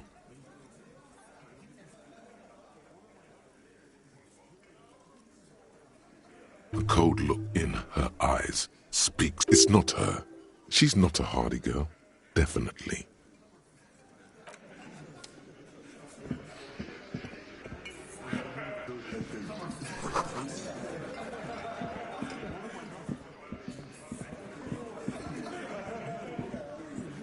It's you again. What is it?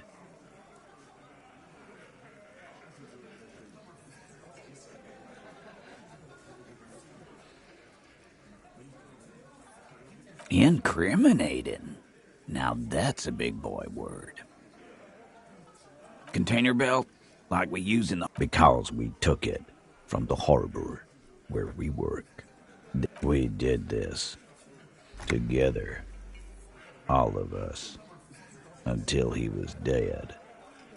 That's why there's a container belt around his neck. No, you don't. What you have is 7 honest men who thought it forthcoming to tell you what happened, so that you don't waste any more of your time. All 7 together. They're diluting responsibility. It's an anti-arrest tactic.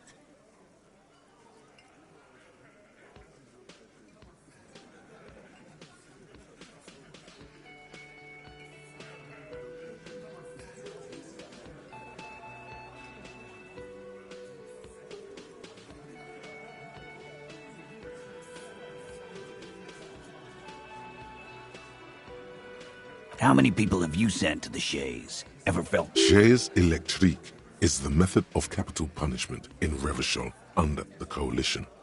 During the suzerain... Or send them to Reunion to rot. For 20 years. For life.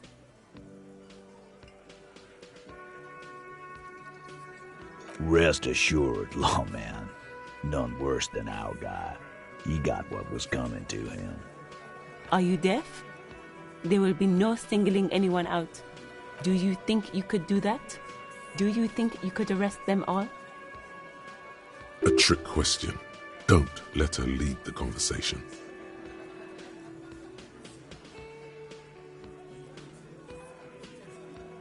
That's for the courts in Les Jardins to decide, not for the officer making an arrest, which we all know you won't be.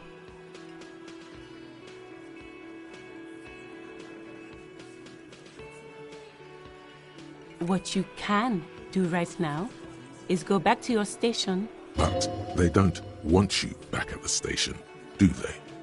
You don't have to keep answering his questions. I know, Lizzie. Relax. We killed him last Sunday night. Seemed like a good way to end the week. Known him? We don't associate... Yeah! Who do you... Quiet!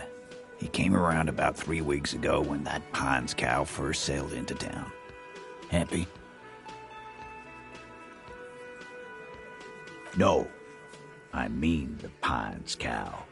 The stupid-ass cow they sent in to fuck us over. This is where he tries to sow discord between you two. Because he knows the company is... Why don't you ask her about the pretty boy? I'm sure she has interesting things to say when you ask her hard enough. That's enough insinuation for today, Titus. Officer, your interview is drawing to an end. Don't waste your last questions. Why? 'Cause he was worthless mercenary scum. And he stepped out of line. In my hand, he stepped out of line. The kind that shows up when you start a strike. The experienced kind, too. At Cohoy and Seminine. A live grenade. Right here in our... This one has a special gripe with him coming here. I can't prove it. But I know he was sent by the Wild Pines. They hired merc shit like that. Story of every strike from here to Samara.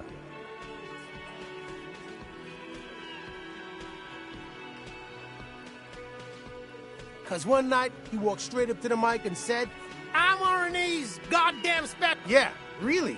Had a gin and tonic up there, sang some RNE's paratrooper song. We couldn't believe it either, but he fucking did, right? This is a serious violation of the karaoke code.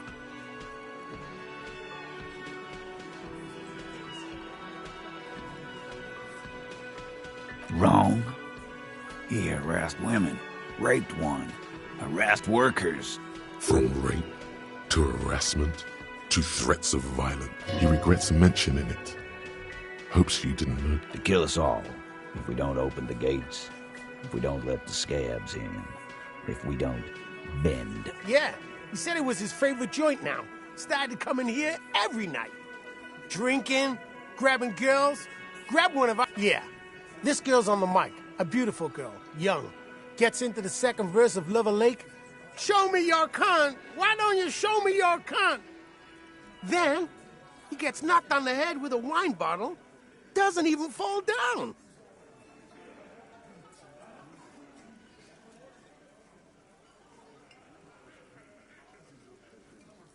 Aren't you fucking listening?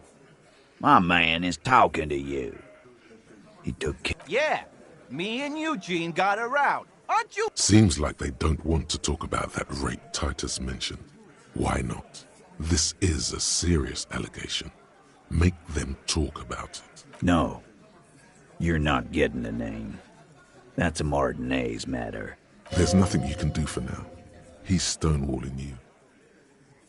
We hanged him up by his neck until he got... Didn't they teach you anything at the cop school, idiot? You're pretty sure you've had at least 2 years of cop school and many more of active service.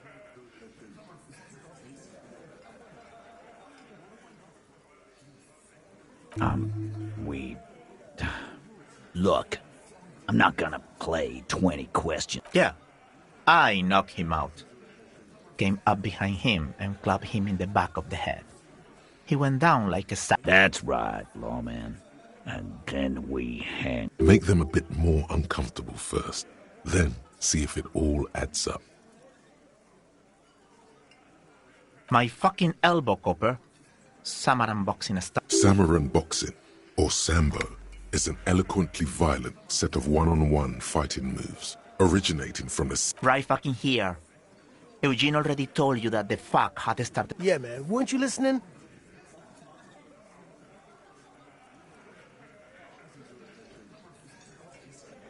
Like what, Copper?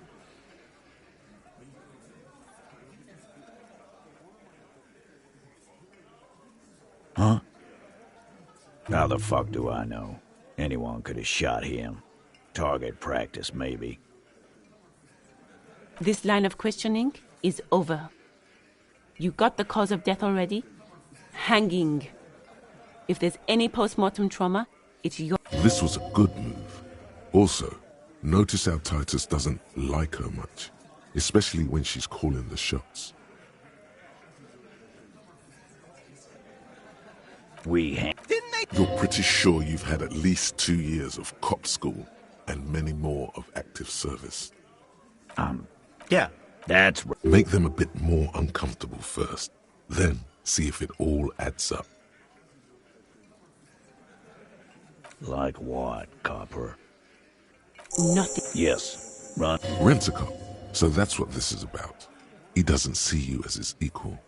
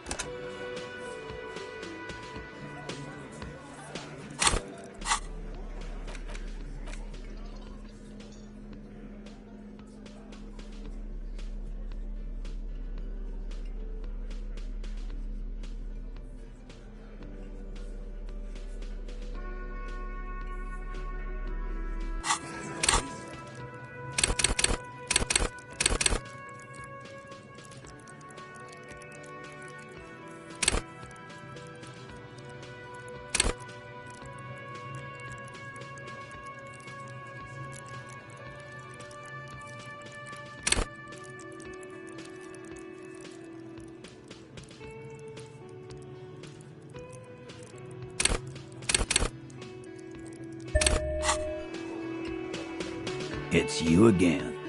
What is it?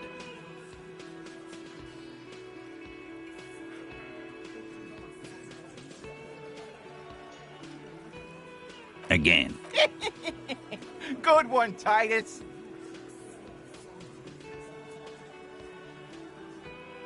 You're pretty sure you've had it. Yeah, that's right. Make them a bit more uncomfortable first, then see if it all adds up. Actually, they're admirably, surprisingly composed. The entire room. Given how many... Well, this one. But he's always fidgeting, so don't get you...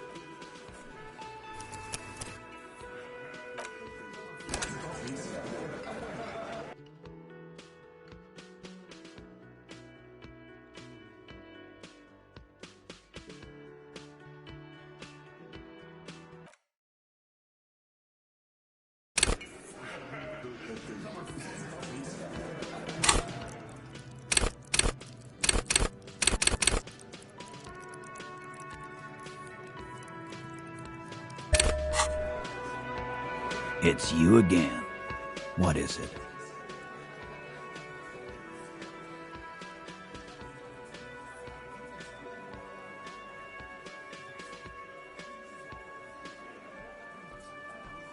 You still on about that bullet? A bullet in a hangman's head.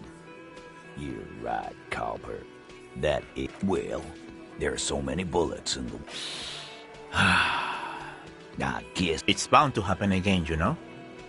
Just statistically speaking, of course.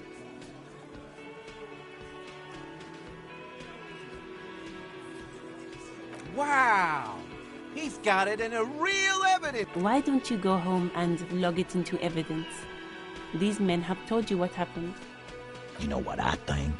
I think he was shot in the head as a kid. And his... Around the bullet, man. That's a good one. They're only pretending to enjoy this.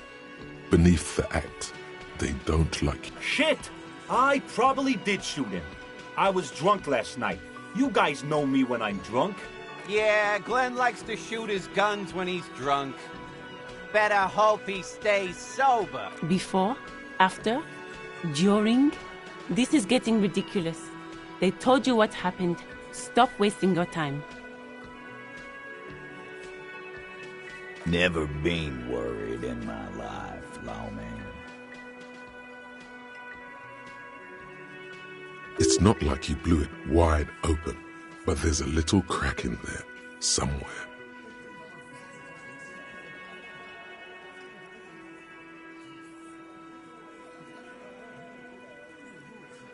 Again. Good one, Titus. Yeah, lawman. Why don't you? It's almost an anthropological sight, watching him try. Not in the arresting mood?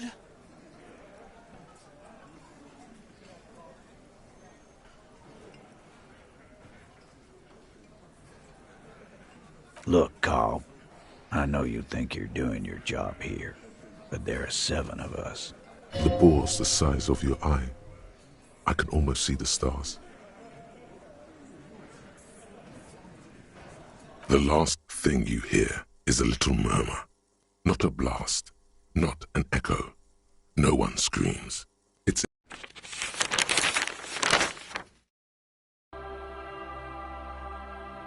More dead cops. Sad news from the district of Martinez, where the body of a police officer was found floating in a canal. It is believed the officer was pursuing a murder investigation, but got caught up in the dock worker strike and was subsequently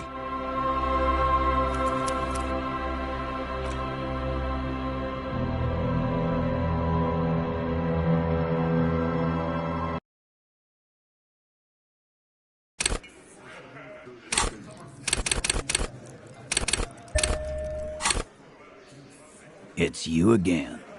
What is it?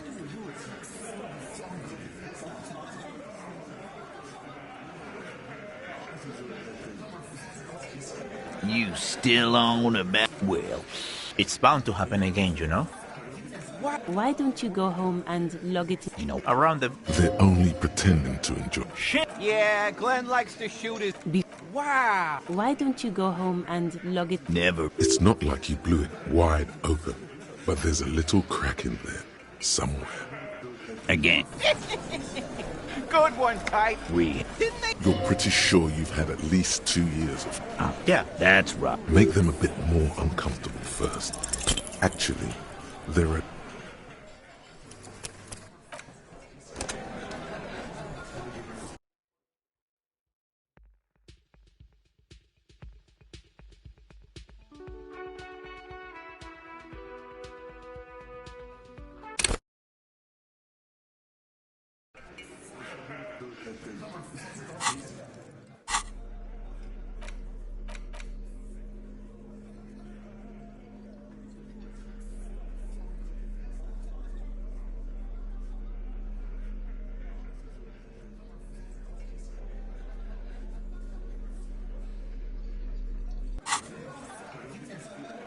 It's you again. What is it?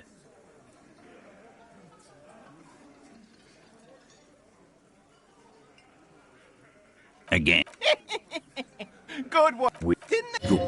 Yeah, that's right. Make them a bit more uncomfortable. Titus is solid as a rock, and so are a few others. But... Elaine, who looks like he might be Titus's right-hand man, the least antsy of the bunch. This little rat-faced fellow is solid, too. Always fidgety, yes, but no change there.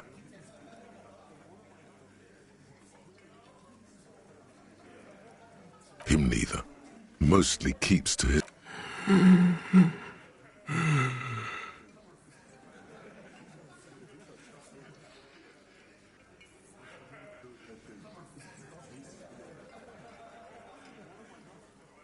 No. Of course he's having trouble breathing. Just look at how... Fuck off, Shanky. Angus is a powerful guy. Keep your eye on this powerful guy. Sooner or later, he's going to break like a piece of twig. And fuck you, too, copper. Picking on Angus like this. We're done with this schoolyard shit. And just so you know, he doesn't have trouble breathing. His all-muscle comment wasn't sarcastic. This one is a stone wall. You won't get more out of them about the night of the murder. Not yet. Like what, copper? Yeah, lawman. Why don't you? It's almost an anthropological site. Not in the arresting mood? Look, Carl. I know you think you're doing your job here, but there are 7 of us. The bore's the size of your eye. I can almost see the stars.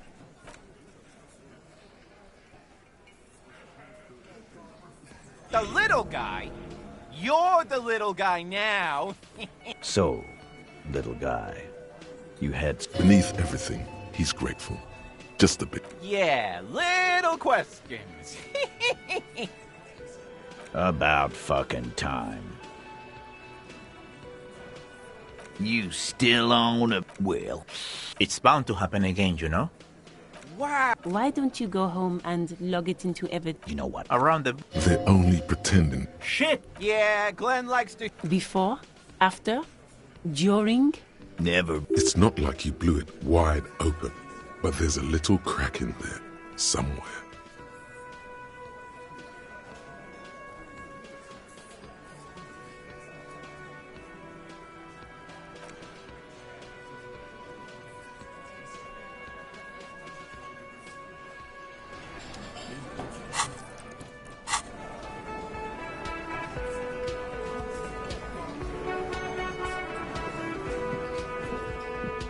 I've got nothing to say to you. Why are you...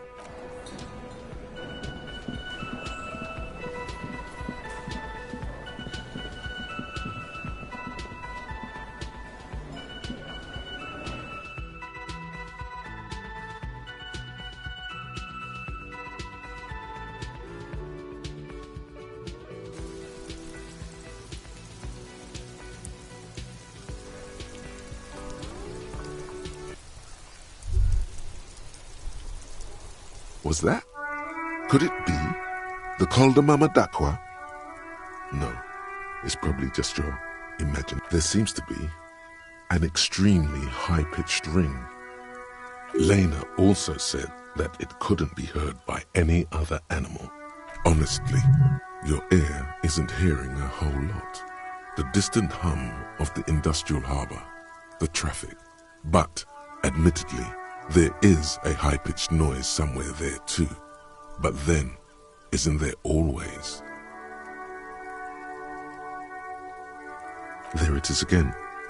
You're about to read. It must be very close. Maybe, just maybe, there it is again. It must be very close. Oh no. The sound. No. Too late. It's gone. There is no ring. Keep your ears peeled, then. If the species really has migrated to Martinez, you're sure to